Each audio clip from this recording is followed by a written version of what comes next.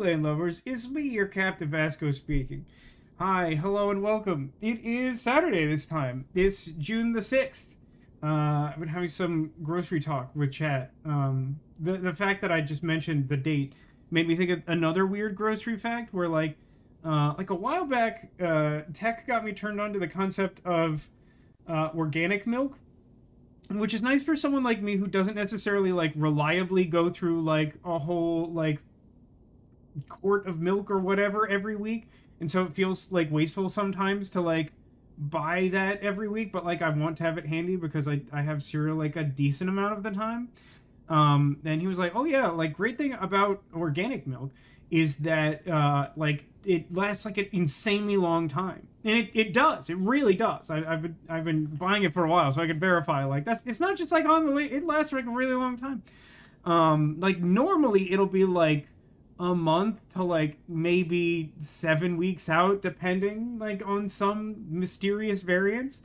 But like I went through like the entire like months of like both April and May being unable to find any organic milk of the brand I normally prefer, that like had an expiration date any later than the end of May. And then like finally like this week at the start of June, they had one that expires like July 4th. And I'm like, what happened to the June milk? What happened to all the milk in June? What is that? What is the cause of this mysterious vanishing June milk situation? Um Contaminated? I don't know, maybe. I haven't heard anything about it. Has anyone heard about like tainted milk? Whoa, tainted milk.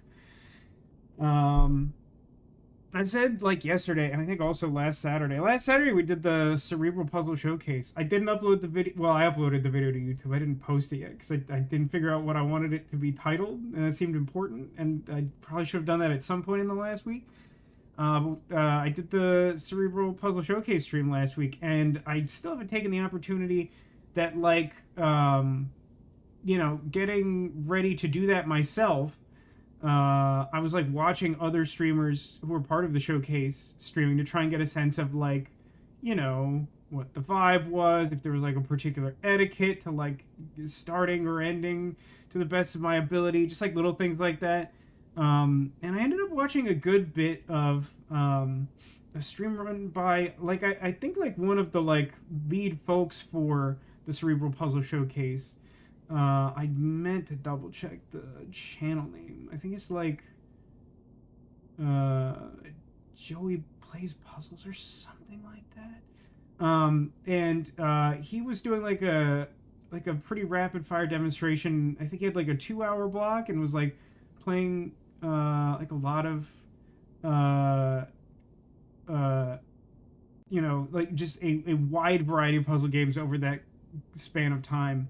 And no, wait, his channel must have been like something Thinky.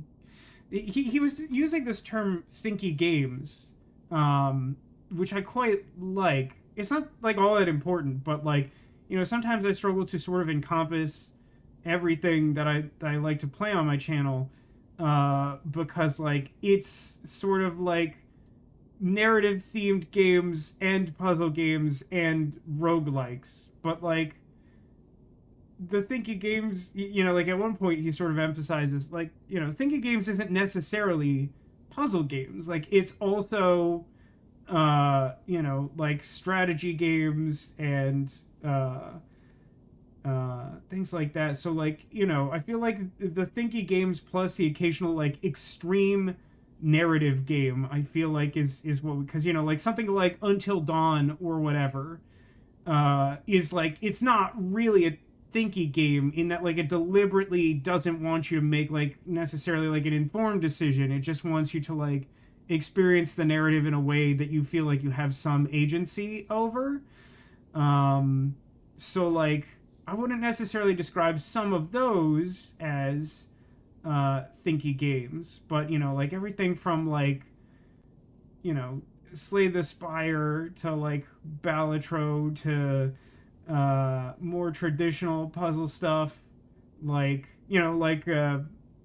Case of the Golden Idol or Murder by Numbers or things like that. And then you have the in between, which is all the adventure games, which are traditionally kind of like narratively oriented, but also structured around solving puzzles to varying degrees. So like I like this term. I haven't heard anyone else use it, but I think it's good. I think it's like reasonably self-evident. Like you don't necessarily need to have like a dictionary definition in order for people to understand what you're talking about when you say this thing that no one's ever heard of. So I appreciate that. But like yeah, also I don't know. I just had like a really good time doing that last week, which I think I talked a little bit about at the top of last Saturday's stream. But like also last Saturday was like a really intense time. I was doing a lot. I think it all went well, but it was a lot to take in. I do kind of hope that maybe I have an opportunity to do that again next year. I don't know what that would look like since I was like not exactly like sponsored. I was like recommended by the developers of Slime and the Ice Machine, which like I'm glad that relationship is what it is, because like I've really been enjoying being a part of that at all, and I really do stand by that. Like everything I've seen from that game so far, I think has been really strong and like indicates something really cool that if I'd only come across it in the wild like after it released, I think I'd still feel like pretty strongly about it or whatever. You ever watched the real Slime in the Ice Machine? You mean like the thing that like the title references? No, I know you can like find it pretty easily, but I have not. Because like before they had like released the demo on Steam, I tried looking up the title at one point to like get the developer's name, which I still haven't committed to memory, which is very good of me to do. I mean, it's weird because I know them more by like their personal names. But like yeah, I did like that search and like there was just like absolutely nothing online about the game so far, other than like somehow there was like speculation. There was like some thread somewhere of speculation that was like, it seems like someone has like trademarked this game or this name in a way that like makes me think someone's developing a video game. I'm like, how did like where does that come from? But like yeah, the title is like based on like a local investigative journalist, I think like from like a local TV station in Texas where the game takes place. And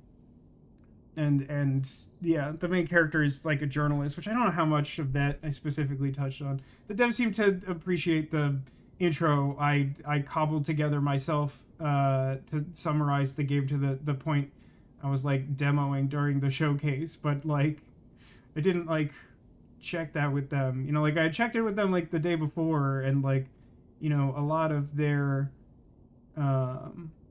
input was mainly just that like they wanted to see if I could like show off some of the like game mechanics, which was kind of interesting because like that part of the game doesn't really use them. So if you saw that segment and you were wondering like why I dedicated time to that, it was like it seemed like a reasonable request. It's not necessarily I think what I would have done if I hadn't talked to them about it, but I think it makes sense to do. I'm on a 55 stream streak, and all you get for that is 450 doubloons. Although I think it increments like I think like every stream. No, there's like thresholds, right? I barely understand this thing. I don't know when they added it. I'm so confused about the stream streaks. But like, it kind of feels like for 55, you ought to get more than that, huh? Anyway, hi to everyone. Sarah asks a sponsor next year. I mean, like, I don't know that the Cerebral Puzzle Showcase works in such a way that like a proper sponsor is like a real thing.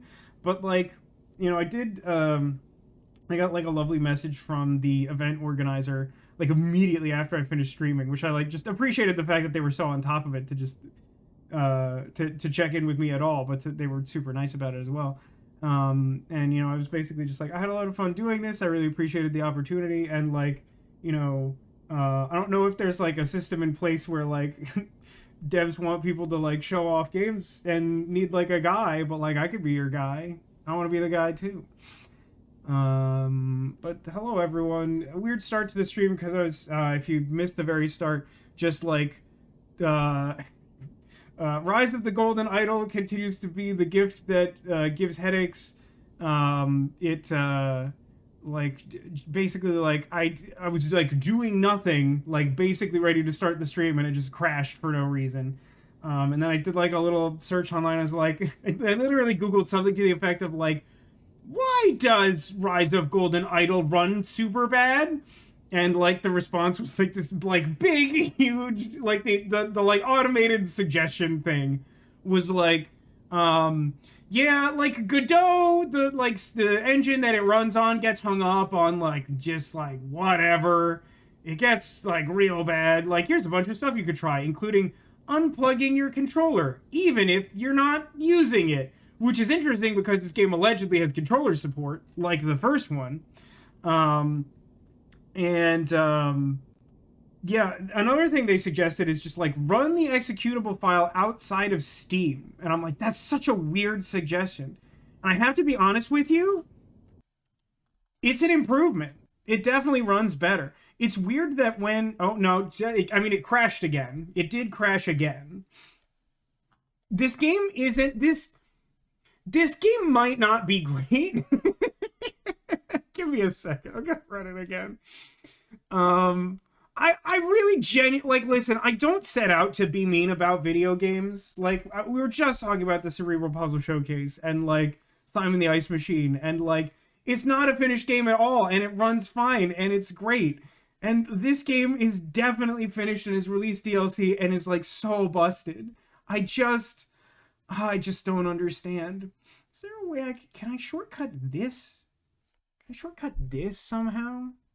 Like a pin to start. Does that work? Does that do what I want? That kind of does what I want. I'll give that a try just in case I need it, which I really hope I don't, but I probably do. Yeah, I can make another shortcut for the game. I'm gonna try this first. And then every time it loads up on the monitor, I don't want it to do, which makes me mad. Because it's like super slow, because it's really slow to do. And also, I'm pretty sure that this causes like local desync, which is just really annoying to deal with while streaming. It's distracting. Oh my god. Like, why? Just like, why is it bad? Okay. Also, as we were discussing earlier while I was trying to get set up, the audio in this game has like none chill. Like every screen like has some constant like background noise, and like a lot of it feels intrusive. The game heard you praising it for running better and crashed under pressure. So the interesting thing is, Demochin, the mod in chat, reminded me that like yesterday I was like, I should really check what the CPU usage is while the game is running to like see if it's like a processor issue or something. And it's not. I mean, like, it runs like ever so slightly higher CPU usage than like the average game I stream. Like normally I'm between like, depending on like if it's really basic, it'll be like sub 10% CPU usage. Normally we're like 10 to 11. This is like averaging like 11 to 12. Like that's not like percentage wise, it's not insignificant, but it's not like the game should have crashed multiple times on stream. Like that's not what we're doing here. So we must endeavor to never interact with anything outside of the game.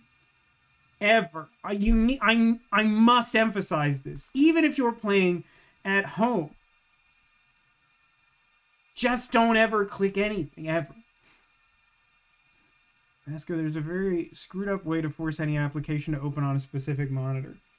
I mean, if you're talking about like setting the defaults in Steam, I gotta tell you that stuff does not reliably work for me. Because I've had a number of games that like I really needed like not to open on the primary monitor. Because like I like monitor 1 to be where all of my like software is, so that like I can like boot it up reliably and conveniently, because sometimes the second monitor is linked to a console. So like the software wants to live on monitor 1. I get that like My If you wetware's set it dried up. to monitor 1, then like the video game industry is like, obviously I'm gonna take up all the screen real estate by default. I get it, it annoys me, but I understand. But like that doesn't work for me. But like I know that like in Steam, there are like things that like if you look it up, they tell you like you can set these settings and like it you can make it like not be full screen or like do other, and it just like it works like 30% of the time for me. So like maybe you know something I don't, but like that stuff has not impressed me. I should do a recap, but I gotta tell you, I don't want to click more screens. Like the game is just gonna crash. So before we click, I'll say this. I found a mercifully quiet screen in this game. I'm not trying to be mean to this game, but it's kind of hostile. The game doesn't like me, and I don't know.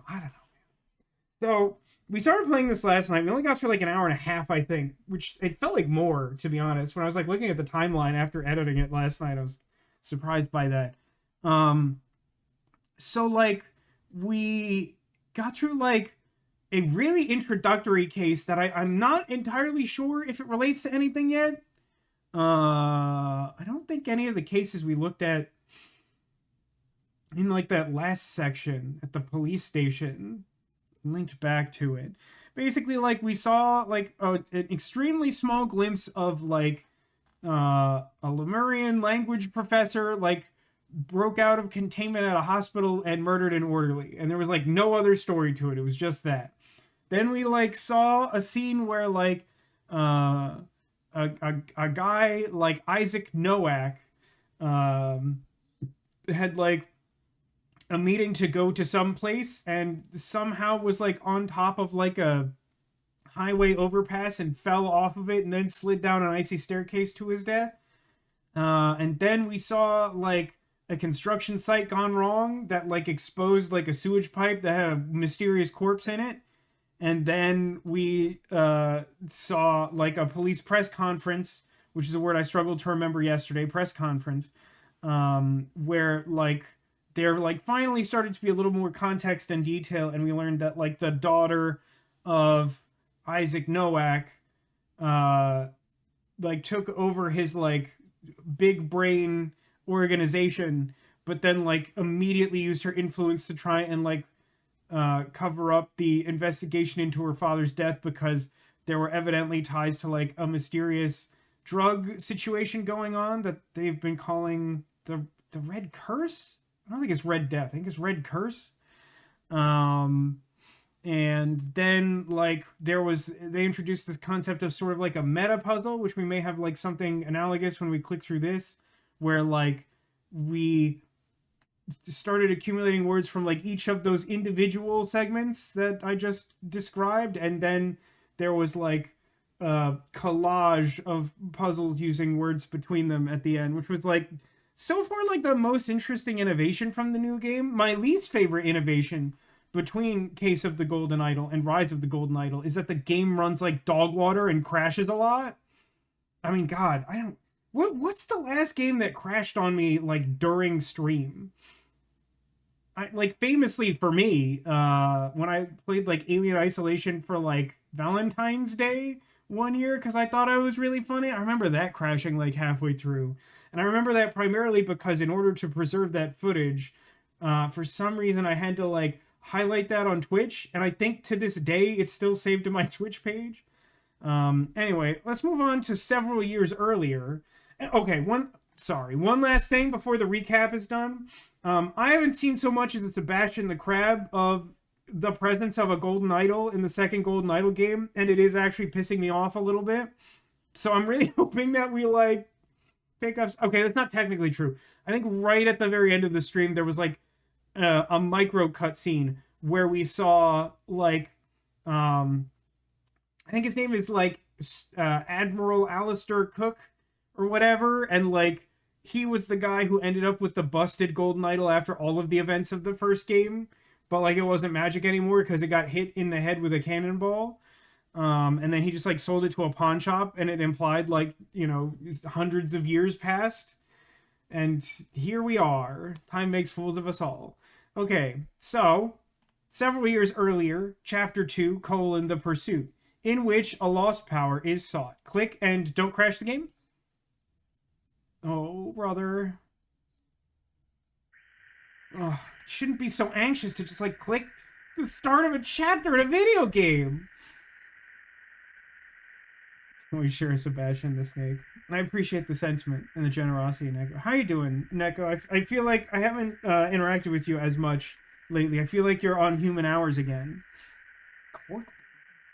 I guess that's the... No, story was kind of the... What's the corkboard? Oh, it's just like also favorite.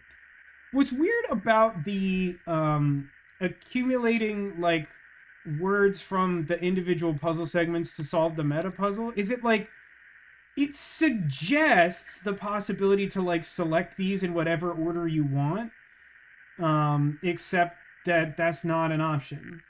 Also, I'm having a deja vu, which is always weird, especially when it's like years out of line. But like this and me talking about sequences happening out of order is like definitely a thing I've experienced. Okay. Garden Retreat. The Zen Center Rendezvous. Also, Neko, I don't remember if you were here during the part of the stream yesterday where I know that you recently purchased the... Did you end up with all of the line of the floral scented Pokemon Center keychains? I got all of the Evolution Adventure Pal keychains yesterday when they restocked in the US Pokemon Center, which I shouldn't have done, but I look forward to eagerly. Raise your hand if you remember those sign-off screens showing up on TVs at the end of broadcast days. I know that that's a thing that happened. I don't think I ever actually witnessed that. Although, in fairness, even if those overlapped my timeline, I just don't think I would have been up late at night enough to see that. Because the sleep has continued to be chaotic due to the ongoing roof work. Oh dear. That's unfortunate. Is it still going now? Is it not finally wrapped up? Weird to think that she's listening to a radio and this is one of the chillest screens so far. Hey, Jakey, ahoy, welcome to the stream. You're listening to the Psychedelic Hour on Rock FM this fine Friday evening. That was a bad rug with their short-lived hit "She Pulled Back from My Kiss." The song enjoyed some success earlier this year, but quickly fell right down the stairs. Oof! Why are you playing it if it isn't popular? Listen, I'm still mad about the Pride Radio, the gay radio station that I listen to. They only played songs by Confidence Man for like 1 month, and I'm like, you don't understand. They're the best. I don't know what you're doing. Okay, I've accumulated a bunch of words. If you missed the start of this game, this is the second Golden Idol game. The interface is different. Everything is different. The game crashes frequently, and sometimes you just get all the words all at once in a big stack, and they go in a box for later. Let me check the... Oh, that looks like an arrow. Is it just like part of a tool? Okay, let's ignore the tool shed. Let's click on this woman. Hey, Zacula, are you with us? I know you were reading a book about cannibals, but, like, are you here? I want your input on this character design. The roofers had a bunch of delays due to British weather, which is funny because normally I would think of that as rain and would have to assume that they're prepared for that, although that's not how roofing works. I know that. I know that was a stressful time for me, too. They had the sense not to remove the roof tiles while it was... Oh, no, that is raining. That wasn't to do with the sun. Okay. Even Sarah says, oh lord, that woman. Sarah's not usually on the, like, yikes train.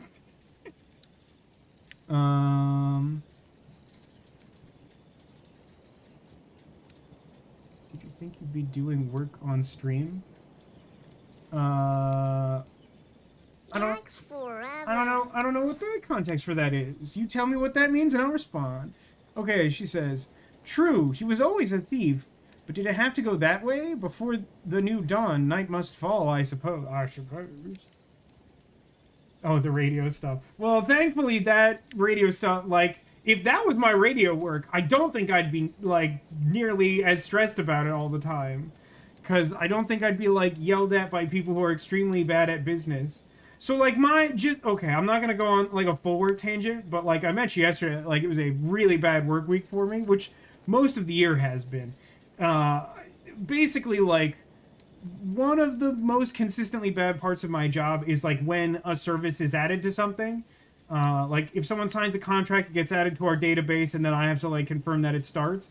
And like that sounds straightforward, right? Someone signed a contract, they want the thing to happen. It shouldn't like be a whole rigmarole to confirm that they're doing the thing that they wanted to do in the first place. And I swan to John that like every one of these Neanderthals is like, no understand contract, no understand what do, and like, just like I don't know I cannot reconcile how many people sign contracts and then just like completely forget about it and then get mad at me because they signed something that they apparently don't have any intention of doing. It's really irritating. Like, why would you sign a contract? Is she breathing or talking? I think she's like... I think she's like talking through sobs. I think it's supposed to be like a little dramatic and heaving and upsetting. Those are her jowls. That's an evolutionary defense mechanism is what that is. For the new dawn, night must fall. So I'm guessing that there's a corpse under that Zen garden, huh? Oh, big branch credit card. Okay. The woman is crying. Thank you for that. Very helpful. A lot of question marks. Let me check this bonfire. Burnt passport. Not like a great sign for like not murder enthusiasts. By the way, I think we talked like very briefly about this, but like the last game had these like glowing indicators to like point you to the important stuff. I don't love that this looks like one of these indicators, but isn't. Like, that's a weird choice. But also, like, these are just very subtle and a lot easier to miss. Feels like it almost defeats the purpose. God, every time the game gets hung up, I get upset. Answer Ozempic. I mean, they've taken some strong... There are a lot of design choices about the characters in this game that are, like, even more intense than the last game. Because I think it's just like signing up for an account online, you get a contract you don't do anything about. I mean, in most cases, I don't think that's true. There have been a lot of signups this year for a particular type of service that it's like more plausible that they just like wouldn't know radio well enough to like understand how barter works and thus like genuinely be confused. Doesn't make those interactions like less annoying, especially at the frequency at which they've been happening this year. But like, definitely the majority of folks who give me trouble about this, like, literally already have, like, 6 to 12 active contracts that are exactly the same nature as what I'm talking about here. So, like, they're just shocked that they signed something. And it's like, that's not how things work. All right, let me take a look at this article that may or may not be about cannibalism. The City Gazette. Eccentric historians Harmony Foundation receives millions for undisclosed product. Ipsum Sorum, not even an attempt to make this look like a newspaper article. Interesting choice. I mean, I hope is this people aren't signing contracts without reading them. They are. Certainly in radio they are. I'll guarantee you that. It might not be the majority who straight up haven't read their contracts, but, like, I definitely have encountered some people who, like, yeah, they did not read their contracts. Ooh. What have we here? Some sort of puzzly thing? Doorknob? Yes. Headset, maybe? Yes. Sabley's big gem? Sure. That stackable, like, ring toy for children? Yes. Maybe like a little circuit board? Maybe some RAM? Yes. Coat hook? Yes. Wishbone? Yes. You got yourself a stew going. I guess you make a little idol with that or something. Strange artifact. Also a strange artifact. So there's my RAM and there's my, like, headset. Doesn't feel like it's a lot of progress, but okay. Sarah says, I got judged today for reading the contract to take my test. I was the only one in line that took the time before just signing it. That, like, shouldn't be a hot take, but there's, like, a weird societal pressure to just, like, assume that most contracts are, like, okay and normal and you shouldn't care about what's written in them. I don't love that. Can't make an idol without a wishbone. Not if you expect the idol to grant wishes, I assume. Um, that's $10,000 US. That's interesting. More strange artifacts. It's weird. I mean, it feels like I should be puzzling, but this isn't an adventure game, so I'm like kind of confused about the nature of the artifacts. Well, here's also just like completed idol. I don't know. Can you just add an addendum to their contracts that requires them to send you a plushie? They clearly aren't paying attention. You might as well get something out of it. I wish, but the people who are in charge of that sort of stuff are our sales department, and I'm definitely not gonna go into depth about it. But those people are not my friends. Like, some of them are chill people, but like, we are not an effective team, I guess is perhaps a more effective way to put it. A spray can for hair. This feels like it should yield information, but it does not. I agree. Nobody should judge anybody for reading a contract. That should definitely... In fact, generally, if that comes up, if you find yourself in a situation where someone is judging you for reading a contract, it is a red flag. It might not be that, like, you know, in your case, Sarah, where it's just sort of like... It's probably like an acknowledgement. Like, if they like give you a little pressure on that, it's not necessarily like the whole thing is a scam. But like, if someone is like trying to get you to sign like a business contract and you start reading and they're like, whoa, you should be worried about that. All right. I mean, listen. I I know I know this is gonna come across as me being difficult, and I'm not gonna argue that it's not me being difficult. But like, did we really need like a whole like calendar insert just to add the concept of numbers to our copybook? Like, that feels weird to me.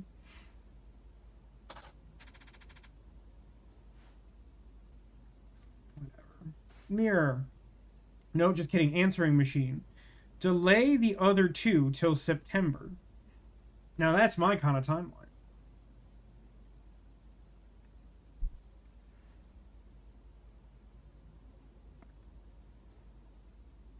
People giving the test didn't judge me. The plethora of 22-year-olds in line with me. I mean, you should be judging them for being 22. What's that about? How do they have the gall? I don't know why I expected that to be read out loud. I guess because... Did I? Hold on. I forgot to turn the music on, huh? That's why that radio seemed weird, huh?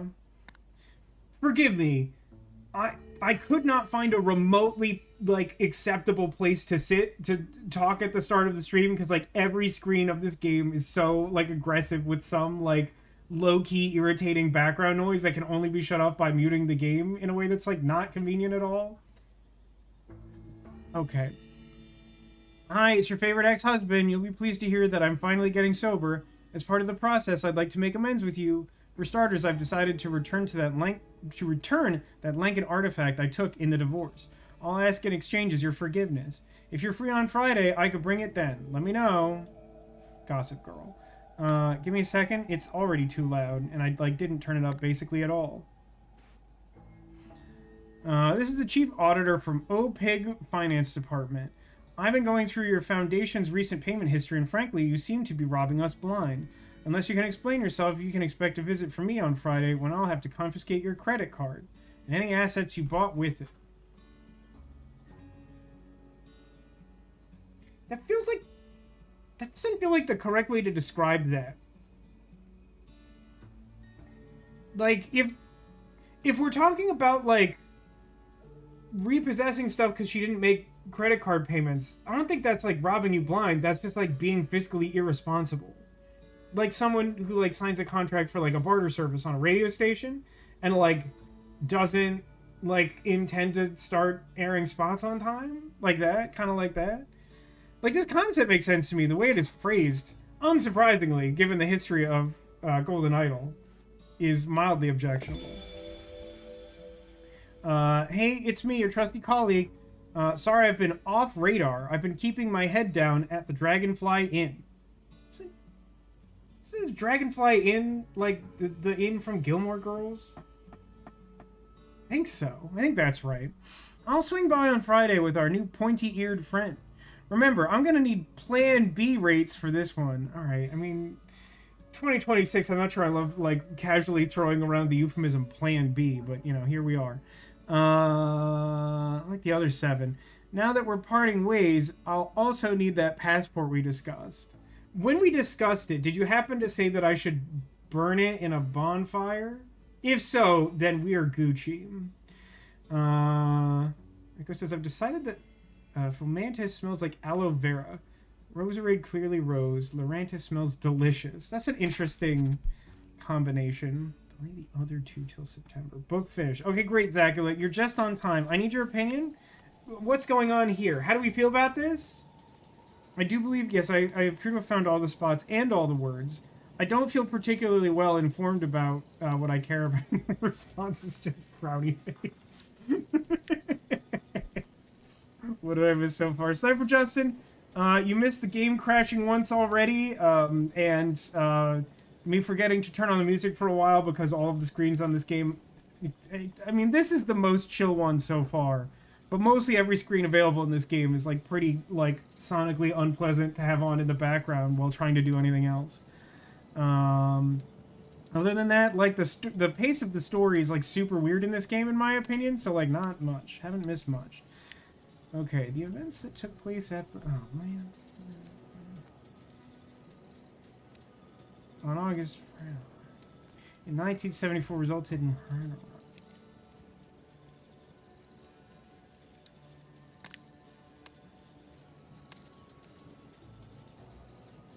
How is none of this available?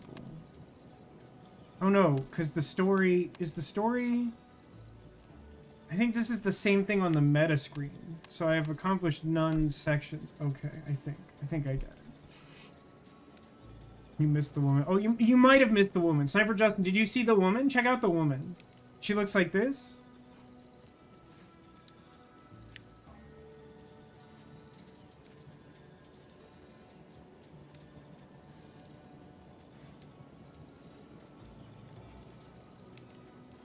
It'd be nice if I could see that passport. This is a weird... we're gonna call it a case, I guess? It's a weird case.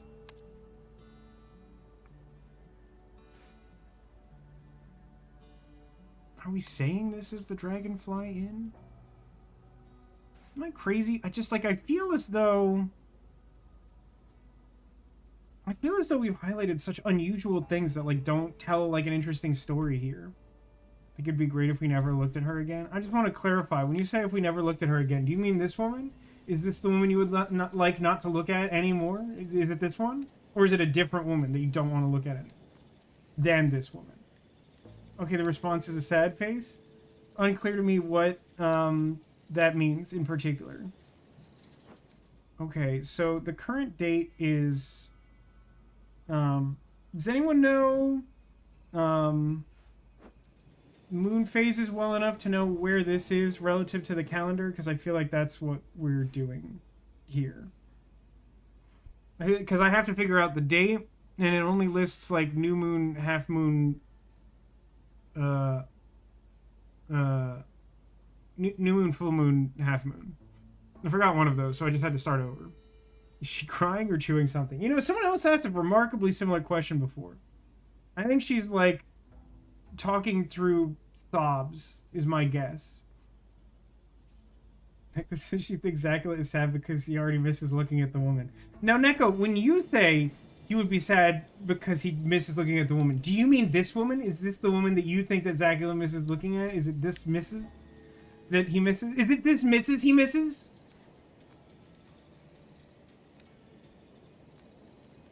The second week, if I recall. That's a good use of channel points right there. The second week.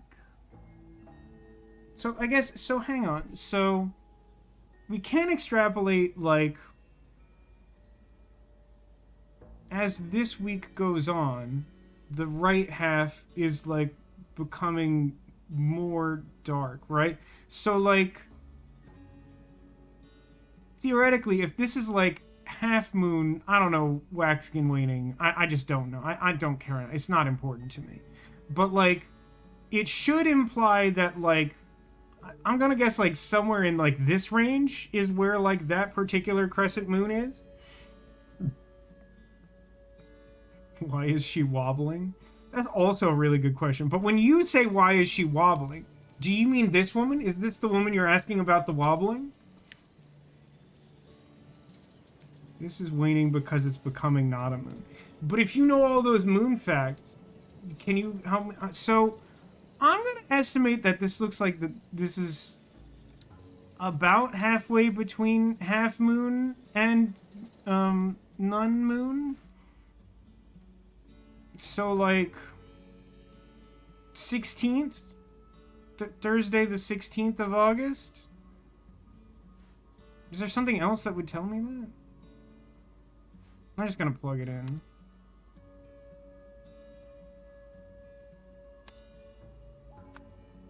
I mean, it's a good sign that it requires 2 digits. This said took place at the... So, she is wearing like a yin-yang sort of symbol. It's not, but it's similar. And that's also on the gate. And the gate has the letters HF. HF! And that obviously stands for the Harmony Foundation, he says, looking at the words that have those capital letters and not having comprehended what we're doing here at all. Which resulted in, I'm going to go ahead and say, someone's death. 2 or few are incorrect. Okay, I'm going to say, what if it was August the 17th? Okay, great. I was close. There's probably a clue in here, but I got most of the way there. Shut up about it.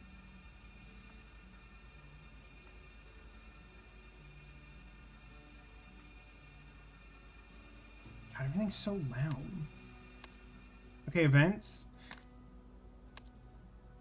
And we'll keep an eye out if at some point we figure out how we were supposed to get exactly the 17th, or if you're just supposed to be better at, like, moon estimation than I am. But I honestly think I did pretty good there. I don't know if you're judging me silently in chat.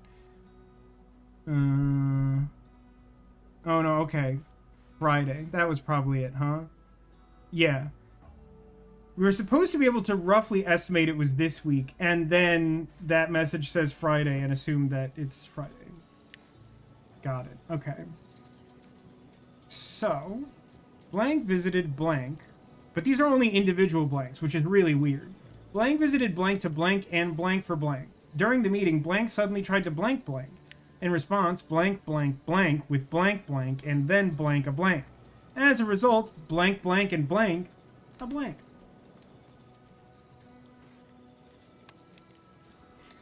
Zago is commenting that the lesbian cannibal book that he just finished is super gay. What better time to read it than Pride Month, huh? By the way, happy Pride.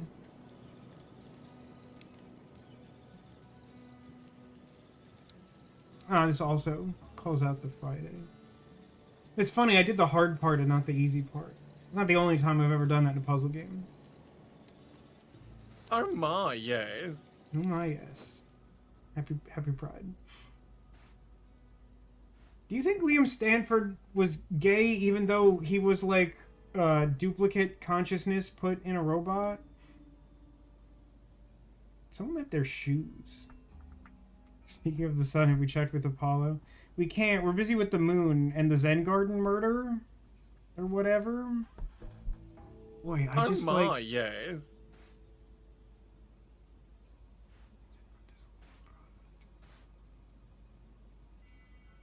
I don't really understand what that's trying to tell me.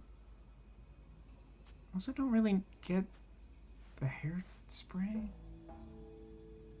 Dragonfly.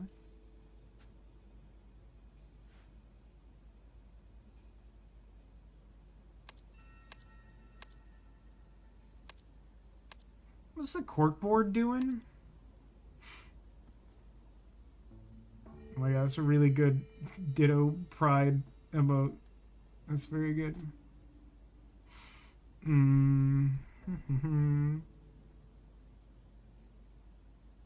Oh, I see. For some reason, they've decided that no one here gets a proper name. Everyone is a title. I didn't pay attention to that. Alright, let's go back to the answering machine, I guess. It's your favorite ex-husband. So there's no confirmed meeting or date. The auditor from OPIG says that they're coming on Friday, as does the colleague. It's our new pointy-eared friend. Plan B rates for this one, not like the other 7. Delay the other 2 till September. I mean, it seems reasonable. Well, so this last guy asks for the passport, right? And if we're delaying the other 2, it suggests that... I mean, the seemingly most likely thing would be that she had this meeting and had a falling out and then dealt with the passport after the fact, and the other 2 weren't. There are other ways that could have gone down, where like she tried to delay this because she didn't want to meet with him and then destroyed the passport or whatever. During the meeting, blank suddenly tried to blank.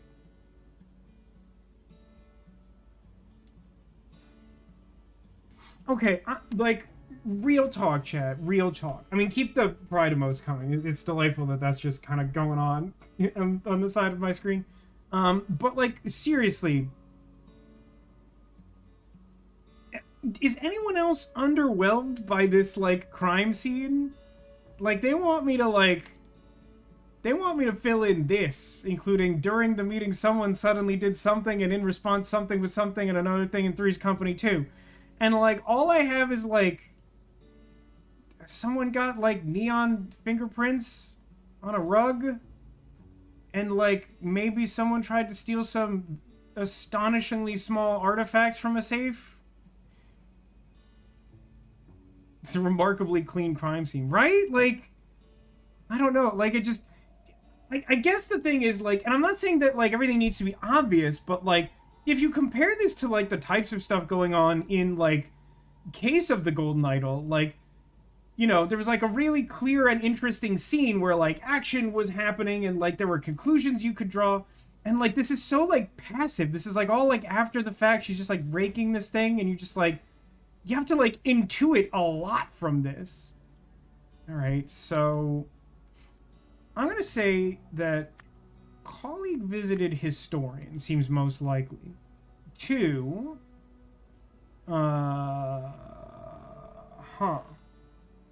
Those are interesting blue words that aren't helpful. Is she in a Zen garden? I think the title specifically calls that out, but, like, that's at least roughly what we're doing.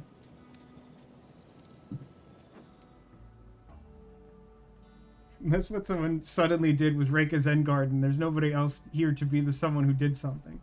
Well, I mean, true, but, like, you know, it could have been, like, assuming I'm correct in this assumption, as colleague and historian, you know, like, either one of them could have suddenly raked the whatever. By the way, I think Zachary yesterday was like, is this the most times that you say blank in one sitting is, like, playing a stream of, Golden Idol game? And, like, ultimately we settled on probably, yeah, but it, you know, it's very... Match Game 76 for all of those among you who remember the test pattern coming on late at night when the TV stops. You like how I wound that one back around? It's inferring a lot by those voicemails. It is, but like I don't seem to have like much other choice, you know? I'm not saying it's like an unreasonable level of challenge necessarily, but like I don't find this like engaging, or certainly I don't find this as engaging as the sort of like action scenes in the other one. To blank and blank for blank. And blank?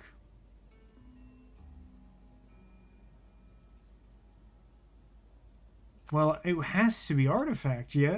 None of the other ones of these start with vowels. They use their conjugation trick in reverse. How many games are there? There's 2 games. The first one, the Case of the Golden Idol, had the 2 DLCs we've obviously already played. This one currently has one that released in, I think, like November of last year. There may be more coming, I don't know. Artifact 4. For money? I don't think... I mean, for money? Artifact for money? Because he talks about... Well, he talks about rates, not price, but I was thinking of it like price. But I think that's... fine. The pointy-eared friend is definitely that little gremlin guy. So she's looking for a full set. She's got to catch them all. And he came with this. And then she... something. Visited historian to blank an artifact for money. Exchange, I guess? Just like more weird, like, word choices? Charles Nelson Riley might know the blanks. So would Richard Dawson. But Charles Nelson Riley, national treasure, Hoodoo the Hat Wizard, everyone's favorite Sid and Marty Krofft character. At least they color-coded it. I mean, there was color coding in the last game. It was like a little... subtle isn't the right word. It was definitely different. During the meeting, blank suddenly tried to blank blank. In response, blanked blank blank with blank blank.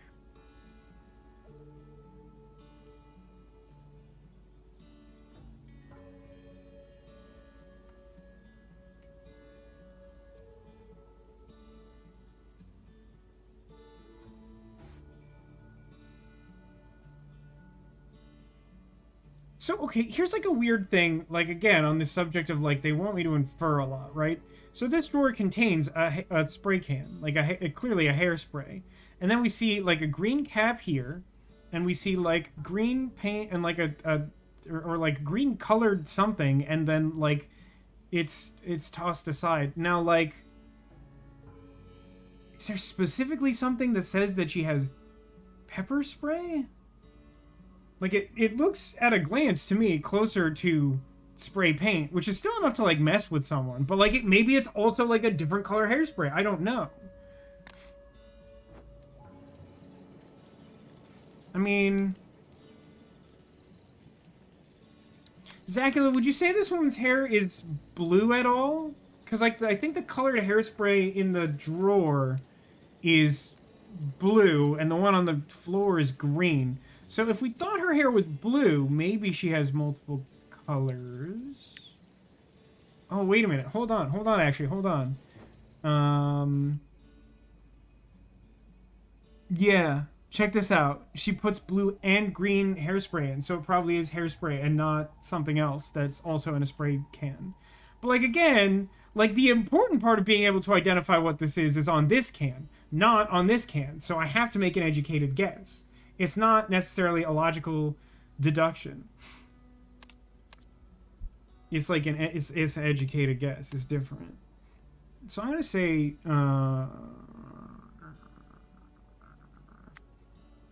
with hairspray, and then blanked a blank.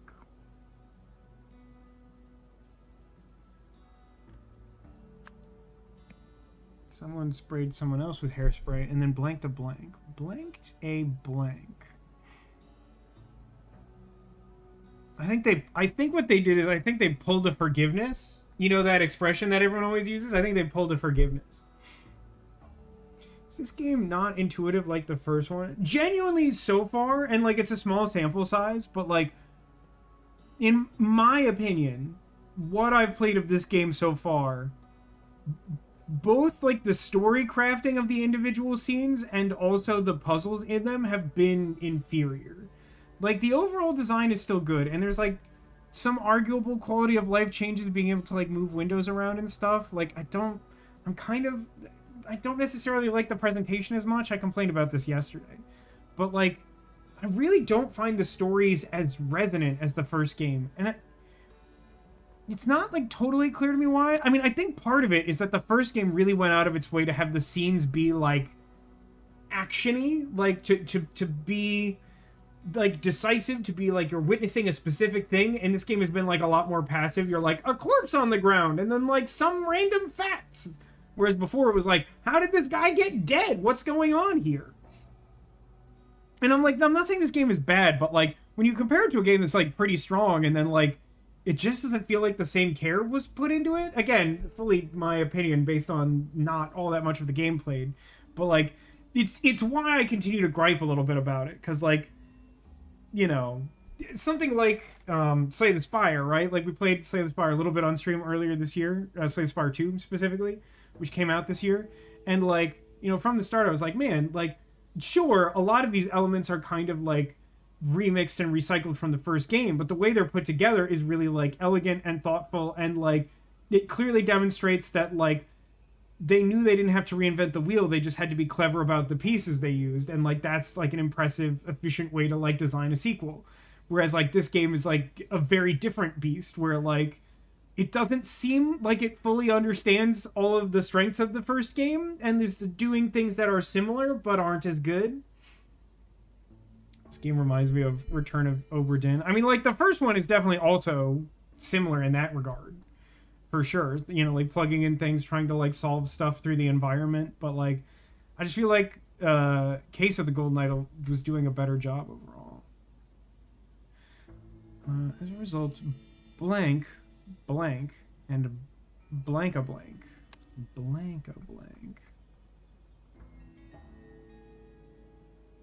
Blank.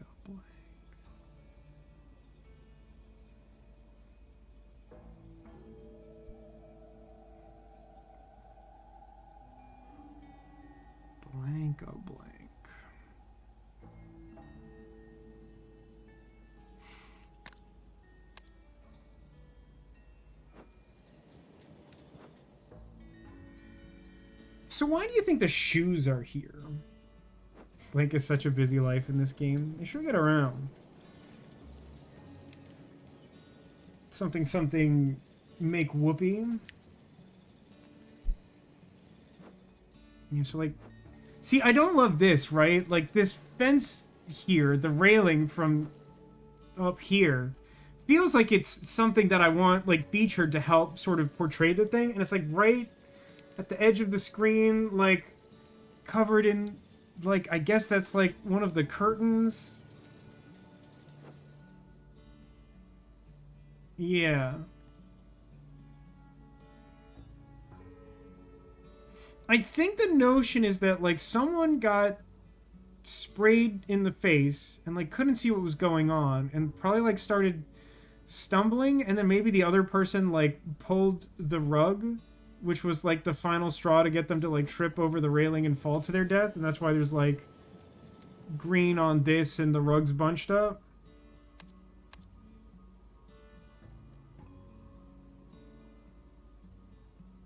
And then, so I think like hold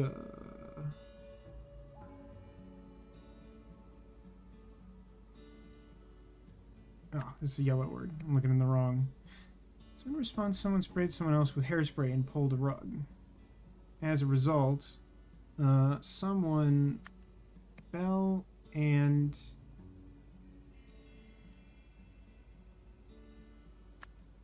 pulled a curtain? Is that a thing?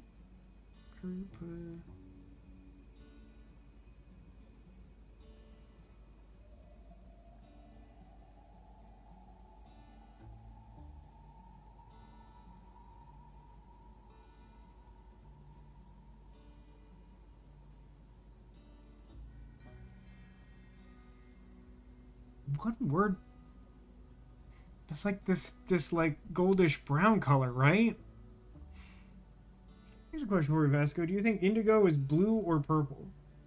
On the Discord yesterday, Zachary was trying to relitigate my frustration with the color indigo, which I think, at least on the Discord, if I didn't in the initial conversation, which I don't know what game we were playing like a while back where I like brought this up, but like the issue I have with indigo is that like if you look at the like traditional assortment of rainbow colors, right? Happy Pride. You got your Roy G. Biv, right? You got your red, orange, yellow, green, blue, indigo, violet, right? And so what you find yourself with are like primary colors red, yellow, and blue. And then you got your secondary colors. You got your green, orange, your violet. And then you got indigo, which is the odd man out, and also it's like dark blue. So it's like also blue. Now, Serpentine came on the Discord and like cited some historical precedent where people think that there's like a deteriorating language thing where like people used to call like the dark shade of blue that is indigo blue, and they called the lighter shade cyan, and that was probably the blue that was like originally intended to occupy the blue space, which is still a little iffy, I'll admit, but it sits a lot better with me than indigo, and being that like cyan feels like a distinct color in a way that indigo doesn't when comparing a spectrum of colors. I thought you'd be having an issue with indigo's prophecy. Yes, but that's more to do with the content of the prophecy than the color itself. I think it's valid to call it a blue purple, but again, my issue is the inequity of there being like so much blue representation.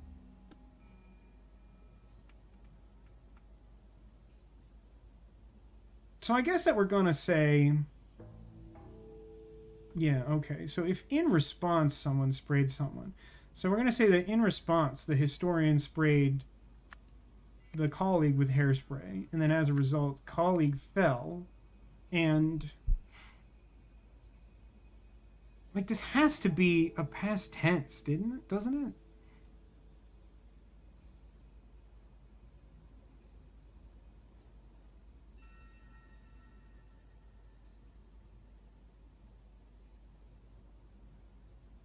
They can't be opened a safe, can it?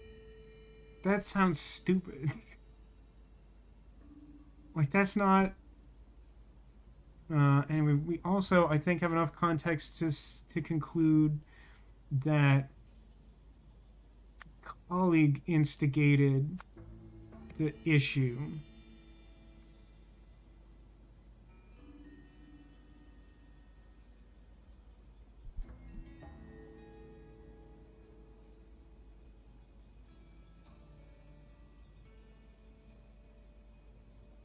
I mean, it's probably Rob, right? There's a thing on the radio where, like, the song that's playing is, like, she pulled back from, like, Kiss or something. And it makes me wonder if, like, that's part of the reason she's crying, is that the guy tried to kiss her, but I don't think that's what we're doing. Is there something that... Oh my, no. It must be an attempt to rob because, like, she had collected all of these artifacts, and like some of them are in this briefcase now. I think it's a robbery. You missed the woman at the beginning of the case, Keen. I'm sorry, Keen. Did you miss this woman? Is there someone who didn't see this woman? There's been a lot of questions about this woman, and I want to make sure that everyone has an equal chance to behold the viewing globe on this one. What's Zacula's favorite woman in this game? I do appreciate that question as well. Thank you for that. You know, Zacula said earlier, the only thing I know about cyan is that the work printer is constantly out of it, even though we exclusively print in black and white. And when it's out of cyan, that printer ain't doing jack. Yeah, that is weird, right? I don't understand how that happens.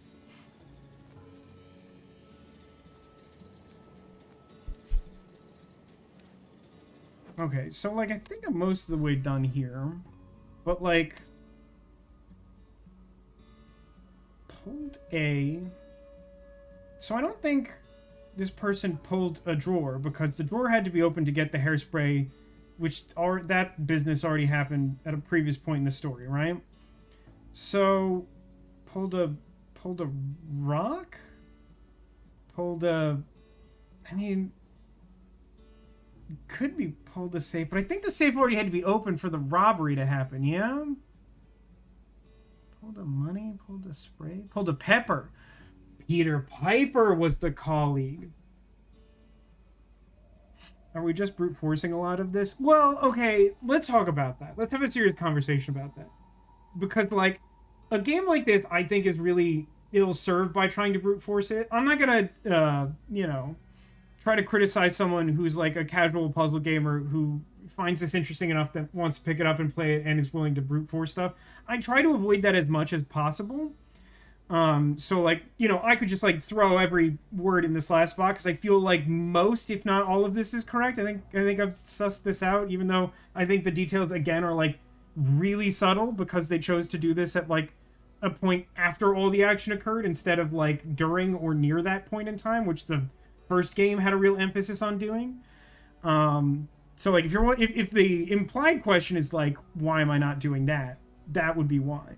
But like, the other thing I would say on the subject is like, because of the level of subtlety and the lack of like real clear evidence here, you do find yourself at least like kind of on the verge of it more often from the experience I've had in this game. Like you have to make like more like educated guesses and less deductions, which I don't love.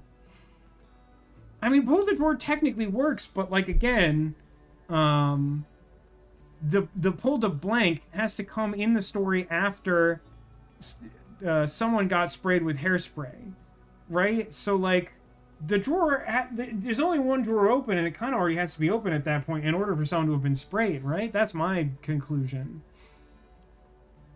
I feel like this isn't technically jacket coat conjugation, but like I do feel like whatever this blank is like this combination of blanks is probably something stupid.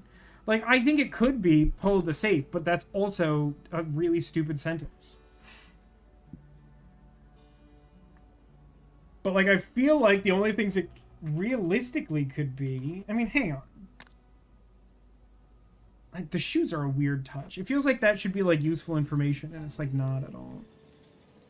I mean, I feel like to be like 100% honest with you, I feel like this should be pulled a curtain, because like this is a curtain that like spray residue is on, and like it explains that they like went out a window, right? But there's no window or curtain adjacent words in the pool of available words, and according to the bottom I have all the words, so like something seems off to me.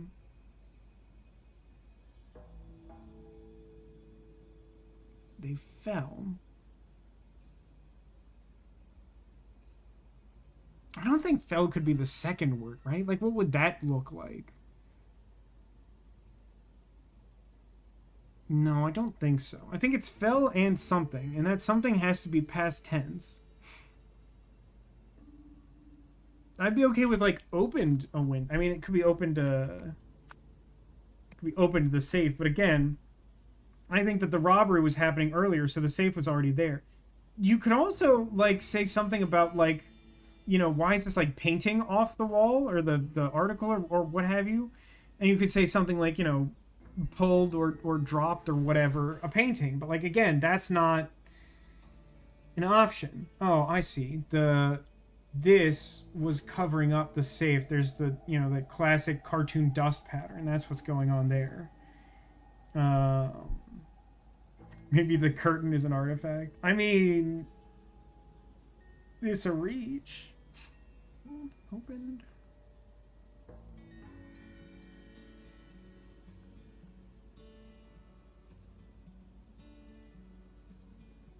Boy, I don't know what they're going for here.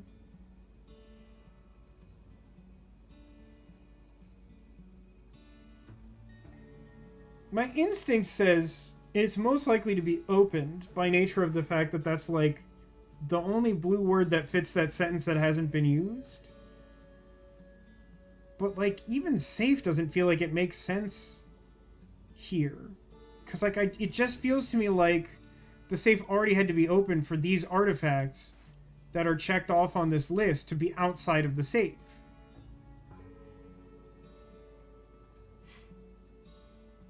Didn't Duck Detective have a similar thing, filling out words to indicate what happened? No, you're correct. Both of the Duck Detective games did that. The first one I thought was pretty effective, and similarly to Golden Idol, I thought the second one was like a lot weaker than the first, personally.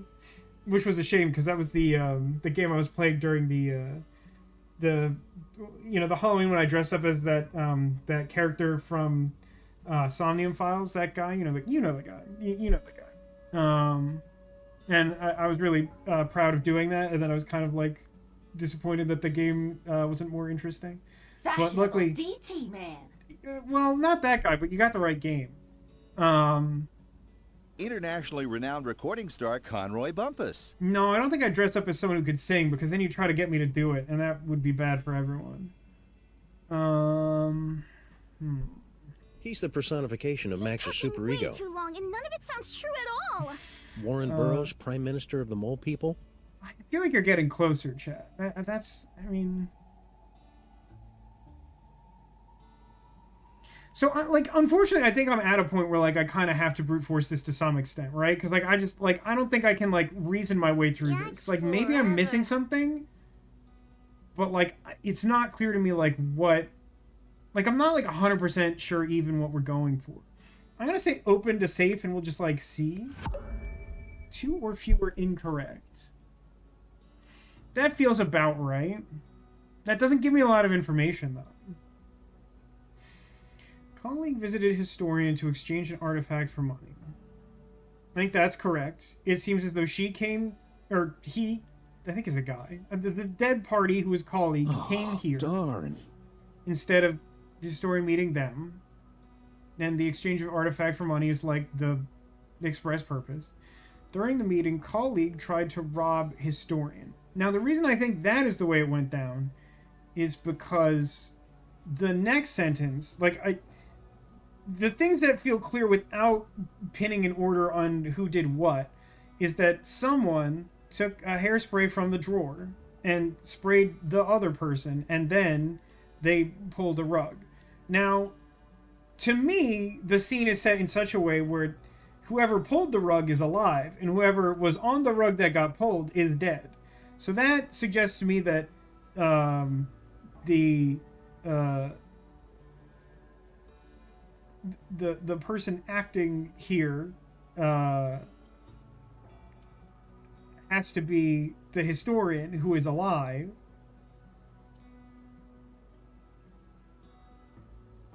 Which in turn means that they have to be the one being, like, acted upon here. I'm gonna... Actually, wait a minute. I know that Zacho is the only person in chat who won't be upset about this, but what is it she said?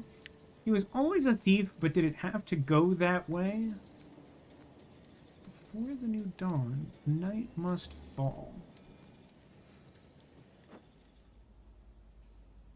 I was kind of hoping she might say something that indicated whether it was a kiss or kill situation. I mean, we can brute force it. It's not clear to me.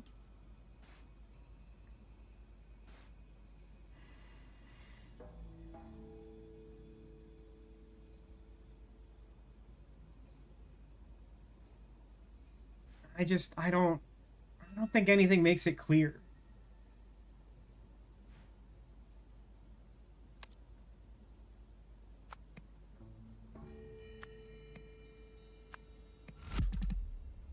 Okay, that's interesting. So it looks like my first instinct is correct, and it is a robbery. And not thief of the heart, which is the vague implication that is left on the table. L and hit. Oh yeah, hit could work, couldn't it? Ah, I didn't notice this dark on dark gray rock situation. Although also, I have to admit, it's, by my estimation, it feels relatively unlikely for them to reach that far without attempting to launch themselves into the rock. Didn't even see the blood, right? Okay. Because, like, until you said that, I sure didn't. And then I'm like, is there... Because, like, if I had noticed a rock, that would have seemed obvious to me. But it's, like, a dark gray rock covered in black blood. Like... So I see how I'm supposed to get that from that. But, like, again, we've made what feels like a strong choice to, like, not have this be blood. Or, like, again, to, like, frame this, like, critical action piece in such a way that it's like not the focus of the scene. Yeah, like I feel better that Chad is also like, we didn't notice this and it's easily missed, because like I didn't until Sarah suggested that. Like that hadn't occurred to me at all. But like that's definitely it. Yeah. I think they even made a song about this exact situation called Can't Spot the Rock. Wait, who did? Like the fan community? Also, hi, Jatillers, how's it going? You solved the scenario. The historian's colleague brought her a strange statue, but then began transferring other artifacts from her safe into his suitcase. In her attempt to stop this, the historian killed her colleague. To cover up what she had done, she buried the body and burned the fake passport she had provided for him. Burning the passport feels a little unnecessary, but fine. Could look away from her beautiful swollen face. Well, I can only hope that she will become the main character of the game, because she's a fan favorite, as we all can ascertain. I'm gonna click this loud book. Encyclopedia Mystica. H. Lazarus Herst. Lazarus Herst was the leader of the Puritanical Order Party, which governed Albion from 1792 to 1795. Some claim he used a mystical artifact, see Golden Idol, to seize power. Nowadays, though, this is known to be a myth. Golden Idol. What is this encyclopedia where there's like only one? This is like the Superman like 4 tens of cake. It's like a kid's book where like each letter is like one thing. Neko says, at this point I've seen more of her than any other character, and you can't convince me she isn't the main character. That's valid. That's fair. Golden Idol. The Golden Idol is a fictional artifact said to have derived from ancient Lemuria. That's a weird way to put that, in keeping with the game. Believers make contradictory claims about the idol's supposed function.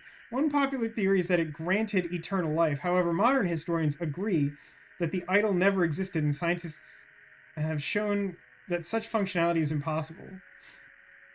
I like that this person underlined these words as if they were playing the first Golden Idol game, and then put footnotes for some fun reason.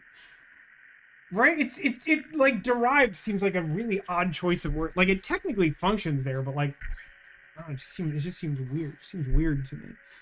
Okay. That's all fine. I don't know why he's grouped in with that. Whatever. Close this. It's loud here. Thank you. New screen.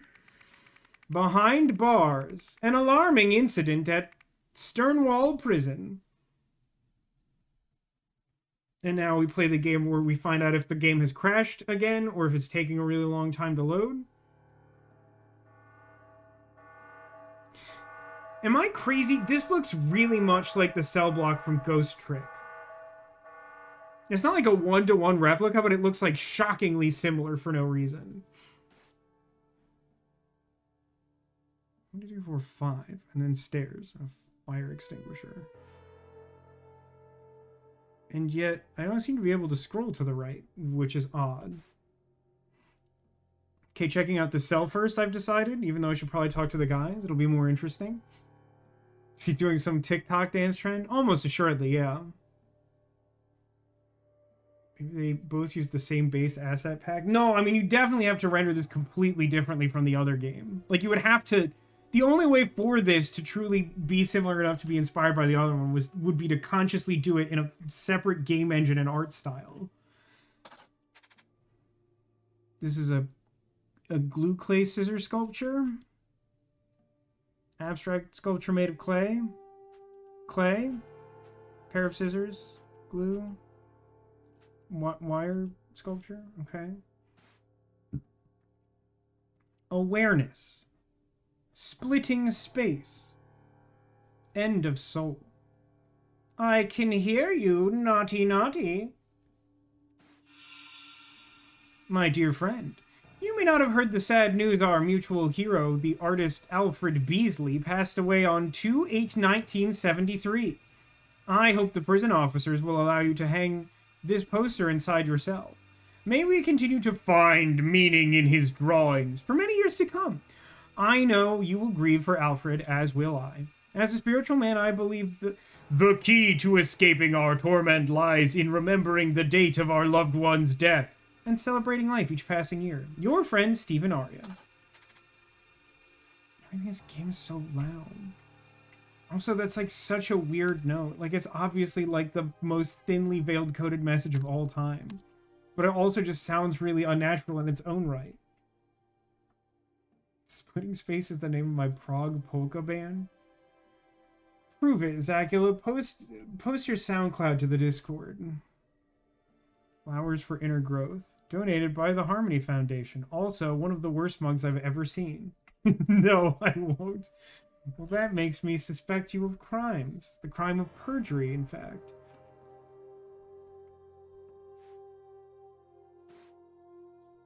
Cartoon fun with Alfred Beasley. Okay. I a little bit understand. I don't fully understand, but I a little bit understand. We have to, like, color code the date. So I guess we're... Hmm.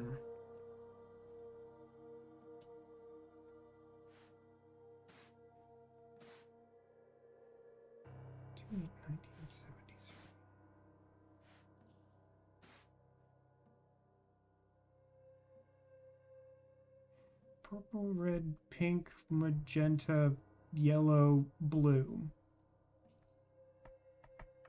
Something like that. Oh, there's floor. No, I did that. I did that. Why is that question? Why is that question mark? No, I clicked this. This was the first thing I clicked. I clicked this first, and you said it was like a clay sculpture, which was confusing. Now you're saying it's a sculpture made of paper. Which is it? Your act together. Okay, cells. Hold on.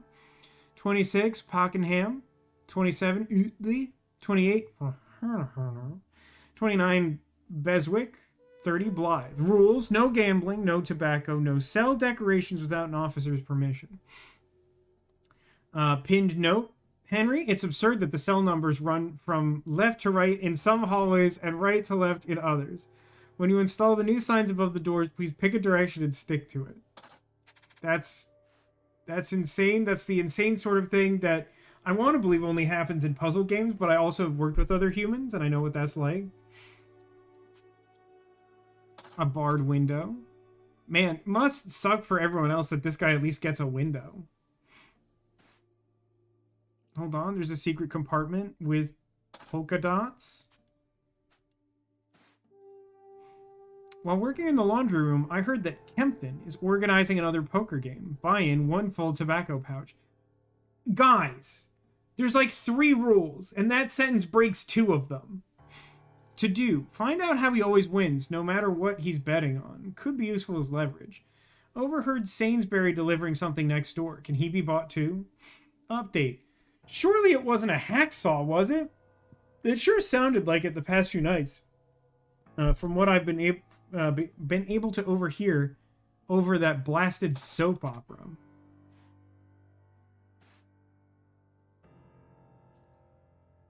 So Sainsbury is like a guard.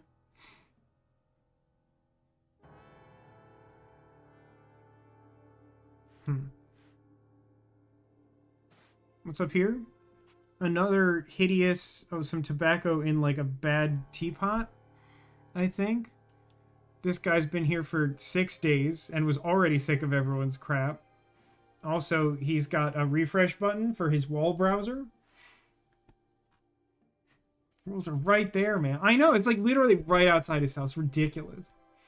To be fair, they're super lame. I mean, yeah. That's you're not wrong. Found a TV guide. 9 p.m. Love, Lust, and Laundromat. Okay, so apparently I need to care about the time that this happened, that the sawing was going on. Does anyone else appreciate how every cell has like a dedicated hidey hole for contraband in a way that really makes me think that they constructed the cells with this idea in mind? Pack of marked playing cards. Well, I mean, that helps. It's better to be cheating than good. No, that's not correct. I mean, it's correct if you want to win at the gambling. Not that one, you muppet. Start at the end of the hall. I want these cells overturned methodically. Hold on. It's a pin badge for the Mamusium Peel Club. Peel is some kind of sport or possibly game. Handgun. Zacula, this man? Feelings?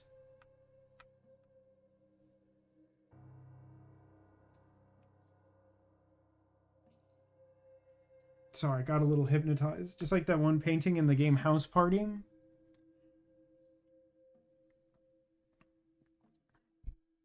Knowing you, I had to check if he actually said Muppet. I mean, there were British overtones to the last game. So, like, I think you could have deduced that, but I think that's also fair.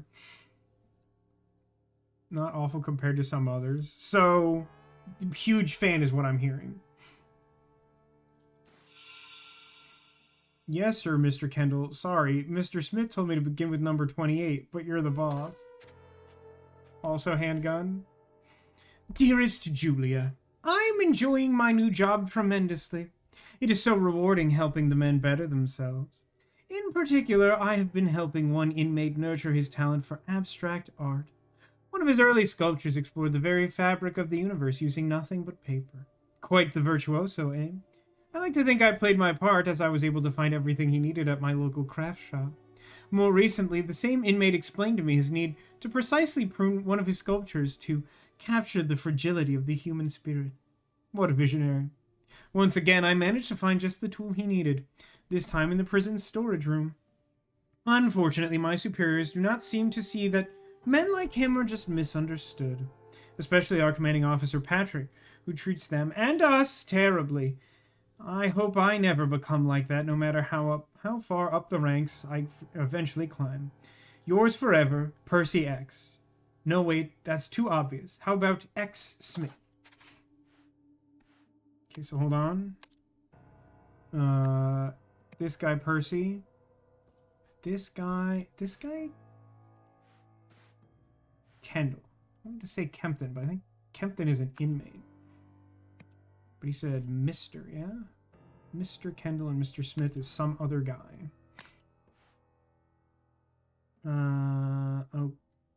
Okay. Oh, alright. That's somehow not what I expected when it was just an arrow downstairs. Why is this game like this, do you think? Why do you think the game is so loud by default?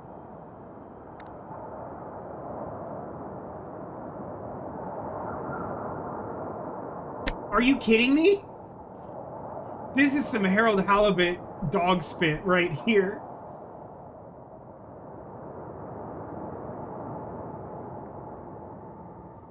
I don't know what to tell you. That's neither music nor sound.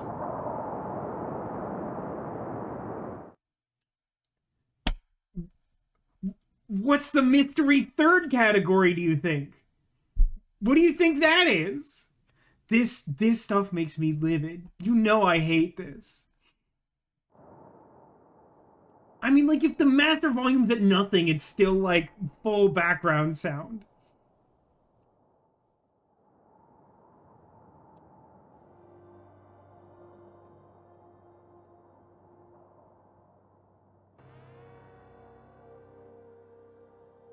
Absolute trash. Complete garbage. I like that when I came out here and I said something, Sarah's response was just like, "What?" That's my favorite dad joke, and I think I've said that on stream before. Daddy does not approve! I'm losing my mind playing this video game. I don't even know if chat's reacting to this, but like, this is just a thing that's written on a wall in the game. Do I have to say anything about this? I guess all I can say is I hope you mean your face. What's distressing is, like, think we can just let this slide, honestly. You're probably right about that, Zach. Oh my, yes. The thing is, like, oh no, hold on. Jeremy. That's so disrespectful. And I say that mostly because, like, I'm probably the Jeremy. Oh my, Listen. no. Oh my, no, indeed. Not Not so tough now. Utley, you big girl's blouse. Yeah, this game is like even more British than the last one for sure. Did I get Jerem? I did. Okay, great. Solved. Someone made like a bindle over here or something. Maybe that's supposed to be like a ladder that's like hooked over that spike. It's a little hard to tell from the perspective. This game actually has this weird fascination with like having like clues like in the background with like fabric blowing in the wind to try and draw your attention to them. It's another weird choice, IMO. Okay, hold on. Blunt hacksaw blade. Drain pipe. Oh, does that guy... Is there a window behind... Oh, there's a window behind the flag, not the poster, the flag. So, like, while the soap opera was going on at, like, 9 p.m. here, this guy was using the hacksaw that he convinced that dopey new hire to bring him to do clay sculpture to saw the bars off the window. Then he, like, slid down the drain pipe. Maybe he, like, dropped the tool? No, he wouldn't have dropped the tool down the drain pipe. I think he would have just dropped the tool just straight up in the drain. Just, like, lost hold of it or something. And what's going on over here? Clean cuts, these. Just the pliers and some wire cutters should be enough to fix it. Even this tiny toolkit should have those. Property of Sternwall Prison. It is missing... one of them, right? He's holding one and not the other.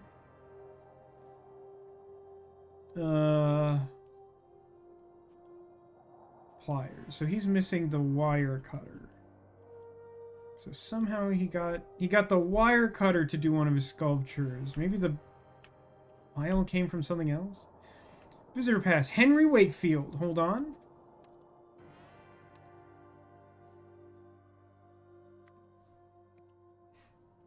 I want some feedback from chat. So most of you have seen some or all of me playing through the Case of the Golden Idol, right? And like a big conceit of both of the Golden Idol games is some amount of like obfuscating relatively straightforward information. That like if you were in this moment in time, you could just like ask someone their name, or you know, if you were part of this social group, you would just know their name or something like that, right? Like information that's not necessarily like immediately available to look at a scene, but like wouldn't be that difficult to get if you were allowed to just like be a person and interact. I feel as though in this game, the second one, like they've maintained the like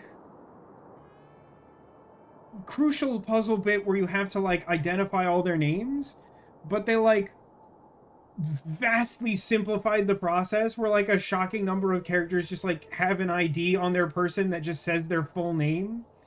Like how do you feel about that change? I'm curious. Like again, like it feels like maybe that's a move to make the game more accessible, which feels weird because I'm really pretty sure this is the second one. And like I don't know that that does a lot of good for you. Like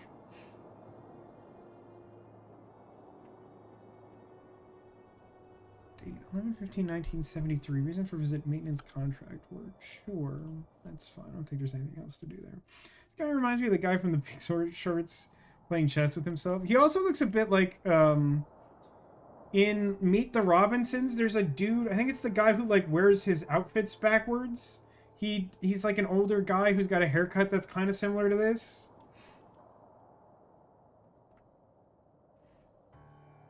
So how do we get the ladder here, I guess, is the remaining question. Just one more year and that'll be me, free as a bird. The torment is nearly over. Hold on, he's carrying a note. I trust that this will help you forget whatever you think you heard.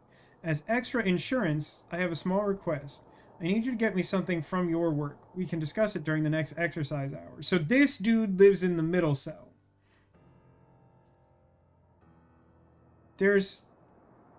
Listen, I know none of these characters are particularly pleasant, There's a thing right here where like his mouth line disappears that makes me unhappy and uncomfortable. Is this guy alive? Unclear.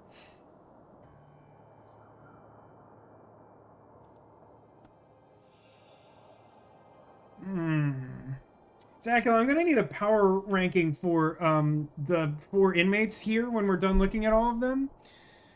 Heh, big girl's blouse. Looks like you got a new nickname, eh, neighbor? Alright, so I don't think these guys live upstairs. How dare he not inform me of his plans? That idiot's dug his own grave. When I get out, I'll put him 6 feet under. What is this? What is this? This makes me irrationally upset. They like go to all the trouble of like using this like new game engine that keeps like crashing and like has this mysterious background noise that like can't be altered by anything other than the master volume, which is extremely Harold Halibut. And like they use it to like make a 3D spinning coin. Brother, just make a 2D game that functions. You're making me crazy here. There's no need for this to spin. It's distracting, and like the resources required to make this work make the game run bad. Sarah says, this man reminds me of a person I used to know. I refrain to comment because I feel like I'll accidentally be meaner than I intend to. Try calling me that without a gun in your hand, screw. See what happens. See? What's the name? Utley. This guy. This one's Utley. The Utley most respect. That guy. That guy Utley. Okay, so Zacula, right? We got, I mean, okay, which one is best? Which one is best? Which one is worst? And give me a notable mention of how you feel about anyone that isn't in either of those positions. Should have told him about your plan to escape because you're boned now. I mean, like, what a weird concept, yo. It's like he's escaped. I think he's fine. Hang on. Clovis. Clovis is a good boy. Zacula says the ginger with the mustache is the worst. That's... You know, I wouldn't have pegged that, to be honest. He feels medium to me. But these are your rankings, and I want to know them. I mean, the scar is really unfortunate on this guy. This guy's not great to look at. Looks like he's from Innsmouth. I don't doubt that. I super don't love how much his eyeballs are moving. Not his eyes. Like, his eyeballs are, like, moving in the sockets and, like, exposing nerves or something. It sucks. It sucks to be this guy. Kind of ruined a lot of things for a lot of people, so they deserved that. I did escape, to be fair, and they definitely knew about it. Dang. That's severe. I'm sorry that happened. Wait, there's something on this guy's person? Oh, I didn't look at his spool. I apologize for ignoring your spool, sir. Okay, hang on. I'm looking in this office. Okay, so we've confirmed now that Peel is a sport and that it involves a ball that you can hold with your hands. We'll eventually understand how this game works. I feel like basically none of the animations actually add anything to the game, and they could have not done that, and maybe the game would work correctly. Yes, I'm inclined to agree with that. I mean, I think the coin is the most egregious, but I definitely feel like... And I feel like I said that from the very first animation I saw in the game, was like, oh, I don't know that it needs to do that. And, like, the game doesn't run very good, so yeah. I mean, wow. So that's like a poster with a bunch of prisoners on it, huh? Okay, that's useful information. At least this is like a puzzle and not just like a bunch of ID tags, because you only get like one of their names and then you get some information about them. That might be helpful for something. So we have a cells... Okay, I see.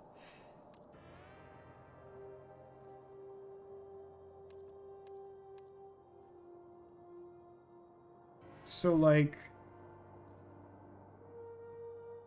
The Scar guy is Jason. You understand, chat? His name is Jason. Jason. And like, even though this doesn't quite represent him, this guy feels like he's closest to Robert. Robert. Jason! Excellent. Good. Well done. So Jimmy, not pictured here, kidnapper. Arthur, not kidnapped here, murderer. And then...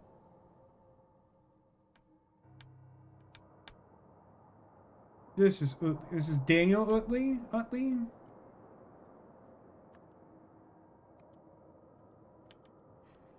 Clearly I can't trust any two of you idiots to guard the whole block by yourselves after 9 p.m. From today, November 15th, you will all be working the graveyard shift every night. That doesn't seem like that works logistically, because then no one is guarding the prison at all during the day.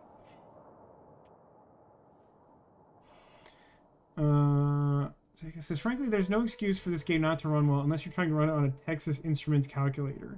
I mean, like, given what the game is trying to do, I'm inclined to agree. Like, am I forgetting, like, legitimately anything that has been improved by this game having, like, any motion in it, like, at all? I really can't think of anything so far. You're here for the spa weekend, right? Yeah, the spa for murderers. The only problem with the spa for murderers is that every night they serve you the stew that blinds you for just one day. So you're just, like, blind all the time. Like, you just have so much of the stew that you just never, like, recover from it. It's a weird choice. Tear off a raffle number for a chance to win tickets. So does that mean the guy who has the badge is, like, the chief or whatever? The warden? This guy, I think?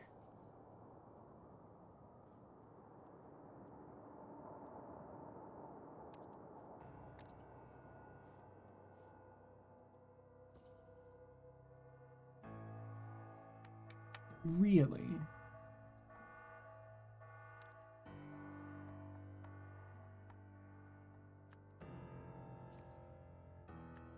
This guy was the one who heard the nonsense? The, like, weird number scheme thing is such a strange detail that feels like it mattered. Like how they only evacuated, like, one floor of the prison, too. Psycho says, I worked at the spa for murderers, and let me tell you, those hot tub filters were a pain to clean out. You know, that tracks. Also, sorry that happened, or whatever. It was the first guy, right? First guy was the one who overheard him, which means he has to be in the cell next to that guy. I don't necessarily know. Hold on, one of these guys calls the other one neighbor. So that means that, like, red hair sits next to Utley.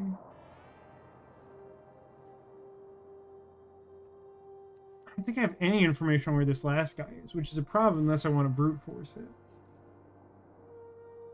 So, like, this guy and this guy are in cells next to each other, which means that this guy is either in the middle or the far end. But I don't know who likes soap operas. I guess we know the person who likes soap operas is also the card cheat. And the card cheat is Kempton. But I don't think I know how to narrow that down. So wait, okay, so hold on, wait. So Sainsbury was delivering something next door, which means he must have been the one to give the saw to the other guy, which means that this dopey derp, Percy, is Sainsbury. Or whatever name I just said, right?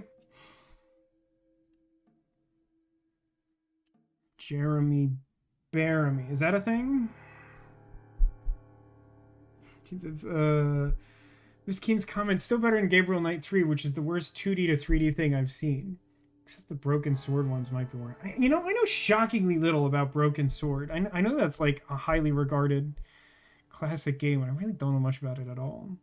I don't think I know anything about Gabriel Knight after 1.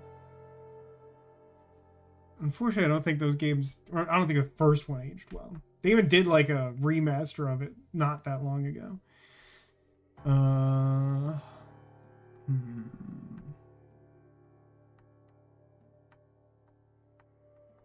So, interestingly, look at this again. One of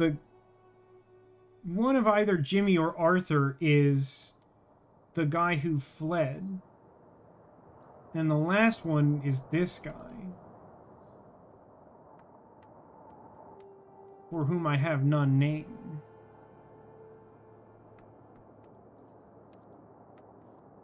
Did they do a remaster of 2? I actually didn't know about that.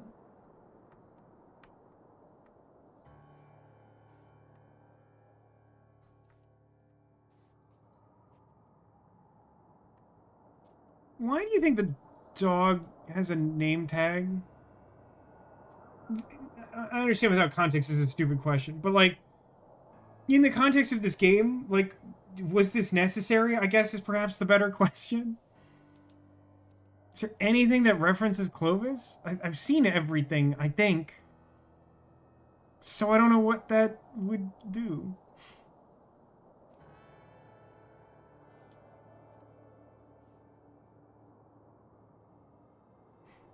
Is it cold out or is the dog vaping? I mean, it's like snowing, so I think it's cold out. That kind of looks like it has a rat's head.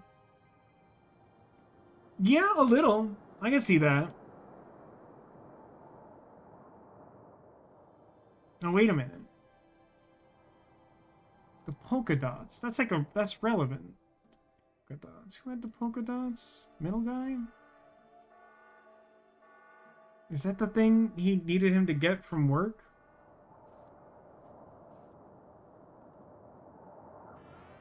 Maybe. That's possible.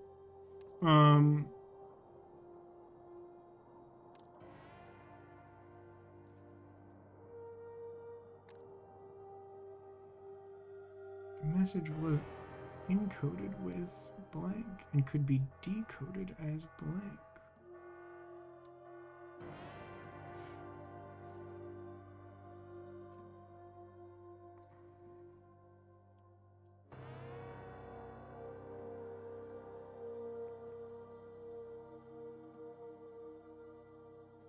Okay.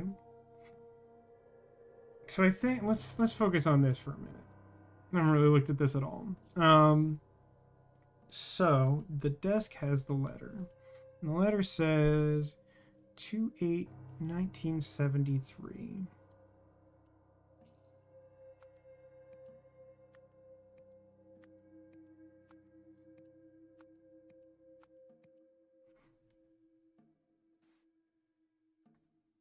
And it could be decoded as purple box inside. Go with inside for that for now. 8 is like flower.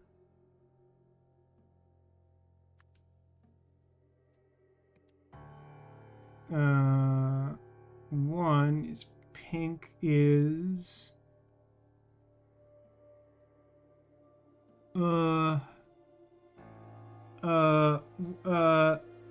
is this a bill, just a bill sitting on Capitol Hill? What is this pink one?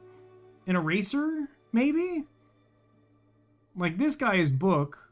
There aren't like a lot of things that are typically drawn with like horizontal lines on them in this fashion that like aren't book. What are the options? That's, I mean, it's a reasonable question. Feels like brute forcing, but it's really not. Bone, book, cake, climb, cut, disguise, flower, equals, ladder, nose, rope, run, saw, inside, spine, tie?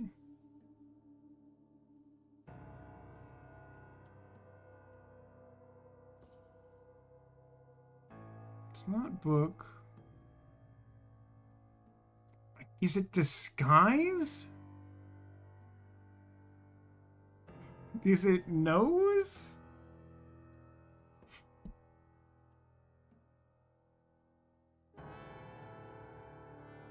It's not helpful. I'm gonna move on. So 9 is book. Oh, okay. Maybe that's why it's nonsense. Give me a second. The book. Yeah, flower. No, flower. Flower is a word I have. The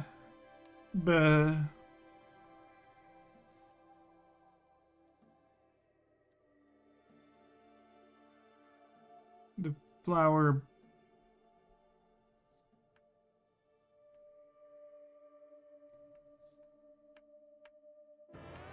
I don't know.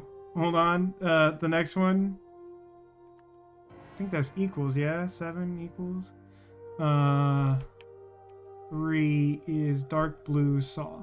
That makes sense. This is some classic golden idol garbage of like, this word is not important to understanding the gist of the message and makes it more difficult to solve this. Because like, I literally understand that one is pink and that corresponds to this and that this image corresponds to this word. What the crap what does it represent? Side flower blank book. Let me look at it again.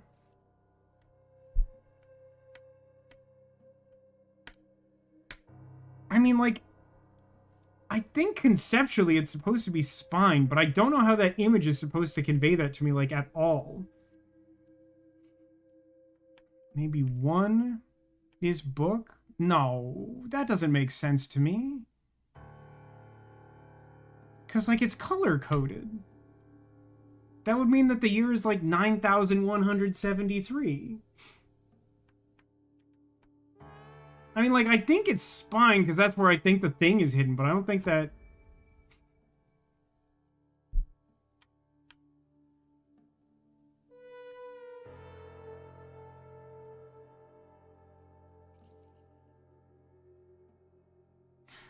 Oh, I see what you're saying. I see what you're saying.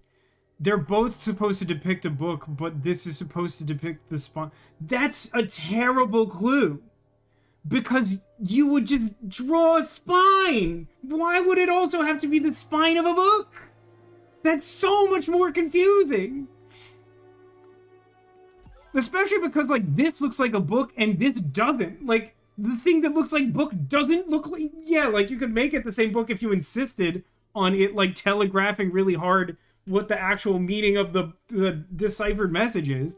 But, like, if you're trying to encode it and just, like, draw, like, goofy cartoon stuff, draw a spine, you clown. What are you talking about? This is a terrible... Boo.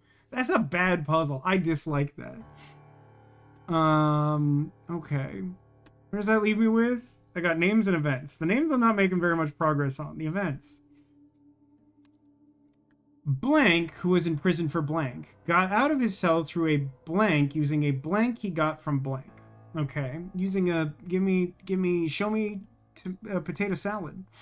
Saw blade that he got from someone. Who signed that letter? Work time has ended. Does that mean it's scooter time, Zacula? How are you liking the scooter, by the way? Because you have your own now, right? Steven Aria. Me when I'm a real person. Steven Aria. Targus. Could even be facing a different direction. Yeah, or like one of them could be like open and like facing away from the viewer and the spine is displayed, and one could be a closed book with like a title on it instead of like a goofy nose with glasses. Entered the yard via a blank. Breached the fence using blank. It was wire cutters and a drain pipe. Drain pipe.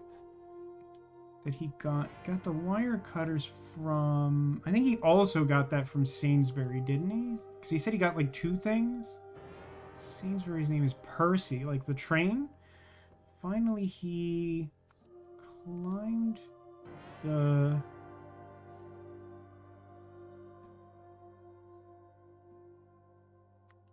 climbed over the wall. I got hung up on the fact that these were all like crime words. I'm like, he murdered the wall? By attaching like a sheets, which he got from the neighbor whose name I don't know like at all, to the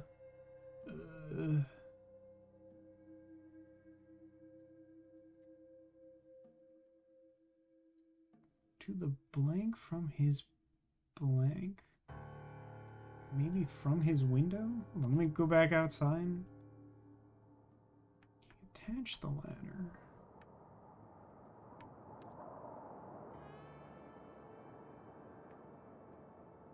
Alright, attach sheets, which he got from that, to the...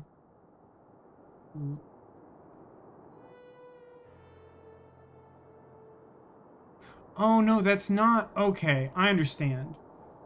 This isn't a ladder. It looks like a ladder that he like hooked over the spike, but it's not.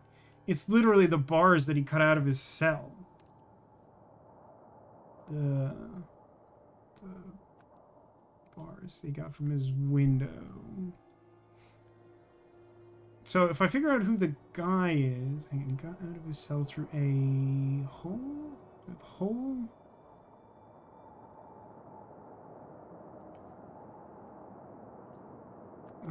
Through a window, I guess. Through a window, using a saw blade. It's a weird way to write it, but like, yeah, that works. So if I figure out who the guy is, that should fill in all the rest. Because like, knowing this guy will, by process of elimination, tell me this guy's name, more or less. And then I will be able to tell crime by the poster in the window. So like, this is largely complete. And that leaves the cells, which like I feel like I'm missing. Hold on, let me go back inside. Bunch of sculpture stuff. Dear friend. This is just such a suspicious note. It's like genuinely a little comical.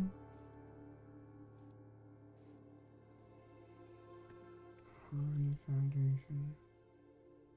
It sure feels like there should be like a little more information available to like help identify this guy. Oh, I didn't clock this before. So this is a note that the neighbor gave him. I can hear you. And that's how we ended up with the return note. That makes sense. But neither one of them identifies anything really.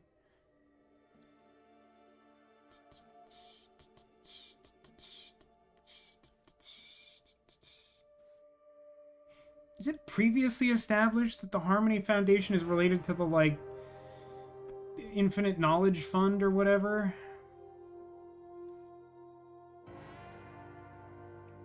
Captain is organizing another poker game.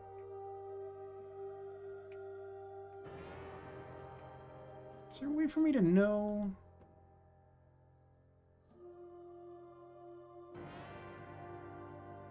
It sounded like it. I've been able to hear over the soap opera. Kempton. How do I know? Okay, so we know that Kempton is the guy in this cell because he's winning at cards by cheating. But is there something about any of these guys that like tells me? I feel like no, right?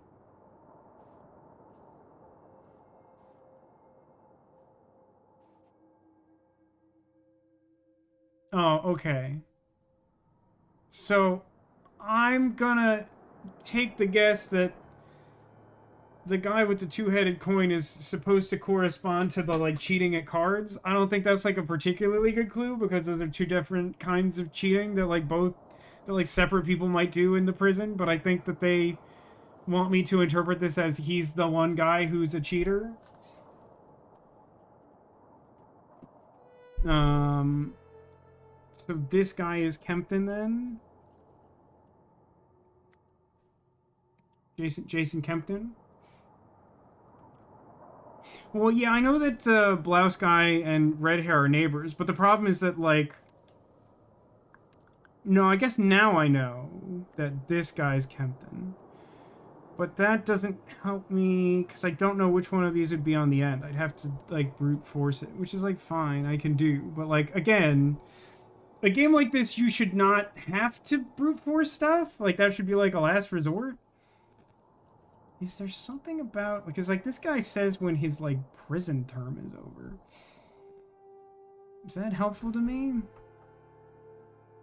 Oh, it is. Because that means he has to be Jimmy, because the other guy, the guy who escaped, was in prison for life. God, I don't like looking at that guy. Eyeballs McKinsey over here. So that's Jimmy.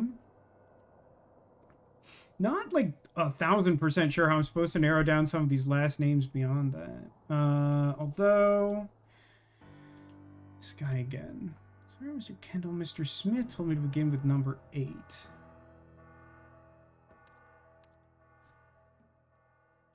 You go away. Wait a minute.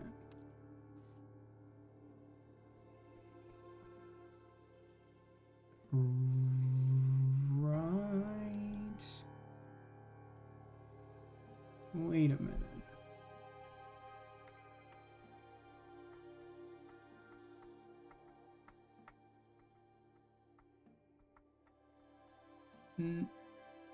No, that's right? Blythe and Beswick are like these two. And then I don't know why 28 is the one that's scratched out. That's kind of weird. But then Utley, Packenham. So that also means...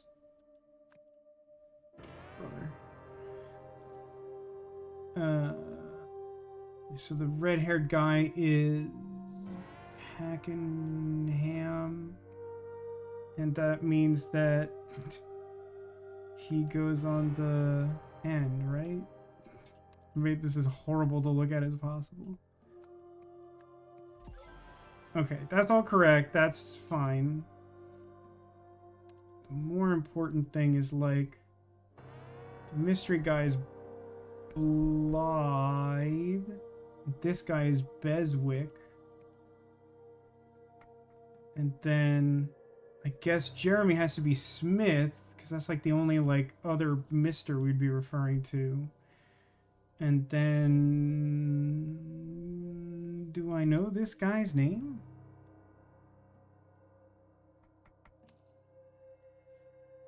Is it on his person? No, that's just like a badge. Our friend is Arthur then? Yeah. So wait a minute. Names. She got from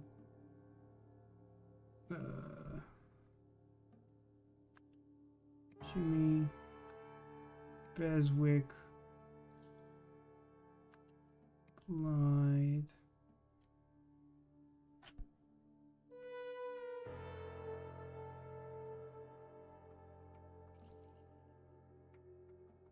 Wait, where was the Arthur reference? Where did that come from?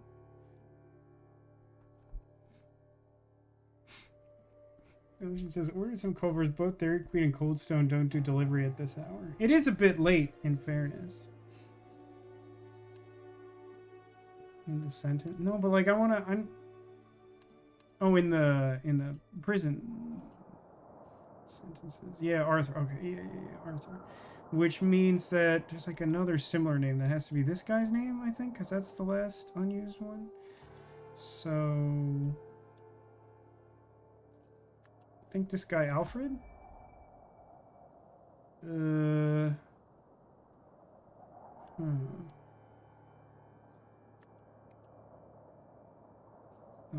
Arthur was in prison for... He did a moiter.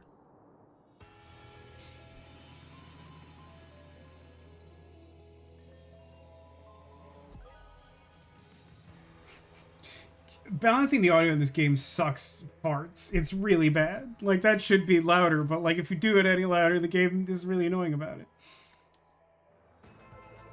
You solved the scenario. Arthur Blythe received a hacksaw blade from someone outside the prison named Stephen Aria. He used the noise from a fellow inmate's television to cover the sound of him sawing through the window bars at night when the guards were understaffed. Oh, check this garbage out. I can no longer... There's no option to stay in the scenario and finish the name puzzle. Which, like, isn't, like, super crazy important. But, like, why is this not here? For what reason was this removed? Why does this game insist on being less good than the first one? Because now I have to, like, go through 2 loading screens, which risks crashing the game twice. I don't know what I got wrong. Ugh. Why does the game run so bad? Didn't this come out in, like, 2025? Like, what on earth?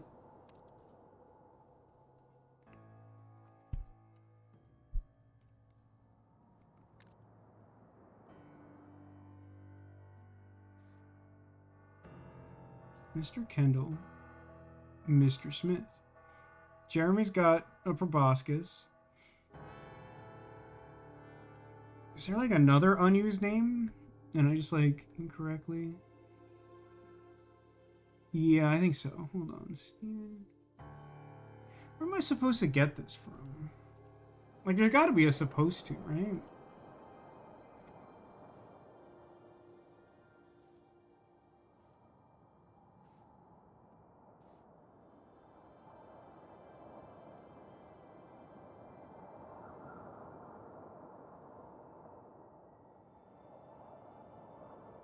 I don't get... Why does this matter? What does this do for me?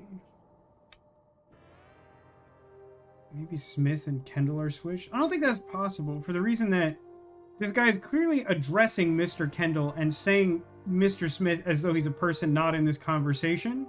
And there's only like 3 folks that could be. Because, like, the only other guy who's not a prisoner is Henry Wakefield. And, like, he doesn't work here. He's on, like, special release. And he has an ID badge with his full name on it. So, like, it's not the... It's definitely, like, Alfred is wrong. Which I... Just at a glance, I thought that was the only name that wasn't used. But I don't think that's correct.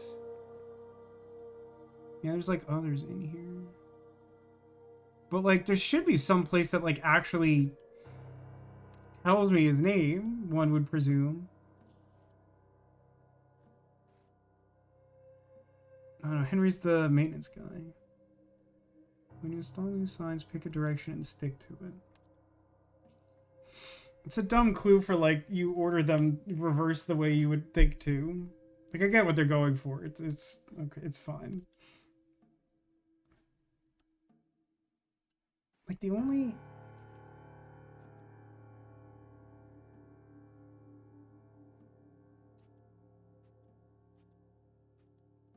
I don't understand. Like, what identifies this guy? Like, it's not that important. But, like, what does it?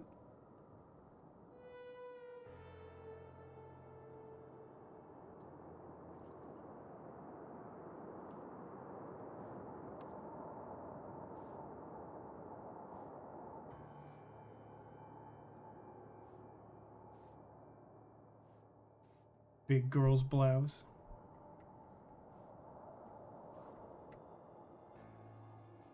I think his name is Clovis. The dog is named after him.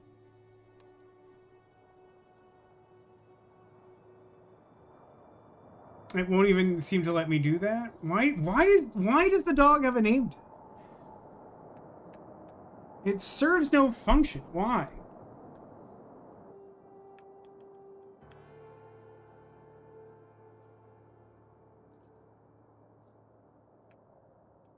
So dumb. This is a waste of my time. Jeremy. Arthur is used. Daniel. Jason. Robert. It's Patrick. Where did I get the name Patrick from? That's a wonderful question. That I don't know the answer to.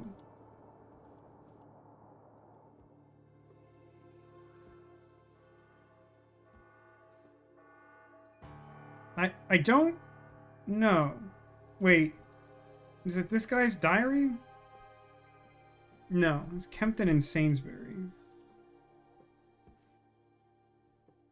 This only tells you about the soap opera.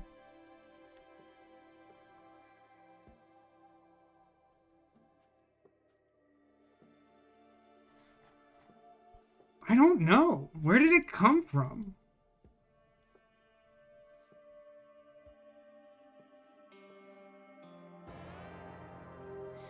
It makes me irrationally upset that I can't look at all the inmates' cells.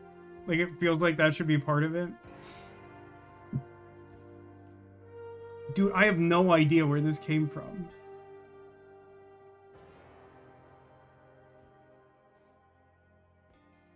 It's not Jeremy.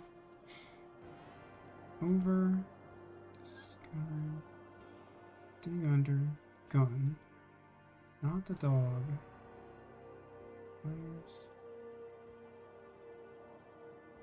I have no idea. Looking at all the inmate cells would require a ridiculous amount of zooming. Why? It would just require scrolling one over to the right. The first game did this like 1,000 times.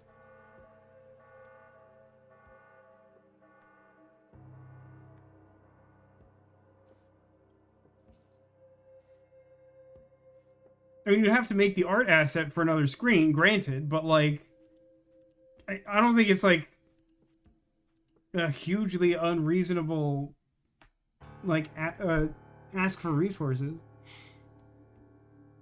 In the middle cell, what is the object on the left? It's like a blanket. It's sheets.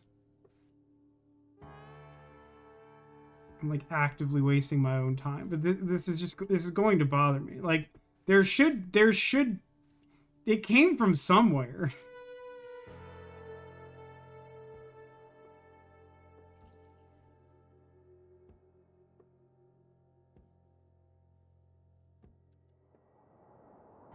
I have no idea. Have I not, like, checked everything again since I've been here? Just remember Jimmy, Arthur, Daniel. None of that.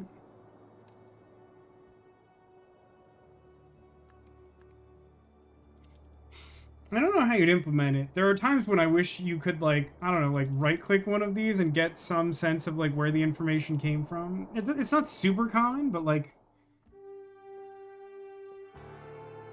there are times when that would feel really nice to have.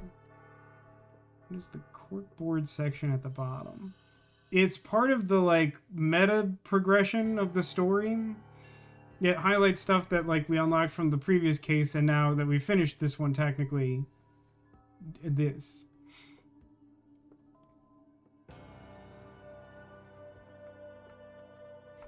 These photos seem weird. I don't know. I don't know where Patrick came from. Have Culver's, it's largely soup now. Oh, that's tragic.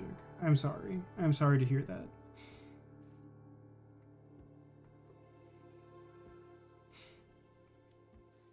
I almost always go to Dairy Queen in person when I go there, but like, I think it's a little interesting that normally, at least here, they'll only deliver like blizzards, because blizzards are like served, I think, colder than like their regular ice cream, because they have the whole spiel where like you're supposed to be able to hold it upside down or whatever. Listen, gang, I want to understand this, but I don't want to waste your time. If you all can figure out where Patrick came from, go ahead and tell me. I'm gonna go back to the... How do I leave this place? Exit scenario. By the way, what audio do I need to make louder or quieter? It's a nightmare. Let me click on this.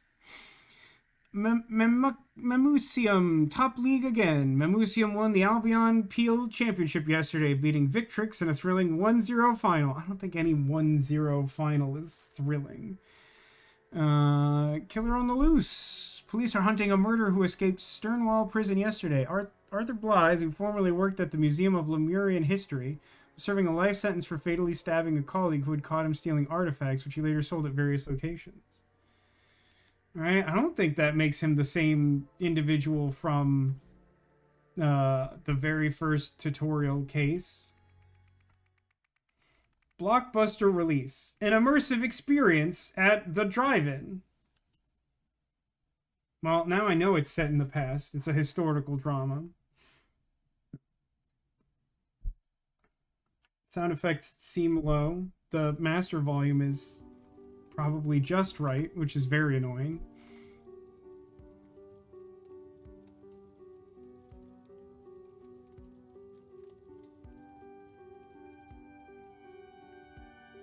What?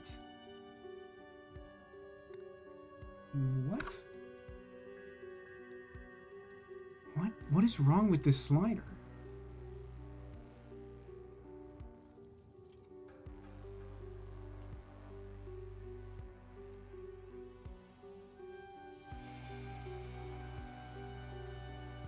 I don't know. This is gonna suck in post also.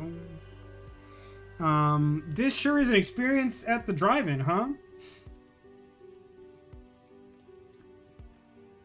I feel like this is roughly what was going on when I saw The Mandalorian and Grogu with my mom and the sound cut out. It was like this guy's whole experience.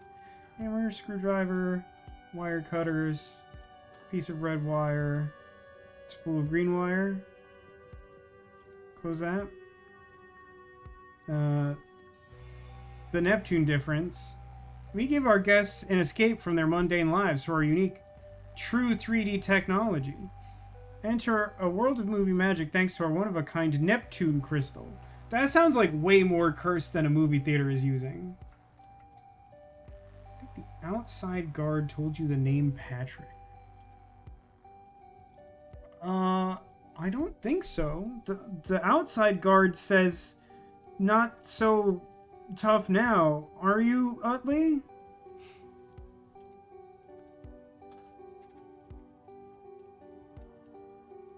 Look at this poster. New projector troubleshooting guidelines. Check projector power supply. Confirm all internal parts are correctly mounted. If image too small, check lens. If image not showing, check light. If image distorted, check crystal. Pro Screen recommends against stopping projector once film has started. That's true. The crystal's not the correct color, which feels like a bit of an issue. Projector lens, lamp, film, which have we left it paused, or is that just the nature of the video game? To figure out guard names, look at the note inside the middle cell secret compartment. Dialogue between guards 1 and 2. Note in guard 2's items. Oh, I think that was it. I think I didn't check guard 2's note again, because I didn't... That seemed unlikely to do it, but I think that's like the one thing I didn't check. He probably says, like, Patrick told me I'm an idiot for doing crimes, or whatever. Miss Cunningham's gonna fire me if I can't get this fixed. I mean, that's not the only fire, I'll tell you what. Crazy that projectionist used to be an entire job. You know what's weirder to me, Zach? I mean, there's a lot of jobs that, like, that feel weird now and were normal at the time. But for some reason, like, elevator operator stands out to me as one. Like, literally, you just, like, press a button now. And it's been that way for, like, kind of a while. Like, there was a time when, like, a guy stood there and, like, used, like, a lever to manually sort that. It's crazy. What's going on in this danger box? Well, 4 individual lemons on multiple different dates. I don't know exactly what that's indicating. And we got switches. Projector, Neptune, light, screen, MO. Gotta have an MO to do crimes. The lock has been damaged and cannot close. So, what stands out to me here is that only one of the wires is green. And like in this toolbox, this might be red wire that was extracted and replaced with green wire from here. kind of a lot happening here. No two cars are not on fire. Warning, do not remove the upper lid unless the fire switch is set to off. Now hold on a second. What's the fire switch doing?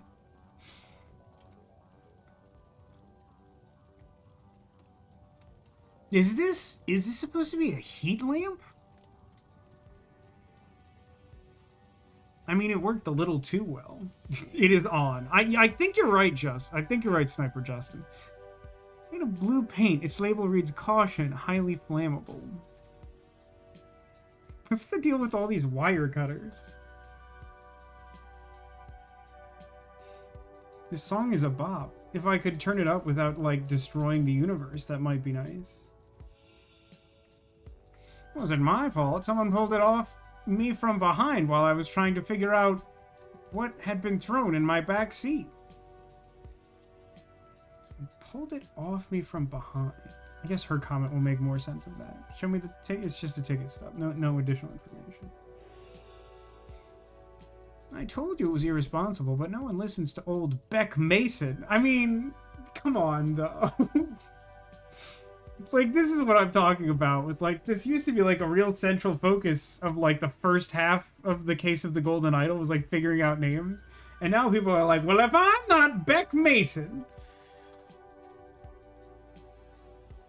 So clearly, like, one of these is going to be, like, figuring out who goes in what car or whatever. The heck? It's a dumb bet. You didn't have to go that far. Ticket 21. Kind of dressed like a... I don't know, there's something weird going on. He's got like a wig that definitely doesn't match his face or mustache. The blank between Mike and Jenny. Tonight we'll see blank blank his blank. Winner. Not Mike. Jenny, but Jenny crossed out black. Doesn't count, you still lose.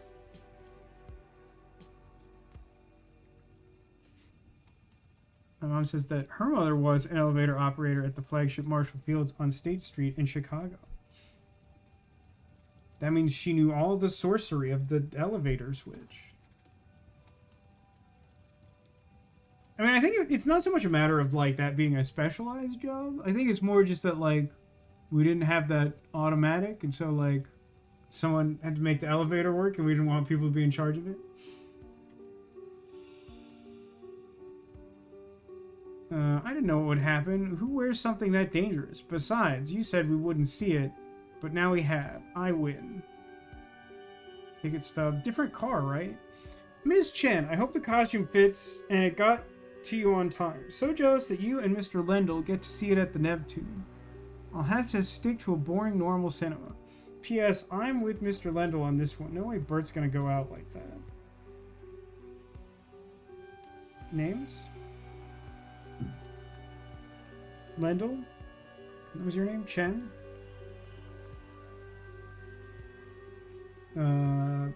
Beck Mason. This guy's Mike and she's Jenny.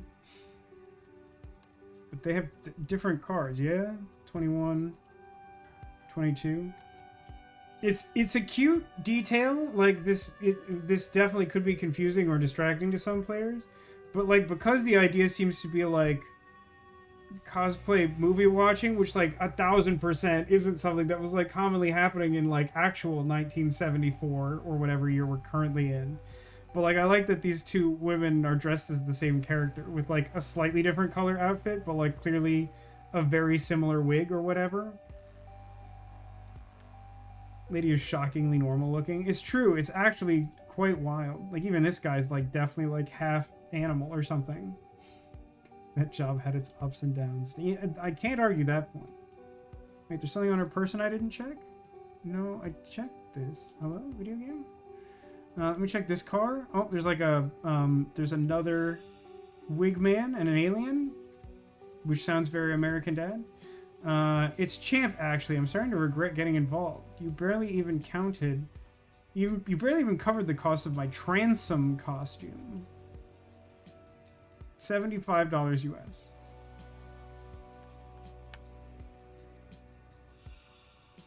Move it, Chip. Fire was not part of tonight's plan. A duffel bag containing a note detailing a plan. Oh my god, come on. What are you talking about? Just show me the note. That's unbelievably irritating to me. We've established such a precedence that like every person in the world carries like a handwritten letter that details their life story. And for some reason, this guy in an alien costume that I actually want to get to know something about, they're like, it is implied that his bag contains a note with his life story that you won't be looking at.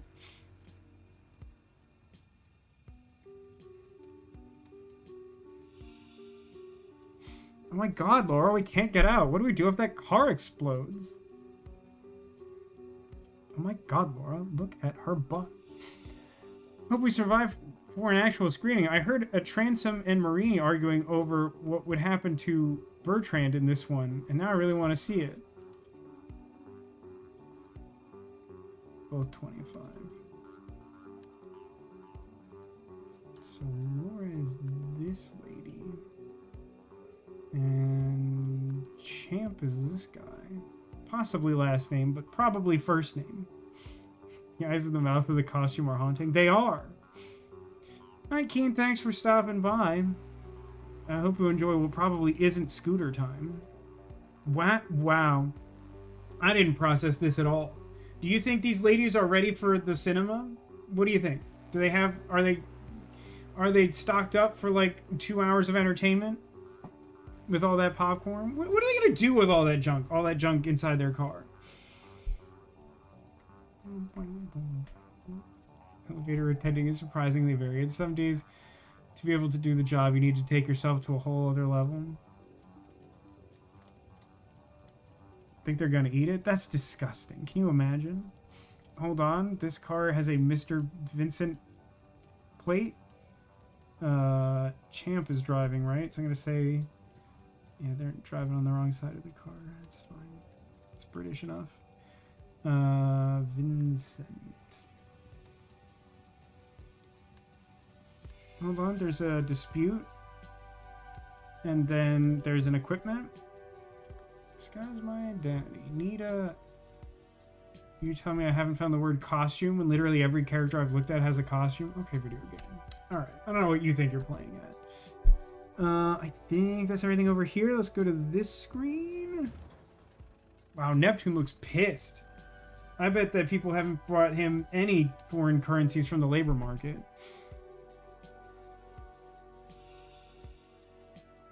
Dang. This guy looks burnt or dead. He's dazed and bleeding heavily. He possesses a collectible figurine and a ticket stub for Space 11. Oh my god. Oh my god. That's haunting too. Woman with like severe head injury repeatedly ramming her car into someone who's like maybe on the verge of death, just muttering, "No one leaves." I'm trying my fidget US HDMI cable cap around. I don't know why. Fresh coffee stain. Thanks for that. Okay, hold on. Posters. Banned for life. Augie Tameen. Don't have a good photo of them. That person could very well be in the place. Office. Me. Maintenance. Andy. Projection booth. Sick. Andy to swap in. Not sure what's happening there. Rocky Horror Picture Mouth going on up here. You a big fan of that, gang? That she managed to get raspberry jam on her forehead? It's a good question. Sarah, who stole what? Are you there? Sarah, are you there? Who stole what? A rotary phone. Miss Cunningham, you were right. The weird lady called again. She can't seem to get it through her head that she can't just buy anything she wants. She sent her goon to make an offer in person, but I saw him to the exit just like you said. I told him to never come back and that no amount of money could buy what makes this place so special, but he didn't seem to listen.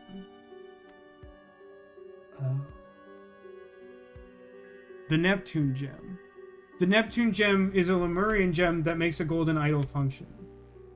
They needed it because they're trying to fix up the idol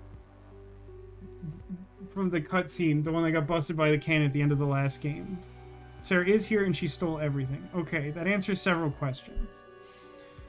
Costume competition. First place, free tickets for a month. Doug Baxter for his dangerously authentic Bertrand. Definitely better than Parker's. Second place, a popcorn bonanza. Annie Kishimoto. The costume really hooked me. Okay, hold on.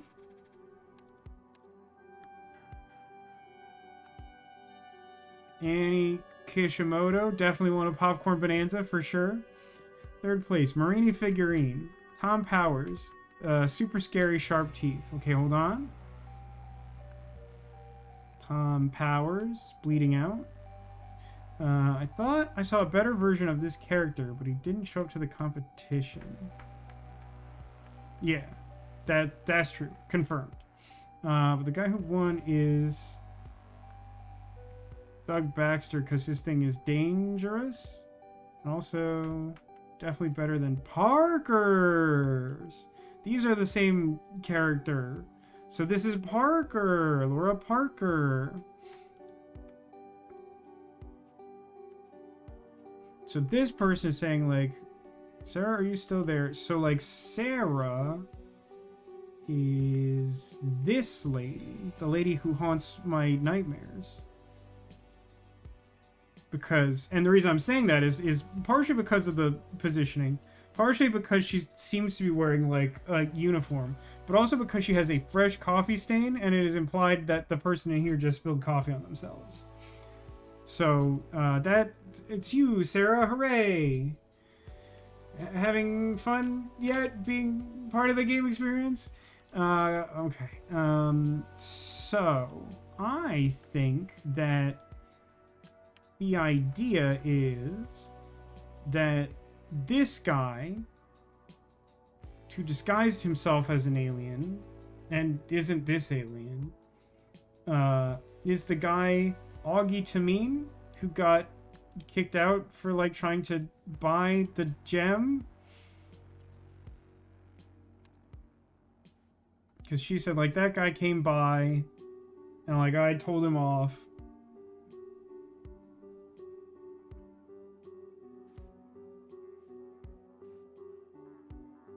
Yeah, sent a goon to come in person. I saw him to the exit, told him never to come back, and that's why I think that's this guy.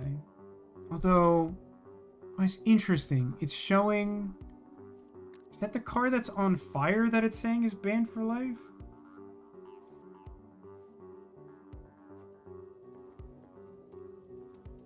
Maybe? But I thought they were in that car. I thought that was the point.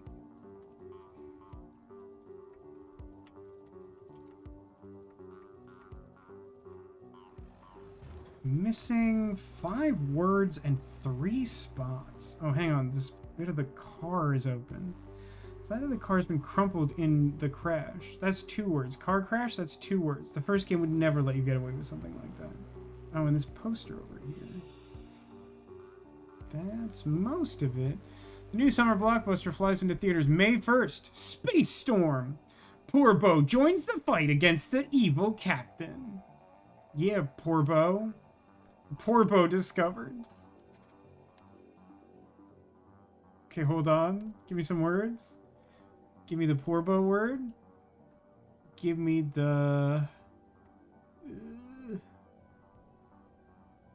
Baxter's one of the characters, yeah? Alright, get out of here. Poor Bo's the only one that wasn't... No, that's not true. Not the only one that wasn't here. So the captain is the pirate captain, presumably. Bertrand is the robot. The guy. Someone definitely said that guy's name.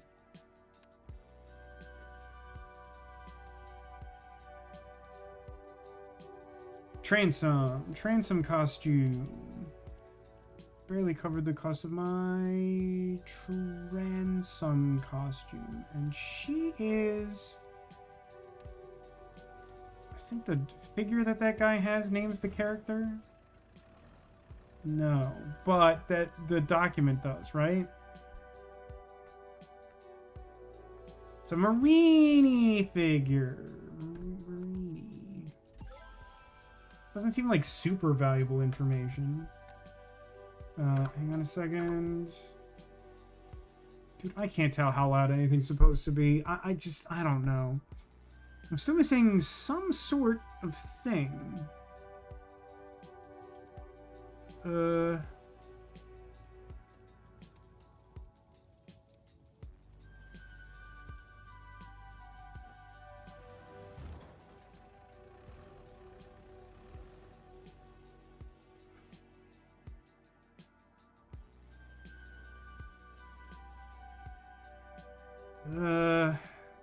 Where's the thing?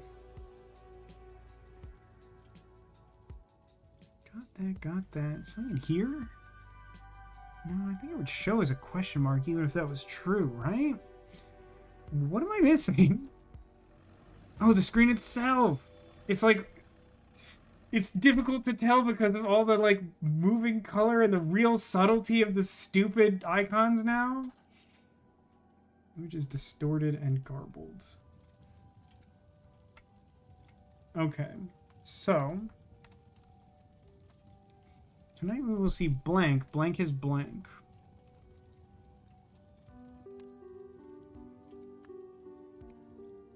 Pretty sure it's the bet between those two, probably. You talk about a bet. There's definitely some clue to what... I don't know that would happen. Who wears something that dangerous? Besides, you said we wouldn't see it, but now we have. So, I know that guy's name, right? Doug Baxter. So, like, it feels like... Oh, no.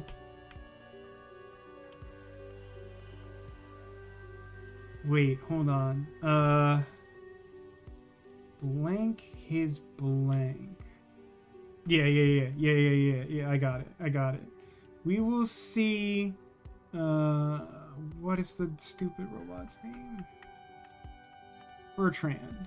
We'll see Bertrand lose his head. They were talking about the movie, but instead, a guy wearing the robot costume had his head, like, torn off or something. The costume had. But still. And so, like, he's upset because, like, that doesn't count. It's not in the movie. But, like, this is another clue I don't really like, because, like, why would, like, all the words in this bet be smudged out? Like, this is such, like, a really, like, sloppy way to, like, incorporate the bet as, like, part of the puzzle? I don't know. Okay, hold on. Let me look at this. Office me, maintenance Andy, projection booth, sick. Andy to swap in. I mean, I'm gonna level with you. I kind of think Andy is the last guy here. Mostly just by process of there aren't any other guys' names here.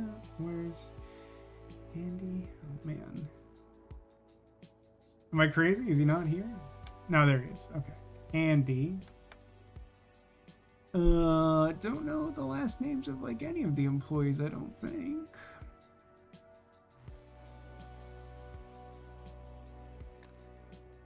No one leaves is so upsetting. What a General Skunkape. Ah, yes, of course. General Skunkape. He must be the one running the projector. I'm just gonna recommend stuff. Give me equipment. Okay. Disguise my identity. I need a costume. Get in and out of the drive-in. Bring enough...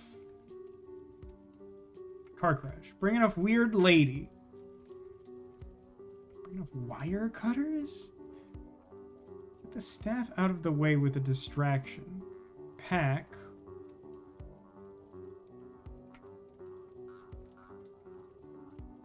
Pack fire. They may search people's bags, so I'll hide my spoils in plain sight. Bring...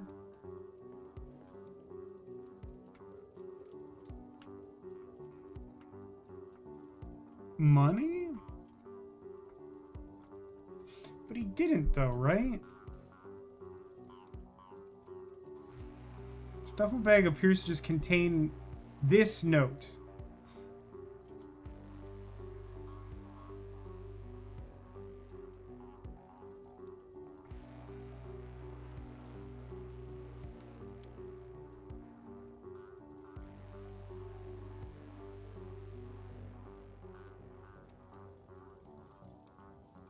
Hide it in plain sight. Is the idea to... No, bring... crystal.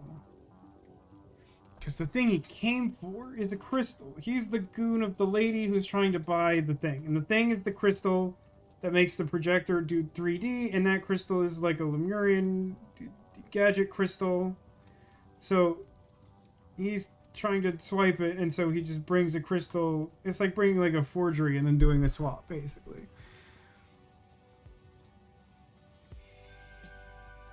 Get in and out of the drive-in. Bring enough.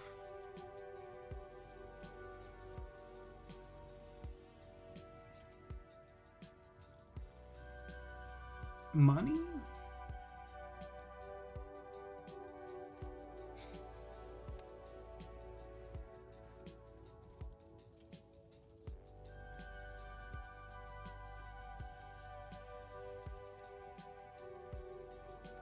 Fire was not part of the plan. It's a relevant statement.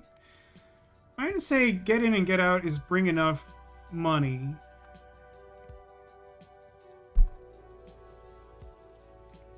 Like, he's short on money. It seems relevant to the considerations. Like, he didn't give this guy more money because he needed the money to get them in or something? I don't know. The staff out of the way was a distraction. Pack.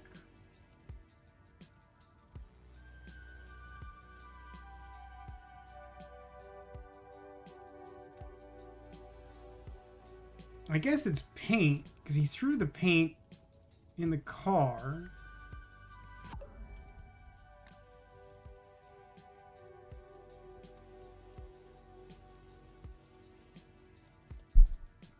So I think that this guy's hat is... Well, maybe it's not literally a heat lamp. Well, probably... Like, why would it have this, like, manufacturer's label?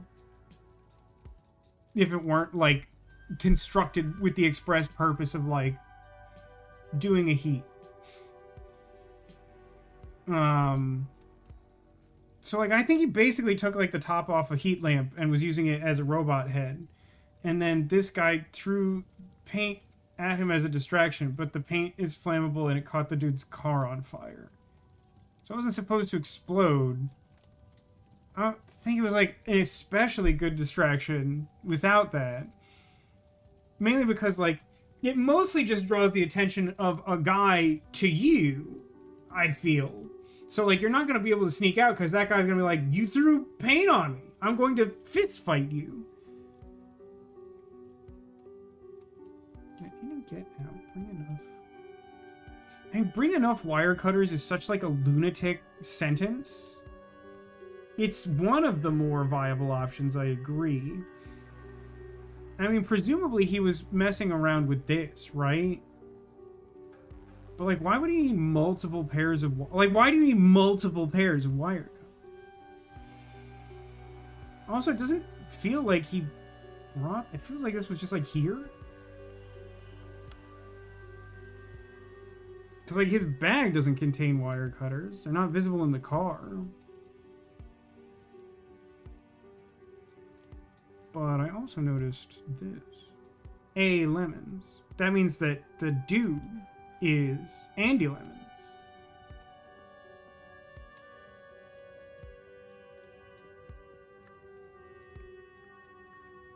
So that leaves Sarah as something, some other thing.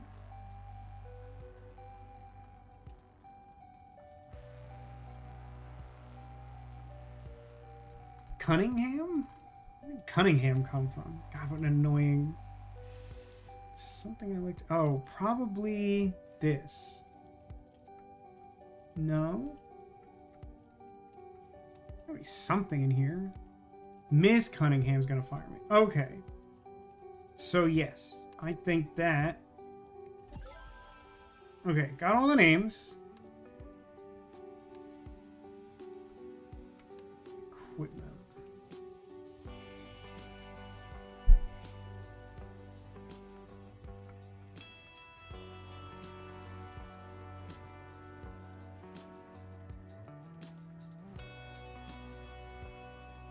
You think the wire cutters are the distraction?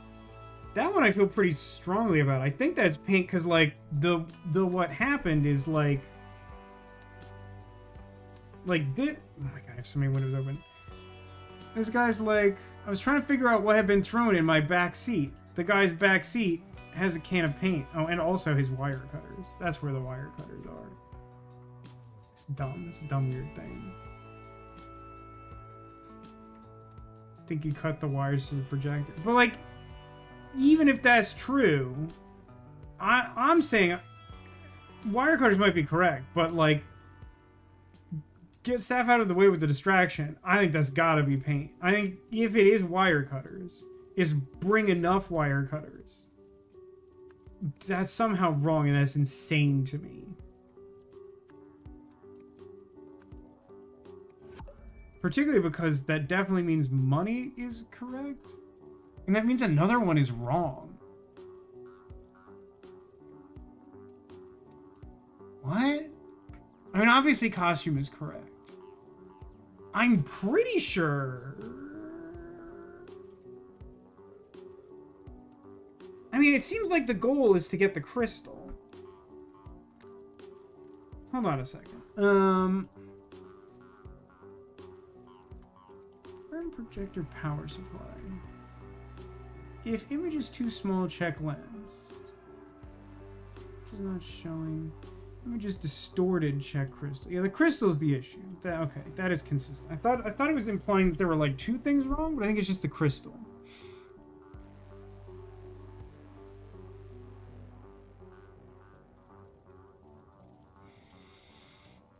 I mean, definitely use the wire cutters to mess with this thing.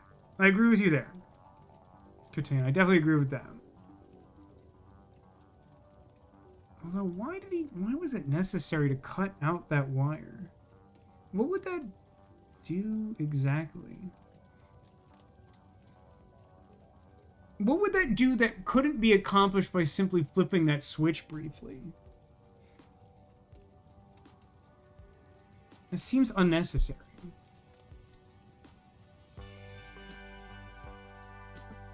Also, why is the Neptune crystal red?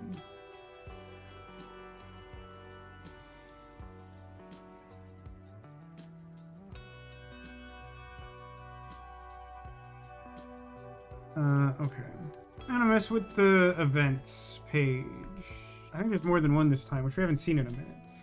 So, owner of the thing, that's Sarah Cunningham. She's in charge. She's owner of the...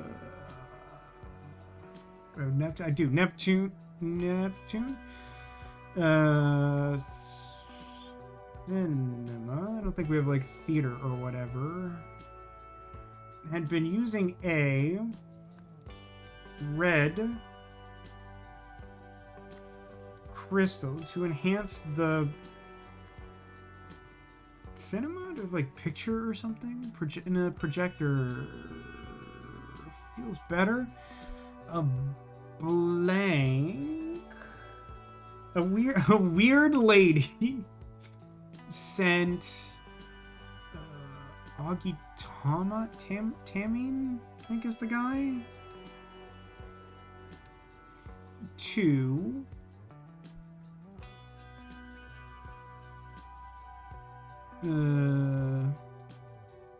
buy it, but he was banned from the cinema. He was banned from the weird car crash. What a shame. Blank blank arrived in blank and blank the blank, disguising it. Okay. That seems to be what I'm missing. Okay, so stole the crystal. Arriving in costume. So let me look at the car again. Oh, okay.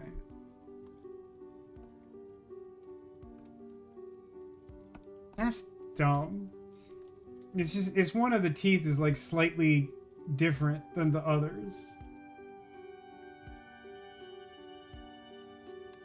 So, the hide in plain sight isn't bring crystal, it's bring tooth. Get in and out of the drive-in.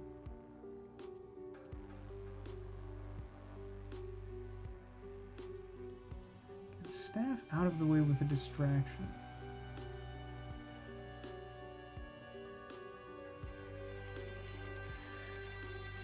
So you think that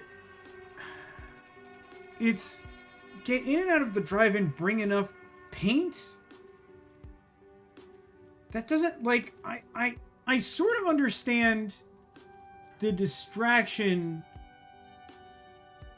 being the wire cutters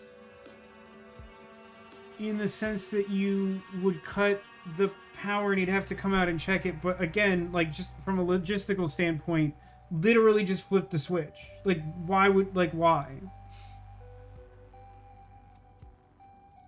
I think they were trying to get rid of the paint and did it dumb. But so your supposition is that they, like, brought a crystal that they painted while they were here? Like, that seems weird too. Takes longer to have to replace a wire than flip the switch.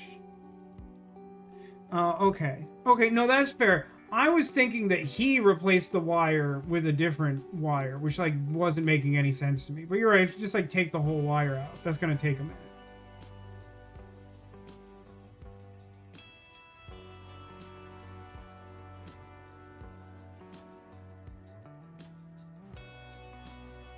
No, so you think they brought a blue crystal and they painted the red crystal to make it look blue. That makes sense. It just feels like there's gotta be an easier way. Also, like, if the paint isn't part of the plan, I find that a really annoying detail because, like it just makes it easier to throw, like I know he says, like, he thinks they're gonna be searched, but, like, that feels ridiculous. But, like, this also that's weird.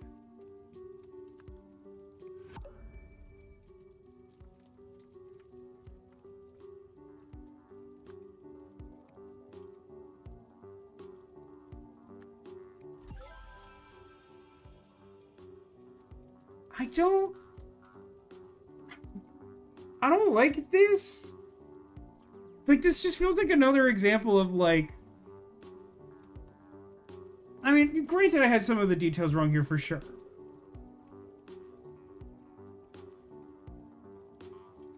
But, like, these sentences are so stupid, I just hate them. I don't know. I'm not gonna waste time. Like, you know, I could go for hours.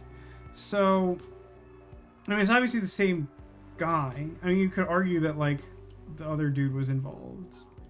Disguising it as a tooth. And now we have events 2. In order to blank a blank, blank blank pulled the blank off blank blank's blank. This blanked a blank, so patrons tried to blank. Nearing the commotion, blank blank looked out, saw the blank, realized somebody must have blanked the blank, then caused a car crash while attempting to block the exit. I understand.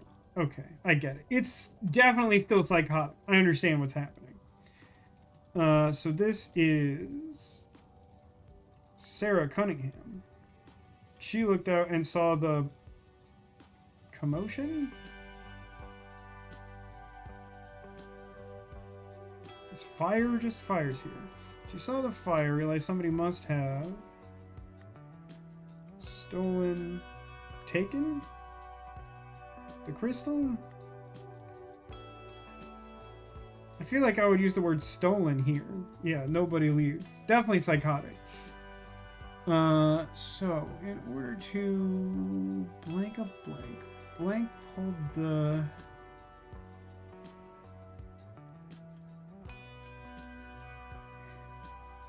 head off blanks.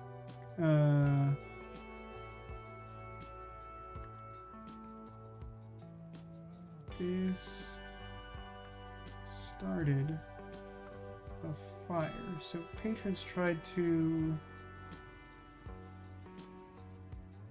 No. Escape. Oh, this is in order to win bet.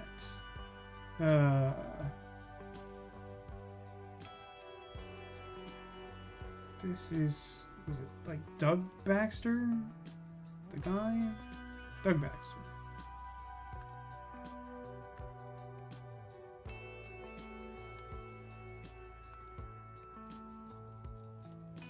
I mean, it's gotta be Jenny Chen, but like, it doesn't seem like she's anywhere near that to have made that happen. Hold on. In order to win a bet, Jenny Chen pulled the head off Doug Baxter's costume. This started a fire, so patrons tried to escape. Hearing commotion, Sarah Cunningham looked out, saw the fire. Oh. No? Okay.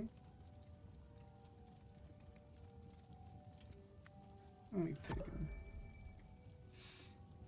I think it might still be correct. I mean, like, having stole and taken is awkward. Was it taken? I mean, it should be like... The thing she's going to be concerned about is the crystal. It's the thing they're trying to buy. It's the thing she cares about. It, like, runs the business. Did I get the name wrong? Is that a thing? No, it's Jenny Chen. Jenny Chen pulled the head off Doug Baxter's costume. Right? So patrons tried to... cut? Patrons started to cut.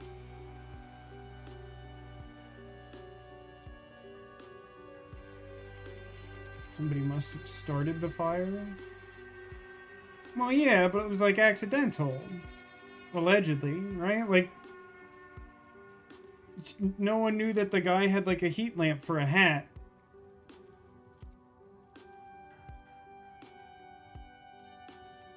Instead of taking the crystal. But why would she block the exit? Like that's genuinely insane. If she's like, "Oh my god, a fire. Let me make sure everyone dies." Like that makes less sense to me.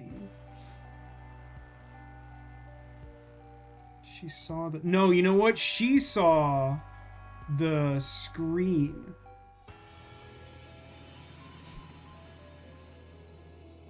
Even though she can't really see it from where she's at, that's the thing that indicates that the crystal was taken.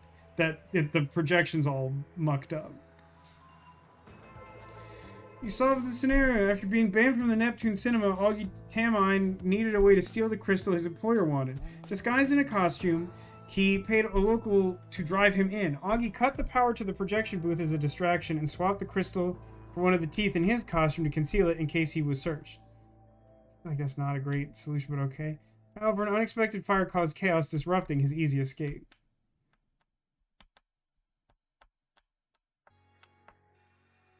Answering machine. Host, what makes you think you'll succeed when no one else has? Interviewee. Unlike those who have tried before, I understand that the idol is more than the sum of its parts. To reassemble it successfully, one first needs a deep understanding of the universe. I see. And how do we know you're not just another fraud hoping to cash in on the next cheap knockoff? Feel my energy. Be present with it for a moment, and I invite everyone at home to do likewise. You see? Now you know. Okay, I suppose the listeners can make of that what they will. Dang, man, that lady got messed up.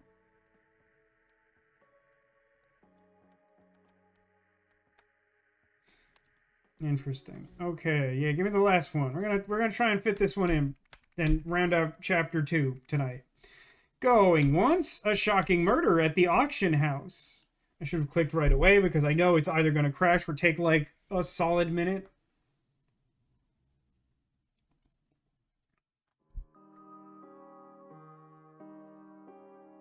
Huh.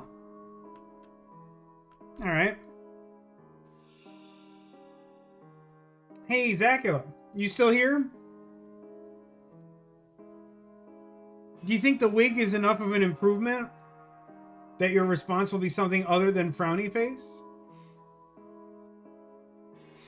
Oh, good. We have to, like, care about how much money everyone has? Someone say birthday? Is it possible that someone said birthday? As though they were concerned about how long this creature has been on the face of the earth?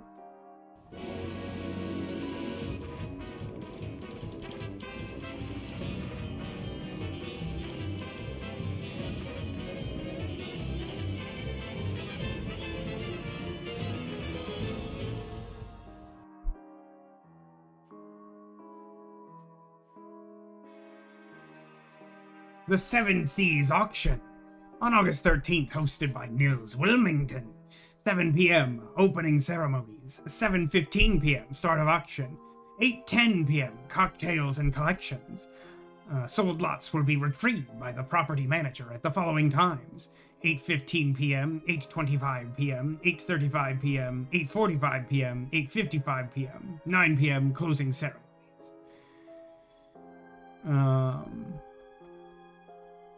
Okay, weird. Feels like this guy's Nils Wilmington, huh?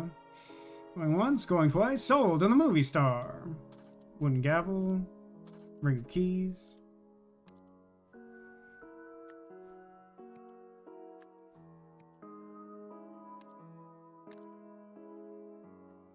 Why is this guy already highlighted?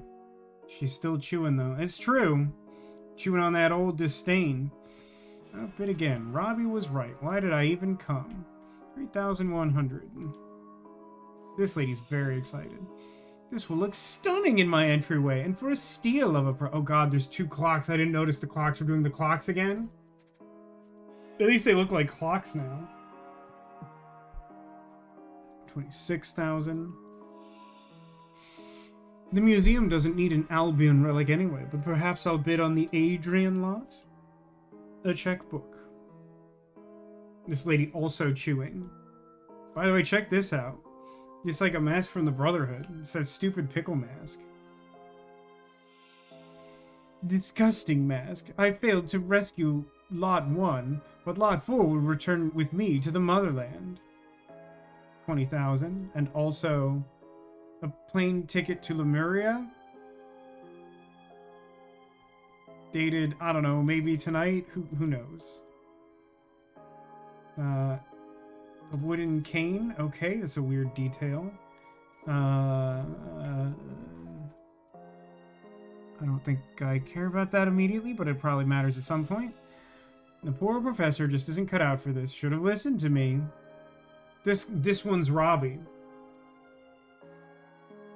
Cocktails. Classic martini, $20. Gin and vermouth garnished with an olive. Harley's Ghost, $15. Ale, seltzer, grenadine, slice of lime. 7 Seas Special, $30. Rum, butterscotch, vanilla, served in a copper mug. Death in the Evening, $10. Absinthe and champagne. It seems like that would be more expensive. I don't know much about alcohol, but I feel like absinthe and champagne are 2 alcohols I don't expect to be cheaper than the rest of these cocktails. Notes from Robbie Froberg's first... Alright, okay. This game is weird.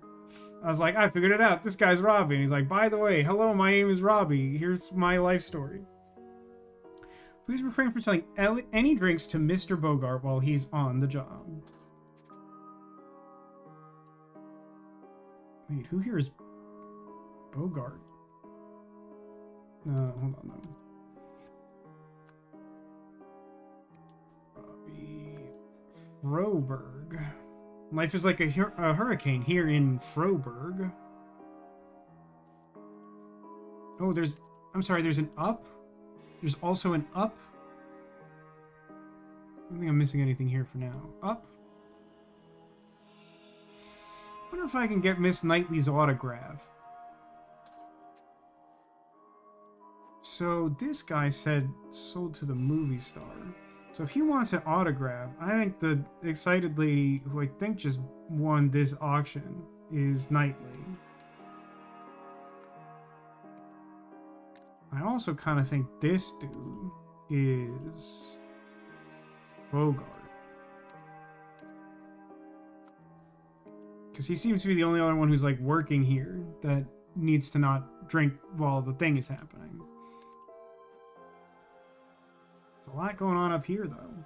Circuit box danger, risk of electrocution. Sold. It's like a book or something. Sold a horrible taxidermy nightmare creature. I wonder if Zacula would like this more than the woman.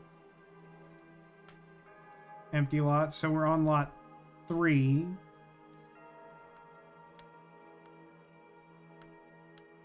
Just to be clear, this is not the same model of idol from the first game. I kind of feel like the game wants me to think that's true, and if so, it makes me upset.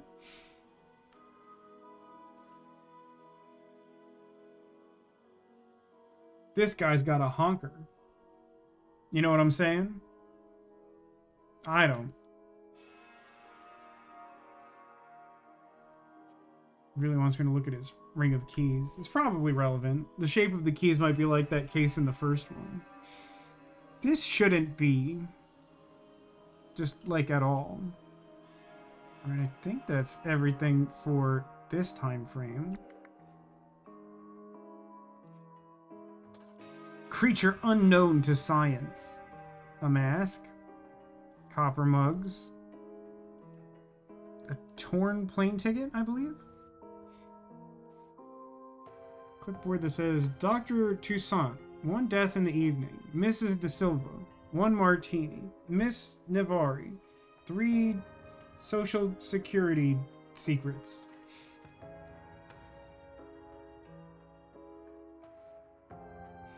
Lights are finicky, nothing to worry about. Are you gonna buy me another drink, Tessa? Do you mean ASAP? You bet.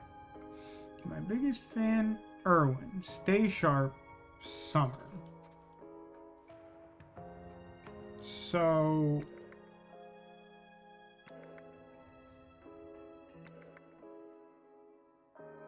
got it. Okay. This lady is Summer Knightley. And Erwin is this guy. Because he wanted the autograph and he possesses it now. Oh, the lights went out. Who's touching me?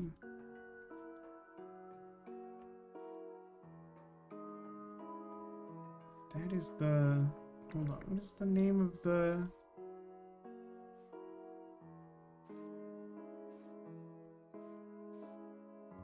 Seven Seas Special. Copper mug at $30.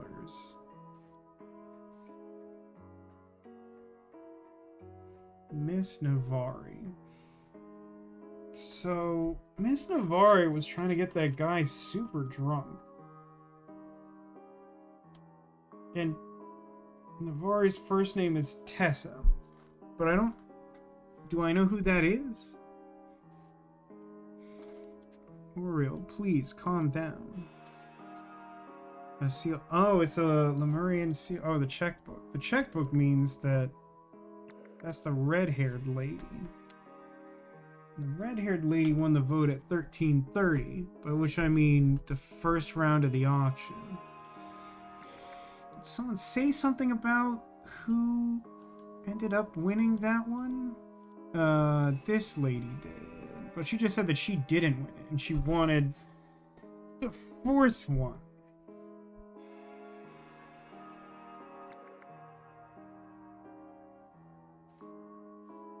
Those are those. Those like those. Nobody move. You'll step on my new Lankin centerpiece. That's gotta be... her, yeah? Is it? This lady twerking. It's 19,000 on her. Not twerking here, if we're being honest. 1,000. Less than that to start. You don't have cash.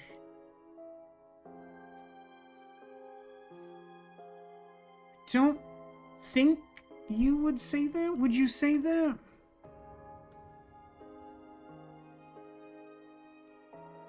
She also didn't, like, win. Oh! Well, no, that's a problem. Wait. Who's Earl? No, because I'm... Ah. I understand. Somewhat. Fun fact, Aset is the Egyptian name for the goddess Isis. I'm pretty sure that's, like, literally the actual reason why Aset is called Aset in Somnium Files. There's, like, a whole, like, Egyptian mythology tangent in the first one. Because of the whole one-eye thing. It pertains to one of the gods. I don't know if it's specifically Aset. $7,000 in the vault, along with a check for $6,500 from Aurelia Winston. Check and mate. The one person who brought a checkbook.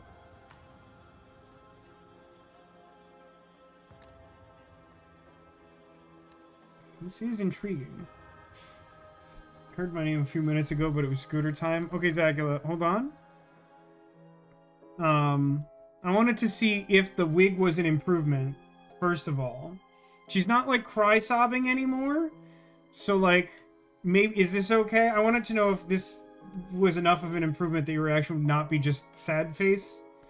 Oh, no, it appears to be sad face. The other thing I wanted to know is, how do you feel about this guy? This one here. This bird that got sold? Are you, like, a fan?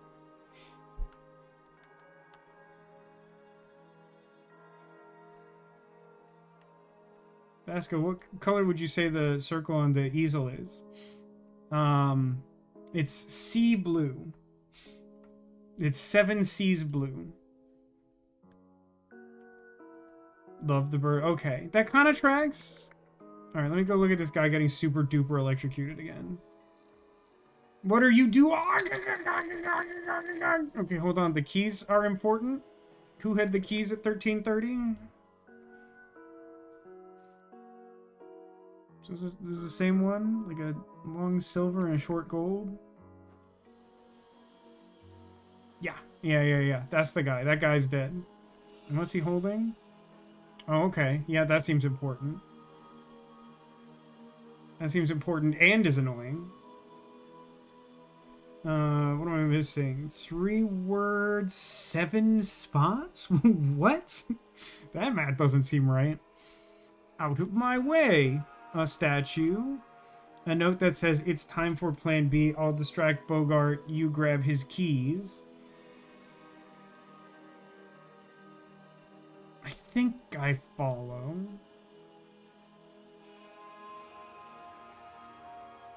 Yeah, I think I follow. You all are good. Let me go back downstairs. Oh, these two. I haven't looked at these two. Now is not the time, Mumati. We all need to leave immediately. What about my statue? Stop pushing me. It's only a power outage. Okay, that's all the TV there is. This individual has a martini. Which, nope, I have to check the other time frame. Nope, is on his person in this one. Nope, it's this one. Doing great. Doing awesome. Classic martini. $20.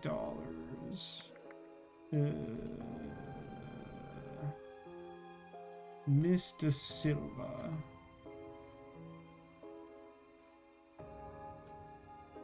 $19,980. Ugh. Just absolutely not engaging with the Indigo thing anymore. What do you mean? I don't understand. By the way, chat, I have this great bit that I conceived of. I want to hear your thoughts on this.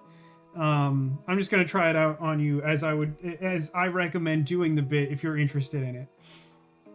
Oh, Chet, do you remember when we saw the movie Gaslight together?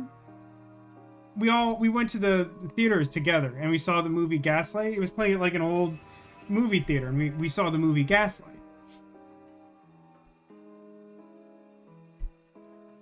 You familiar with that movie? I mean, surely you are, because, you know, we saw it together. It'd be strange if you didn't remember it, I think.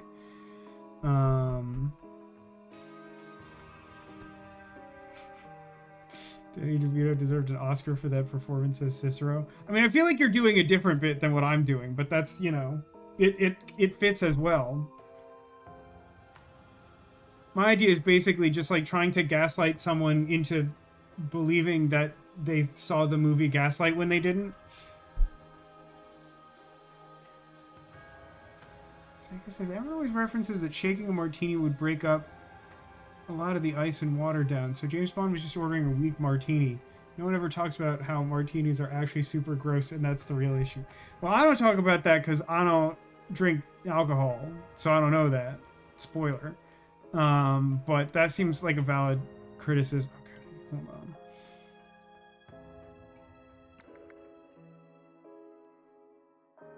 Go upstairs. Words. Words. Item 1 is a seal. Item 2 is a creature. Item 3 is a mask. Item 4 is the statue. Guess we're calling the last one a totem?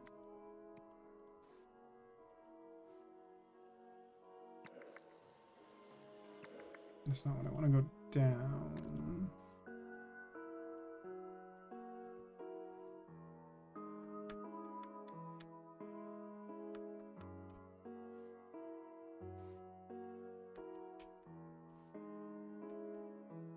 The word totem, whatever, I think that's fine.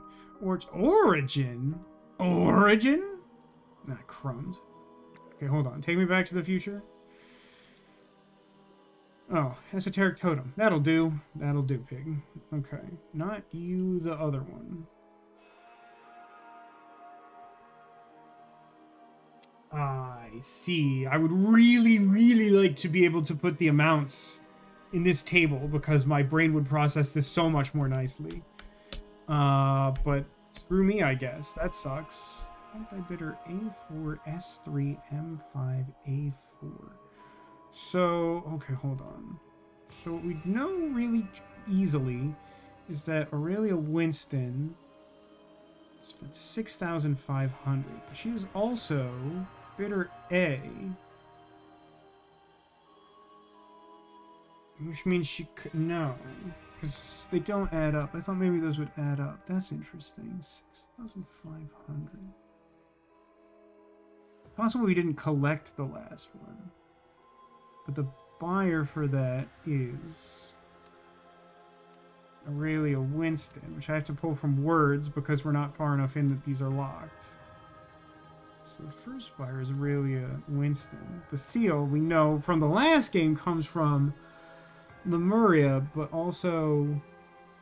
Actually, do we? Is that the idea? Is that the left? God, what an annoying... Because the option words are... No, there's no S. Okay, so that's not what that is. So I'm going with... Have enough clicking? This looks similar in overall nature to... I think they were Lemurian seals, right? Pretty sure. Because that ends up being the same numbering scheme from the framed murder case in the last game to... the DLC. You like the gaslighting movie bit? Okay. I'm glad someone acknowledged that. I thought that was actually pretty clever. Like, I don't know when you use it, but I think that's just really funny. It's just to, like, take, like, such an unbelievably surface level path of gaslighting someone that if they, like, understand what gaslighting is at all, it's, like, even more annoying. And also, like, the stakes are super low, so, like, it's like, not, like, a vindictive prank. It's just, like, a little annoying.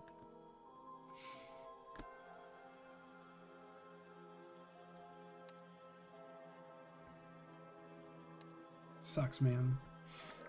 Anyway, you were asking me something about a color, Zach. Was there more to that?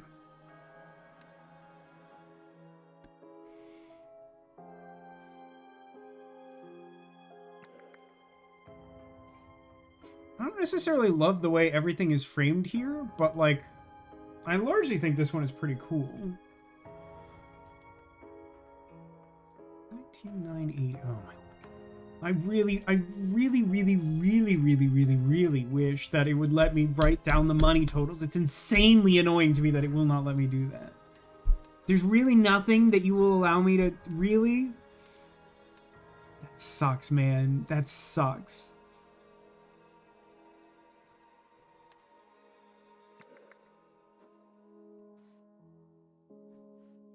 Professor. I don't think that helps me.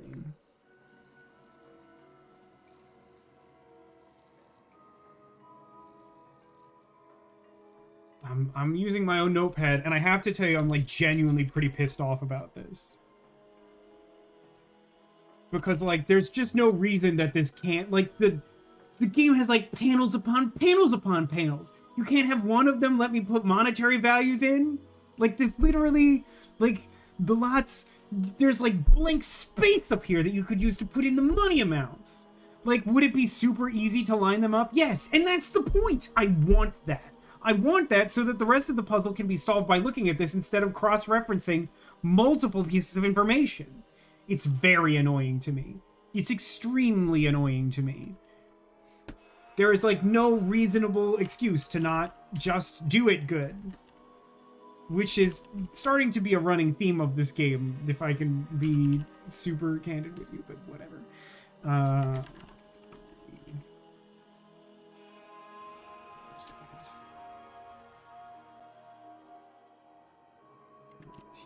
That one's going to be a real nuisance. The 1900, I feel like that's going to be a big problem to sort out, because it's just going to look like someone has none money. Okay, that's all the TV there is.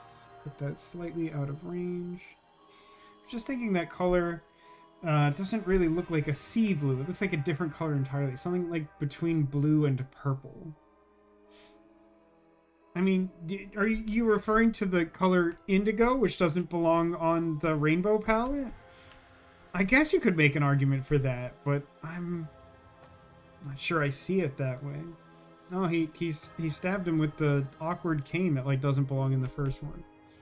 Oh, blurple. Yeah, it does actually strike me more like a blurple.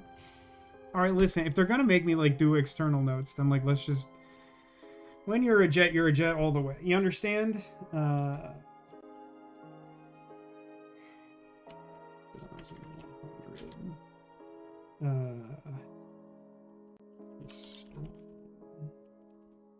She has, like, a bunch. She has, like, 1,800. That's not enough. Maybe people pulled money together, though. That might be part of the mystery. Could be.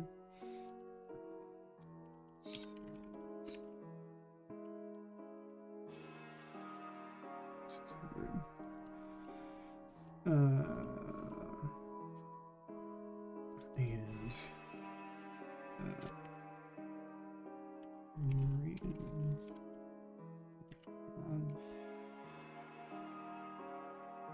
20,000 and Aurelia in a checkbook. Okay.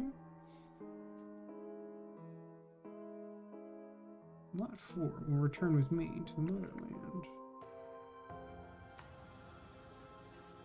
Man, you'd think after a while this book would catch fire, huh? Guy on the left looks like if Mark Maron was in a really bad accident. I don't know why I checked. I don't think I really know Mark Maron's look well enough off the top of my head to call that one.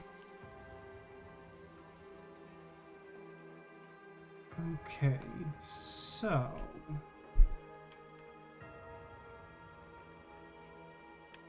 starting amount. We know that she bought lot 3. That means she also bought lot 2. She spent 7,000. Which means that she has 19,000 left.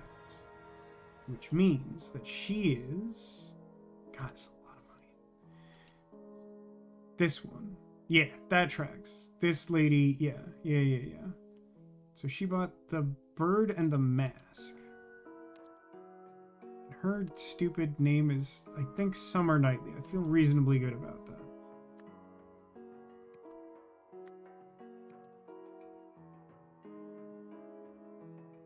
Where'd it go? I'm literally mousing over it. Shut up. No one saw that.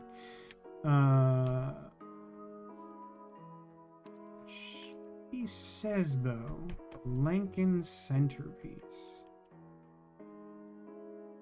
The Lankin centerpiece. Is the mask from Lanka? Is that possible? I only know it from, like, the Brotherhood. I don't think I know its origin, do I?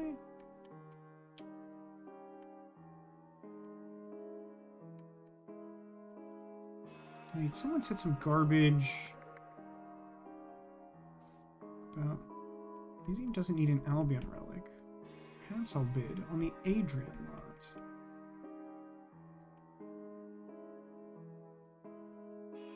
So that means like 2 and 3 are... Maybe she's just thinking ahead. Maybe the last 2 are Albion and Adrian.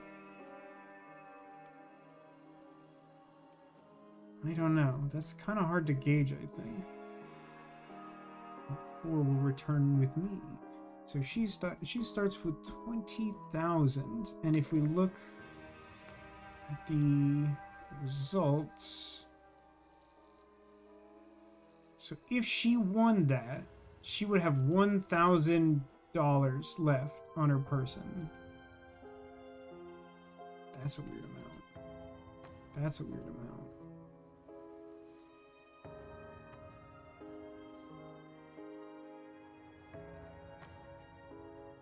Okay, she did not win.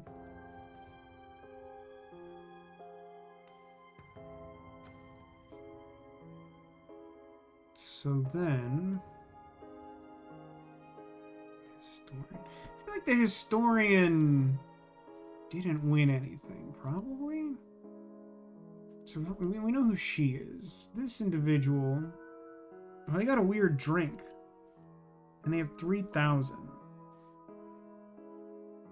Wait a minute, what did the guy start with? $20? Wait, I think he just bought a drink. Dr. Toussaint, he literally just bought a drink. He bought Death in the Evening. That's funny. That's good. I like that.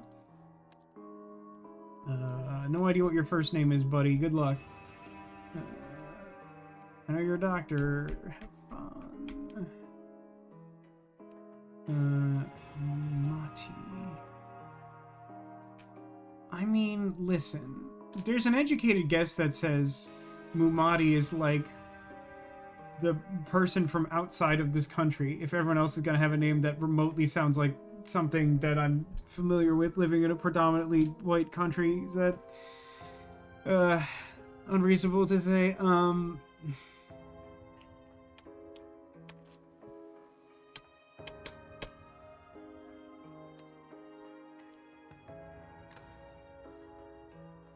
This guy got 3 drinks that were paid for by Miss Navari. So Miss Navari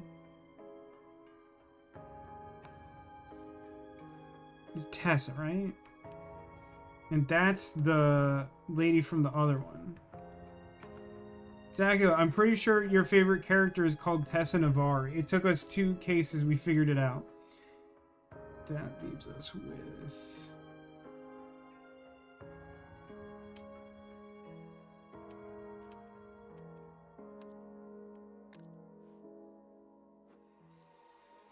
Look at this again.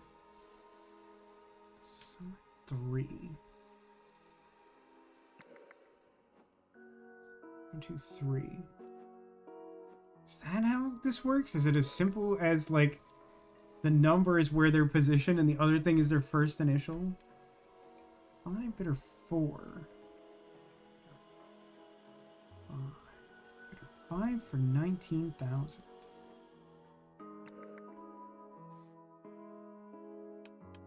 That...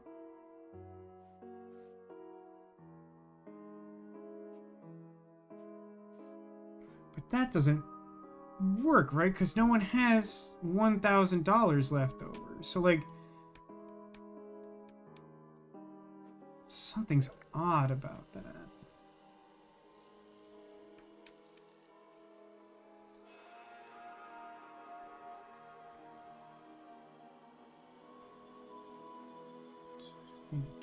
It's like 8:40.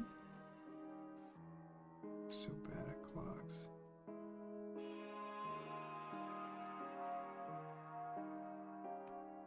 So no, that can't be right. It's not late enough.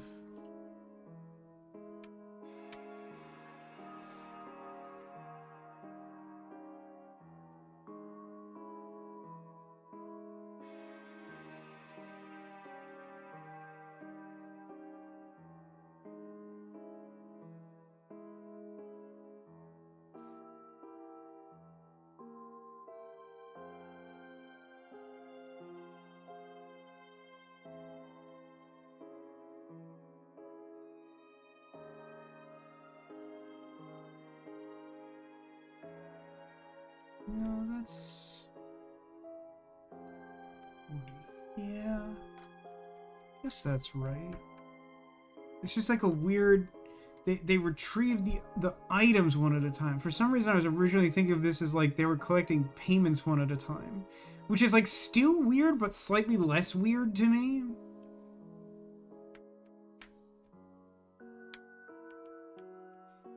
So like obviously lots 1, 2, and 3 had been collected, and when they were gonna do the 4th, but the money is already collected by then, right? Cocktails and collections at 8:10. So like it takes, you know, an hour-ish to do the auction, and then everyone pays, and then like 5 minutes later we painstakingly retrieve the items one by one. Which, saying that out loud, still makes that seem weird to me. But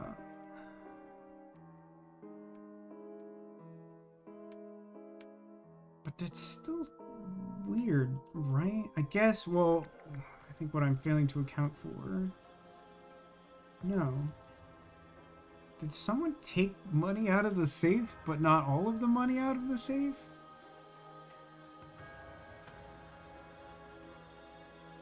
Why is it $7,000?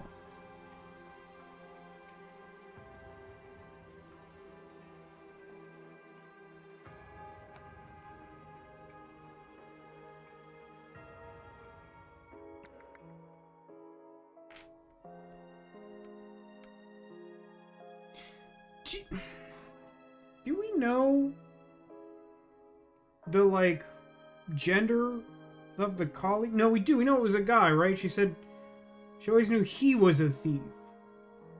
So, I mean, if the person that Tessa's working with, you know, her colleague from the other case, is like one of the auction goers, then it's got to be the one guy.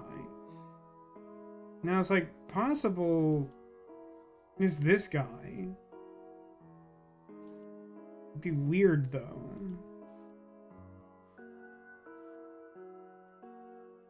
But no, wait, that guy like just bought a drink, yeah?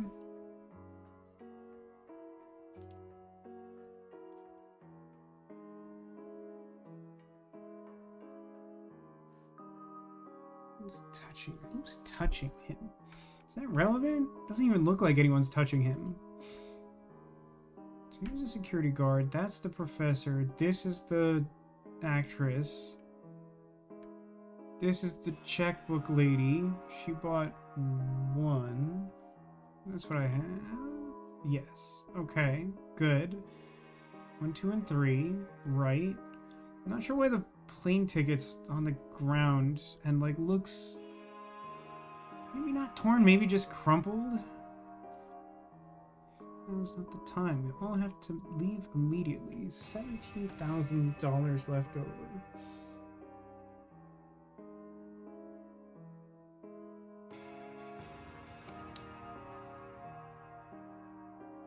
So that means this person spent... They don't have a drink on them.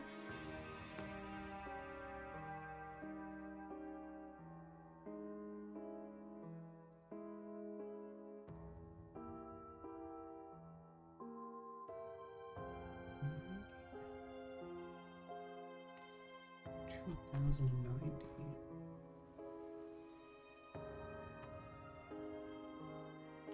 $2,000 on lot? No, because we know who bought lot 2.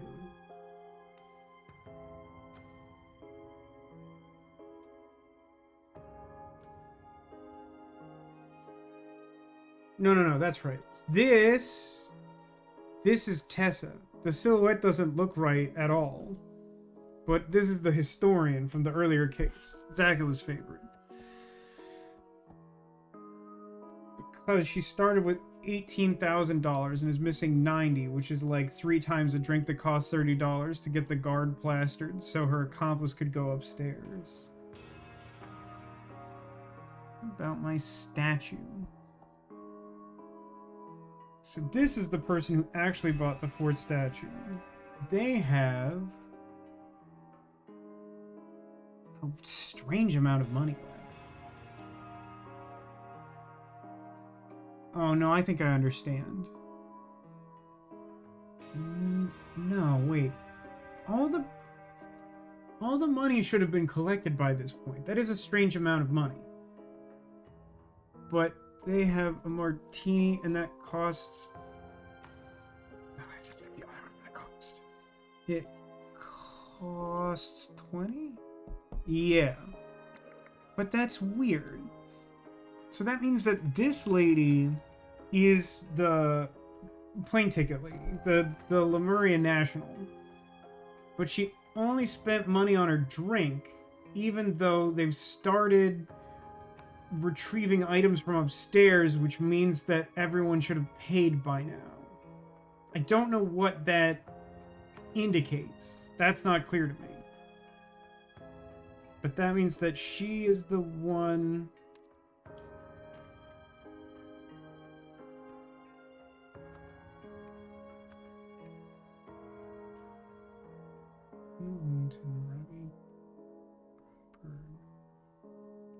De Silva. Do I have De Silva? That's interesting. And we've reached the point that comes up frequently in this game where I don't remember where a word came from. Hold on. Oriel, please calm down.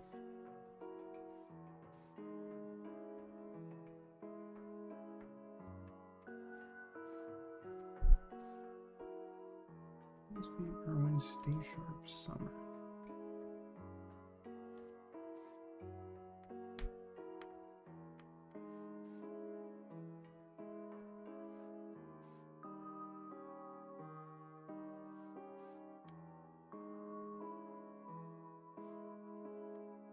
I'm thinking Oriel is the guy? It's kind of hard to tell who she's addressing here. Oriel, please calm down. Because, like, the lady, whose name I feel pretty strongly I have, as, like, Summer Knightley, which is, it is a very Hollywood name, for being honest. Well, actually, maybe it's not.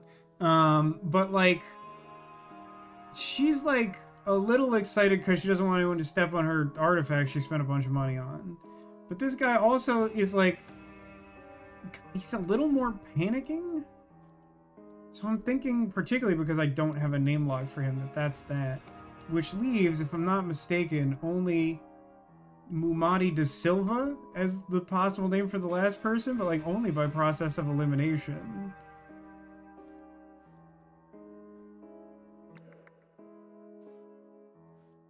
No. I don't know where the words came from.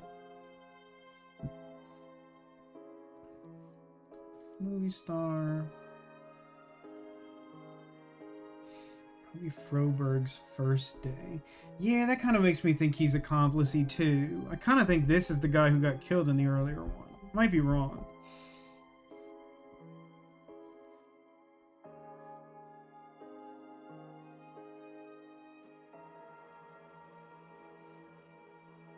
Completely.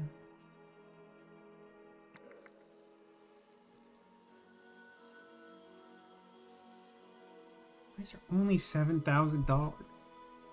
It's so weird. It's so weird that that's true to me. To me, it's weird that that's true. Muddy, statue, Tessa, Monka, Oriole, mask. Plane ticket continues to be weird. Mrs. De Silva. Mrs. De Silva bought the martini. Okay. So that tracks. And this woman, who is the historian, is addressing the woman with the martini as Mumati. Not brute force. What's wrong, though?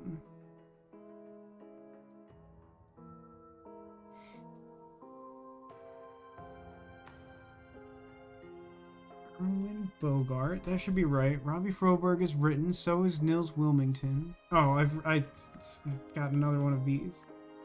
No. It, like, misread my mouse hitbox. I had it correct, and it just... I guess it's a misclick, but, like, I clicked a different name and ended up with the wrong... Okay. So that's cool. The lots... So Mumati won 4, but then they schemed because they lost it. Who ended up with the totem? I spent 8,200. That individual. A4.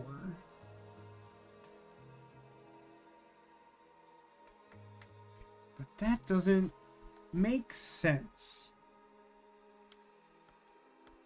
Because that would be Aurelia, and she didn't write a check for that. No. No. I understand. They've bamboozled me. Cocktails and collections. Sold lots will be retrieved by the property managers at the following times. You pay when you receive the item.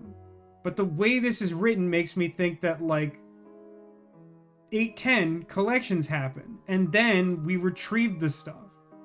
It's misleading. So lots 4 and 5 haven't been paid for, which explain the miscontinuity. I don't know. Which means that Aurelia Winston bought the last one as well. What was that? Mouse tracking. What? And now I'm supposed to care about the origin of the countries? It turns out I don't, but I'm supposed to. So... I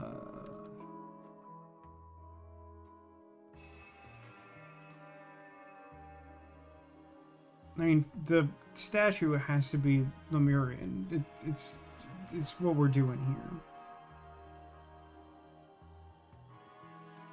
Lincoln Center. So if science doesn't know, well, why is there a creature that's unknown to science?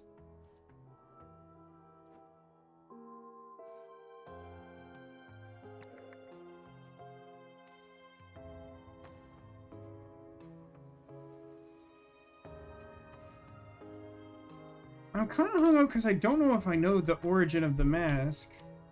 It feels like it's bad form for a game of this type to not provide information within the case that would answer that, but I'm not sure that that's true. Yeah, I'm really pretty sure that Robbie is the accomplice. It's really hard, everyone. It's really hard to talk.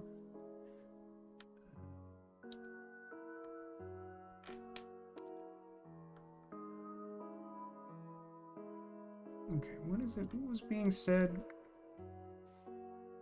Museum doesn't need an Albion relic. Maybe I'll bid on the Adrian lot.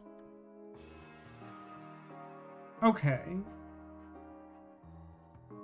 Okay. Yes. No, that makes sense, because she bid on the last one. She decided to bid on the last one. So that means that we're saying that the one Albion is the mask, which I think makes sense. Because Because I don't think we specifically knew the origin of it, but we know that people from Albion were involved in the Brotherhood, so that could be their relic. And then the Adrian lot is last, and then Lanka is the second one by process of one of them is that, and it was paid for by the woman who bought 2 and 3. Okay. That's fine. And that leaves us with events. At the 7th Seas auction, blank was blanked by blank blank for the blank from blank, and so decided to blank it instead. Blank blank distracted blank blank while blank blank blanked their blank. Wow, you hate to see that. Then, blank blank discovered blank blank blanked the blank upstairs, and a fight ensued. Blank blank blank blank blank into a blank with blank, causing instant death. You catch all that? You good, chat?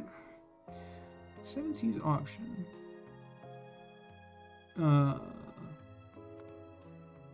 Tessa Navari? Yes, because she was the one in the auction. So she was outbid by Mumadi da Silva for the statue from Lemuria, and so decided to steal. It's rough. This is a testament to the issue that I have with this game. Well, both of them really. That like the word pool has to contain both steal and stole in order for this to work correctly. Like, that's uncomfortable.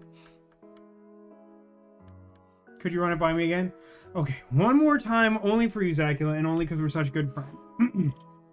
At the 7 Seas auction, blank blank was blanked by blank blank for the blank from blank, and so decided to blank it instead.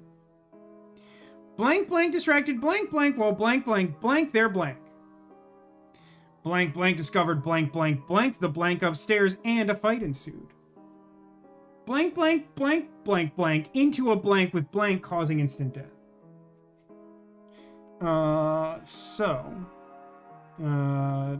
Tessa Navari distracted Erwin Bogart while Robbie Froberg. No, wait, she took the keys, right?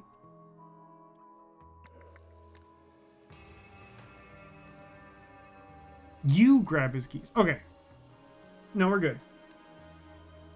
Robbie Froberg stole their keys. Also, pronoun game, just so you don't get a clue about who got blanked.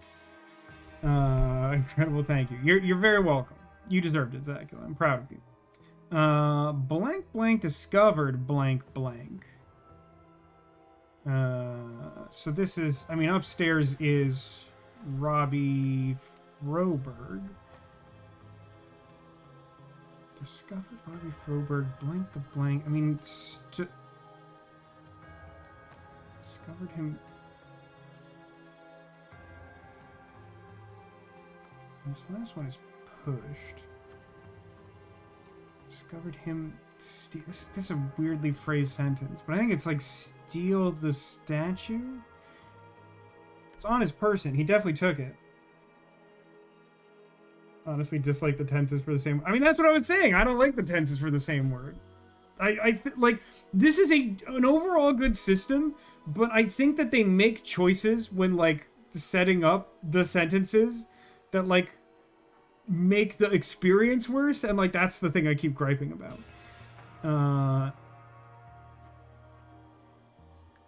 We're also doing the voice command of the command voice again.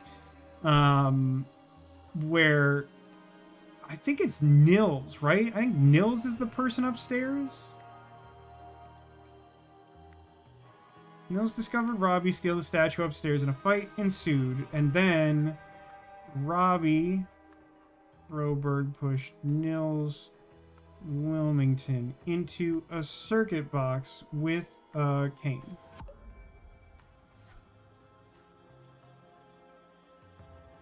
Navarre was outbid by Mumadi da Silva for the statue from Lemuria, right? Decided to steal it instead. Tessa Navarre distracted Erwin Bogart while Robbie Froberg stole their keys, right? Nils Wilmington discovered Robbie Froberg. I mean, is it stole again? Unclear. Statue upstairs in a fighting suit. Robbie Froberg pushed Nils Wilmington into a circuit box with a cane, causing instant death. I mean, that happened. I'm pretty sure it's Nils. If it wasn't Nils, I'd have more incorrect. But like, he's got them keys. He's got them keys. That's that guy. Those like those. So outbid the statue. Decided to steal it. Tessa distracted Erwin. Oh, Robbie stole their keys. Right? Nils discovered Robbie. It's a bad blank, man.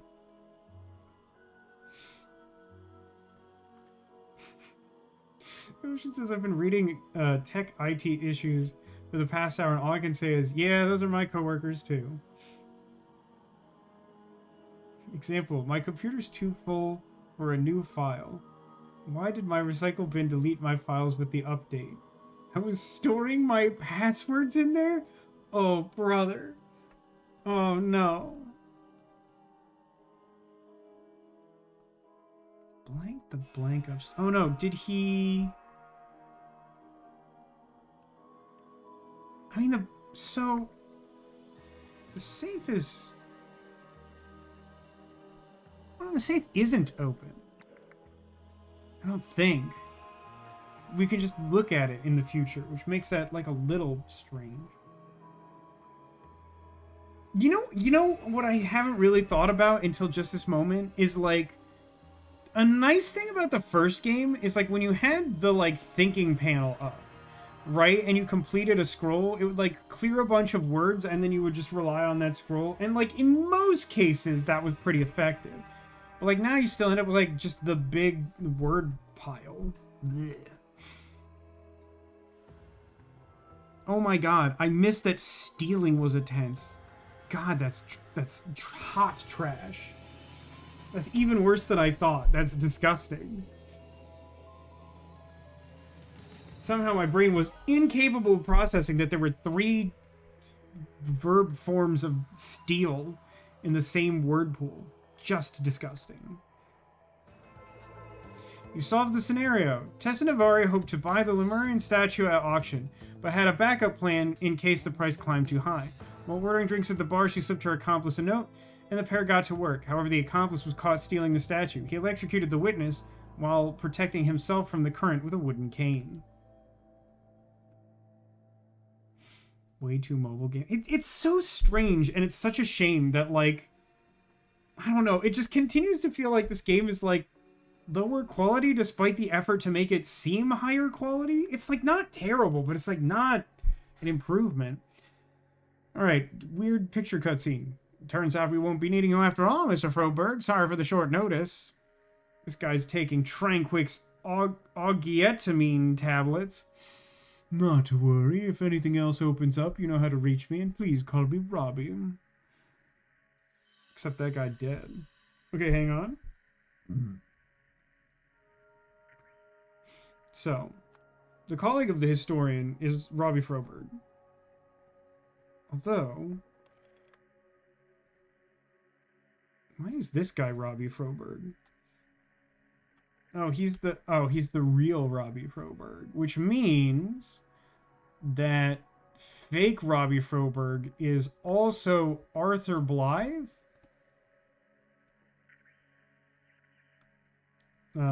Also, this lady's name is Tessa Navari. Notice the name he used at the cinema was also Augie Tamine.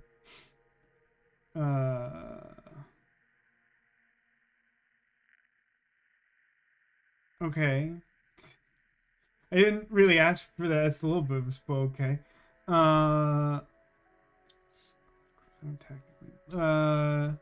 The weird lady. The weird lady has got to be Tessa. Because they're working together to do... Why did they need all the weird little artifacts?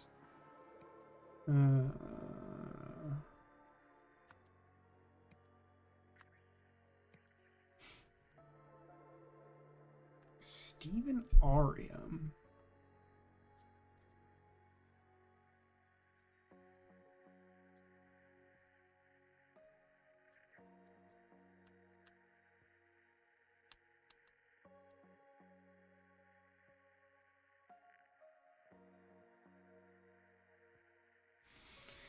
I mean, it can't be Arthur Blythe.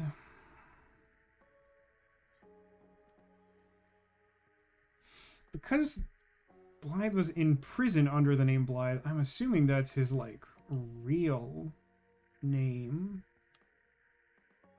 But, like, someone else sent him this. It was someone with the Foundation, right?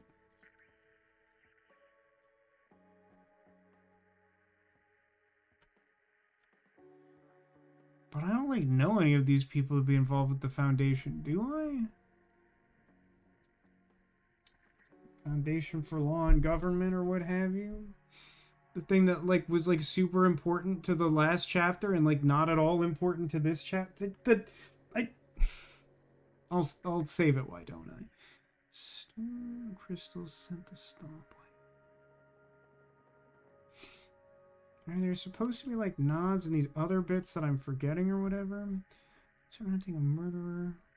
Formerly worked at the Museum of Lemurian History. Fatally stabbing a colleague who caught him stealing artifacts. It seems fitting, that guy. I think that's the guy. Makes you think you'll succeed when no one else has. This does not seem helpful.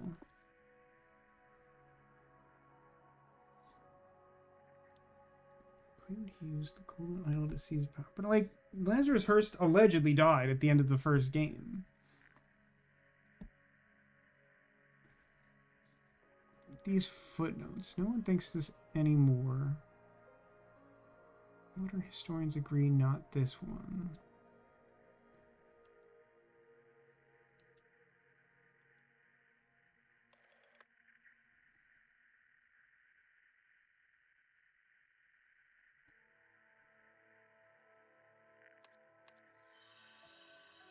Oh, there's also that. Blank blank wanted to blank the mystical blank of blank blank from its blank. Blank blank arranged blank blank's prison escape because he knew the blank of the blank. Blank blank and blank blank worked together to blank all blank blank. For the final one, at the auction, blank blank resorted to blank. In the end, blank blank tried to blank the blank from blank blank, which resulted in blank blank's death. That tracks. That, yeah, okay. They wanted to reassemble the mythical golden idol of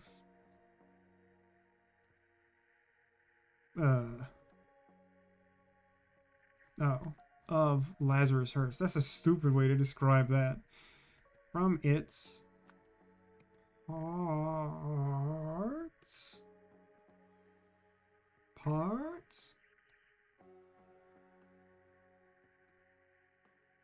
blank blank arranged blank's prison escape because he knew the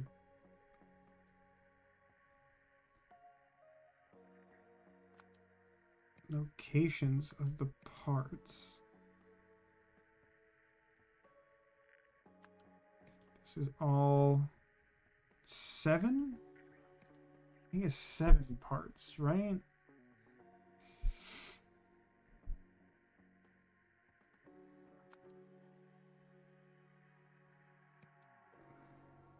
Blank and blank blank work together to blank all 7 parts. For the final one at the auction,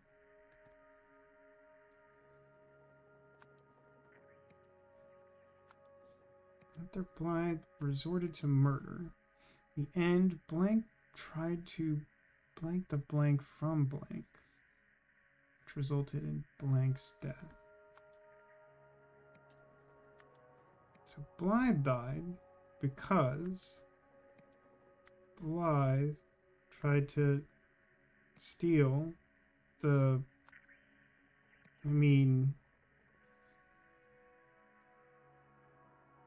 golden idol, I get. They really want me to think that thing is the same idol from the first game. I'm going to lose my mind. That is very irritating. What's her face? Tessa Navari.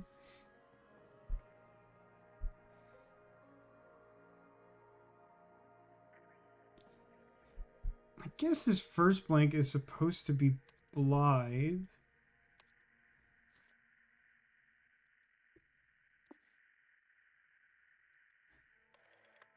Feels like the tableau sort of points to this being his vibe or whatever.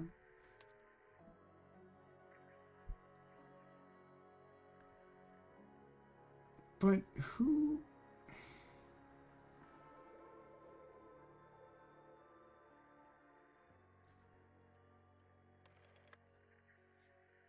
Wasn't Blythe in prison? I don't understand who freed Blythe from prison. Because I feel like Blythe is behind, like, most of this.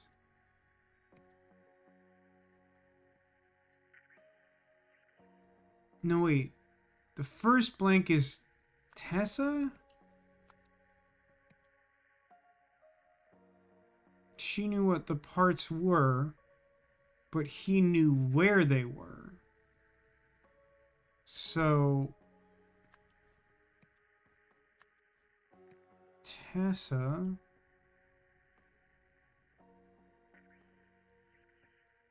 Oh, Stephen Aria is like an anagram of Tessa Navari.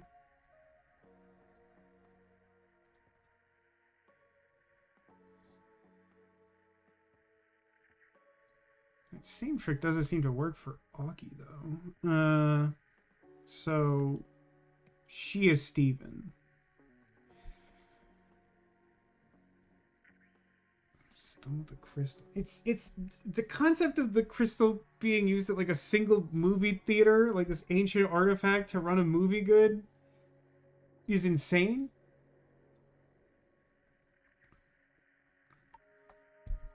Dungeon says, I get moving windows around can be a good thing, but if your space needs exactly X space, maybe fixed positions aren't that bad.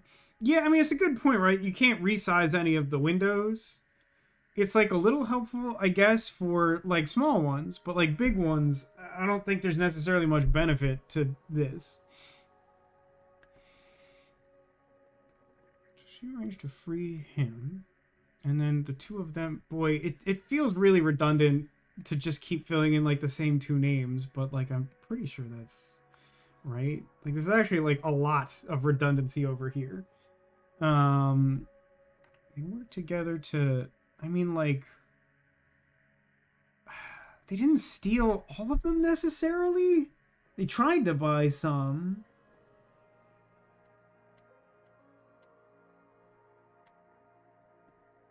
I think it was implied that the last one was different. Incorrect. Okay, steal. I don't... I feel like they demonstrably made an effort to buy at least one of them. So I feel like that's a little vague. Hating the overlap. Yeah, I mean, it's not great. Unfortunately, not much I could do about it. It's 2 or fewer incorrect. Tessa Navari wanted to reassemble the golden idol of Lazarus Herst from its parts. I don't think owner fits in any of these, does it? Think so. Tessa Navari arranged Arthur Blythe's prison escape because he knew the locations of the parts. Tessa Navari and Arthur Blythe worked together to steal all 7 parts. Is it not 7? I think the answering machine message said 7. Final one, Arthur Blythe resorted to murder. And then in the end, he tried to steal the golden idol. I guess technically...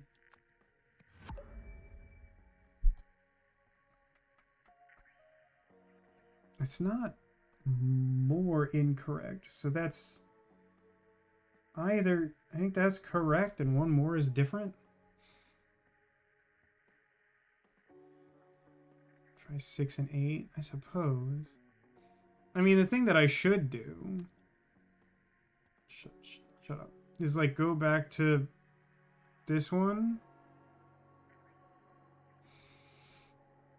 Part of me likes that this game gives you an incentive to revisit them when they're finished, but like it's also like kind of inconvenient, so I don't know about that.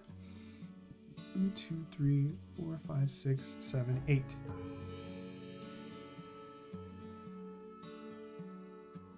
Like the other 7. Like the other 7. The answer is 8, and I think that's actually it. I think I now have it correct other than that. Like the concept behind the meta puzzles, but the engine kills it. I think that's a fair observation, because like any additional loading time in this game like runs a non-trivial risk of crashing it. And that's obviously not ideal. That was like the same problem I had with the stupid who flies around in a rubber diving suit, it's Batman thing. So I had the right idea, I just had to fact check it, that's fine. It should be near instantaneous. Yeah. I mean, it would certainly be nice if you could access everything more conveniently. So stole the crystal. I mean, I guess it's just him by nature of the fact that like those two did everything, right? Yeah. Okay.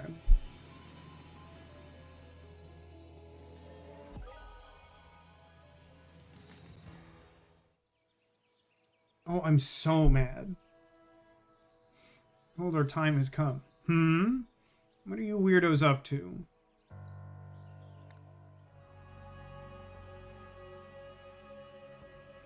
Oh, I'm just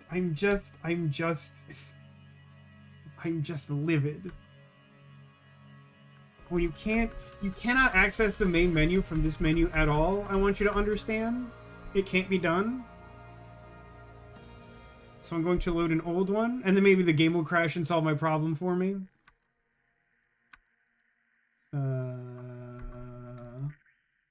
I beg your pardon? How do I leave the video game? What on God's green earth? Yeah, it turns out the main screen is going to be quieter if I turn the master volume down, because that's the only thing that has that volume in it, huh? If you've ever played Hotline Miami, imagine if each death took 20 seconds to redo. Even 10 seconds or 5 would be too long. I'm like a little familiar with Hotline Miami, but like, yeah, I understand that that's like real fast gameplay that you just like sort of run in and stuff happens and you just start over. Yeah, if you had to wait like 20 seconds, like the game would not be liked. Like it's actually a really interesting point, right? That like the game would largely be the same, but that amount of delay in like player input would like make people hate the game, like the exact same game in all other ways, which like I think is part of why this game is upsetting, and it's probably too strong a word, but like, you know, the lag time is bad. Like the user interface that they put so much work into feels like it's like technically more like interactive, but it like feels worse to me. Also, I cannot stress enough how annoying it is that they want this like chubby little pointy-eared like demon idol. They want me to think that's the same golden idol that's pictured like 10,000 times in the first game as like a tall, like lanky cylinder man. Like that's just not the same design at all. Load times are huge in any game where restarts happen a lot. Bloodborne had terrible load times on release. Oh, I don't think I knew that. Or at least I don't remember that. I don't know. It's really interesting because like on a similar note to the like, if you just like take a regular game and like make one aspect of it worse, you can like completely ruin the whole thing. Like the gameplay is overall very similar to the first game. Like the user interface is different, but the overall game is very similar. And yet so many little decisions that differ between Rise of the Golden Idol and Case of the Golden Idol make this one like way worse for me. Like it's not a terrible game, but like the first game was like so snappy. Like the storytelling was really well paced. A lot of the mysteries felt like they hinged on like more clever discoveries. like sometimes, yeah, it felt a little tedious or redundant to like establish certain character names or what have you, like repeatedly. But like, I don't know that I think it's a better solution to have everyone just sort of like announce their name when you see them in every case. I don't exactly know how to like frame it, but like it's somehow the same game and it's somehow like a lot more annoying. Um but yeah, like the meta puzzles in concept are totally fine. I agree that I don't think the engine supports it well. I mean, honestly, even if it was more even if that was somehow more like the epilogue to like the main game of the Case of the Golden Idol, where like you solved everything and then it just kind of like took you to a room where like you would just like put the stuff together, it might work better. But yeah, how would you access the information? I don't know. I mean, part of me thinks that just like the cork board should have like the information you discovered already to an extent that you like wouldn't need to access any of it. I don't know. It's interesting. It's surprising to me largely because like I feel like I've heard good things about Golden Idol. I guess I've heard like nothing about Rise of the Golden Idol. Or at the because like I did one Google search and the consensus seems to be it runs like piss, which is my experience is it runs real bad and the audio is not good and the lag is borderline unforgivable. But like I don't know, the game also just like is a little worse. I'm definitely interested to see, and this like I posted this in my like Blue Sky post, like anyone reads them. But like I've been interested to see if like the changes to the game from the previous one allow for something new and exciting that like justifies like reconstructing the game in the new engine and like making it so fiddly and run bad. But like so far I haven't seen it, and like the longer we go, the less confidence I have about it. But like also I just like I don't think it's as simple as the fact that like the first game followed a linear timeline, so like you could have these like instantaneous like gratifying discoveries of like, oh shoot, like this guy who like we followed his story, like he's dead now, like what happened here, and like stuff like that. And like trying to like conceal their identities by like calling them these like fake names, and then like I think in like both chapters we've sort of moved around in time in a way that didn't feel like necessary to like advance the story. But like also like I was saying earlier, like it feels like there's a strong choice that for like most of these individual scenes we're not looking at a particularly exciting moment, whereas the first game was very fixated on watching like moments of death or like significant crime or whatever. And like I don't know, I think that just like natively made solving the scene and what happened more exciting than we've seen in like a lot of these situations. Looking into it, it's Godot's ability to handle multiple windows. If there's few or one, no issue, but this game has a lot of them in preload. Oh, that's interesting. So like in order to be able to like toggle them quickly for like the space bar thing or whatever, like they're always kind of there. Yeah, that makes a lot of sense. That's like having like 10 trillion tabs open on your browser and then it's like running like garbage and you're like, why? Interesting. That's interesting. I don't know if we can blame Godot. Slay the Spire 2 is made in Godot. No, but it's a valid point that like if you take a system that works good and stretch it to its absolute limit in a careless way, like that's still like a problem, right? Yeah. Like more about the dev's ability to optimize in Godot. Like maybe you even could like take this weird system of the many windows in Godot and like find a workaround if you're like really clever. But like it just seems like they took a really like front door strategy that causes the game to crash a bunch and run badly.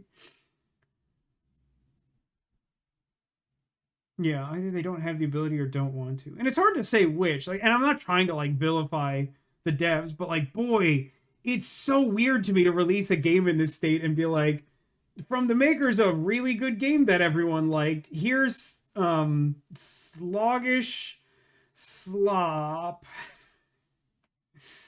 Um anyway, it's late. This ran a little longer than I intended, but I think it made sense to push another like 10 minutes to get to the end of that case. But like, boy, I definitely had to talk about that idol a little bit. I mean, yikes. I'm really upset about how the idol like looks different, but like the implication of the text is that it's supposed to be exactly the same. Even though I feel like that earlier like fake cutscene showed a more regular idol being put on that shelf and not like a weird little gremlin or something. Like there's definitely something weird going on, and like maybe the plot will explain it, but like in this moment in time, they definitely seem to be suggesting that like they're specifically trying to recreate the golden idol as we know it, but it looks weird and is clearly different. I mean, maybe the notion is just that like something from the little gremlin guy is a component in the way that like all those little golden bits are a component, and it's not the entire statue, but like on her blueprints in her safe, it suggested like the whole thing was needed. But like, man, I mean, it's if you remember the time that we went and saw the movie Gaslight in theaters together, it's kind of like what was going on in that story where they tried to convince someone of something that wasn't true. Um, because like it just feels really weird, particularly because like it's not as though the golden idol isn't depicted constantly in the case of the golden idol. So like it's really well established what it looks like. So if you make like a small tweak to the design for the new engine, it's sort of like, okay, it's a little different, but I get it. But if you make it look like a completely different thing, it's really confusing. And as a matter of personal taste, one last comment. I am still not a big fan of the fact that we've gone through 2 chapters and like yes, the last chapter was like about the golden idol in the sense that like people are making a golden idol, but like I don't know, the first one was like so intriguing like right away, and that like, is it magical, is it cursed, is just possessing it cause bad things to happen to you, is it just that people want the gold, like there were these like implicit questions that like were intriguing. In this game it's sort of like, crime happened, are you interested in the crime, and I'm like, no, and they're like, okay, how about more crime. Yeah, I guess I hope it picks up soon too. Anyway, let's start wrapping it up. Somewhere in this room behind me, among my plush decorated friends on display, I've hidden some number of Squirtles. Locating a Squirtle hidden this way is, of course, an omen of good luck for you in the coming days. If your days are going anything like mine, I'm sure you could use it. So take a moment and look around and see if you can figure out where a Squirtle might be hiding.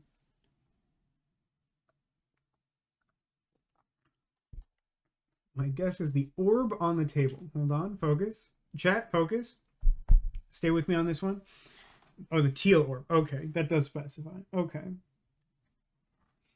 It's been a quiet final segment of stream chat, so I'm thinking I'm not going to catch any more. But if I spot any other last minute guesses, we'll go for it. But it's late enough that we'll just pick it up. So we'll start with the teal orb, as it has been prophesized. This is actually a small squishmallow dragon. They have the snouts and the horns and the dinosaur ridges and the little wings. It is hiding another orb. You're correct. This one is pink. This is a pink orb. It's known as Jigglypuff. I really like the sitting cutie Jigglypuff. It's very cute. I am completely unable to decide if I like. They have I kind of like the polka doll designs in general. Not all of them are good, but there's a polka doll Jigglypuff that's like a little uncanny, and I kind of like it, and I kind of hate it, and I haven't bought it, and I don't know if I want it. Okay, what else? We had a guess of Donut Dragon, who does have a Squirtle, to be clear. But just to demonstrate, so this is a donut dragon, and this is teal dragon.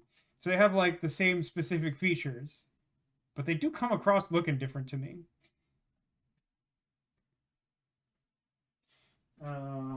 And also, behind our honorary pirate, our hat-wearing hamster, is Polka Doll Squirtle. Specifically, the Squirtle from that plush line I was just talking about. 14 in a row, never be this lucky again. Buy a lottery ticket, sounds sick. By the way, the theme was things holding things. So this sheep holding an egg, this Evie holding a present, Eve holding boot. I thought people might just go for snack, thinking that I delayed the donut thing. So like I put out like ice cream and bread and waffle, but indeed it was just holding anything. So I also put out holding heart, holding egg. Can I offer you this sheepy egg in these trying times? Cool. That'll do it for this installment of Rise of the Golden Idol. This game is a trip. It is something. We'll be back next week with more. At the moment, I still plan to finish this, but I do sort of agree with the sentiment that I hope it picks up. I feel like part of me wants to like really go into like an analysis at some point of like what makes these games different. There's something fascinating and frustrating about it, but we'll unpack that as we go. Thanks everybody for watching. Thanks for being here. Thanks for being you. And I hope to see you again soon. Until I do, take care of yourselves and remember that you are clawsome.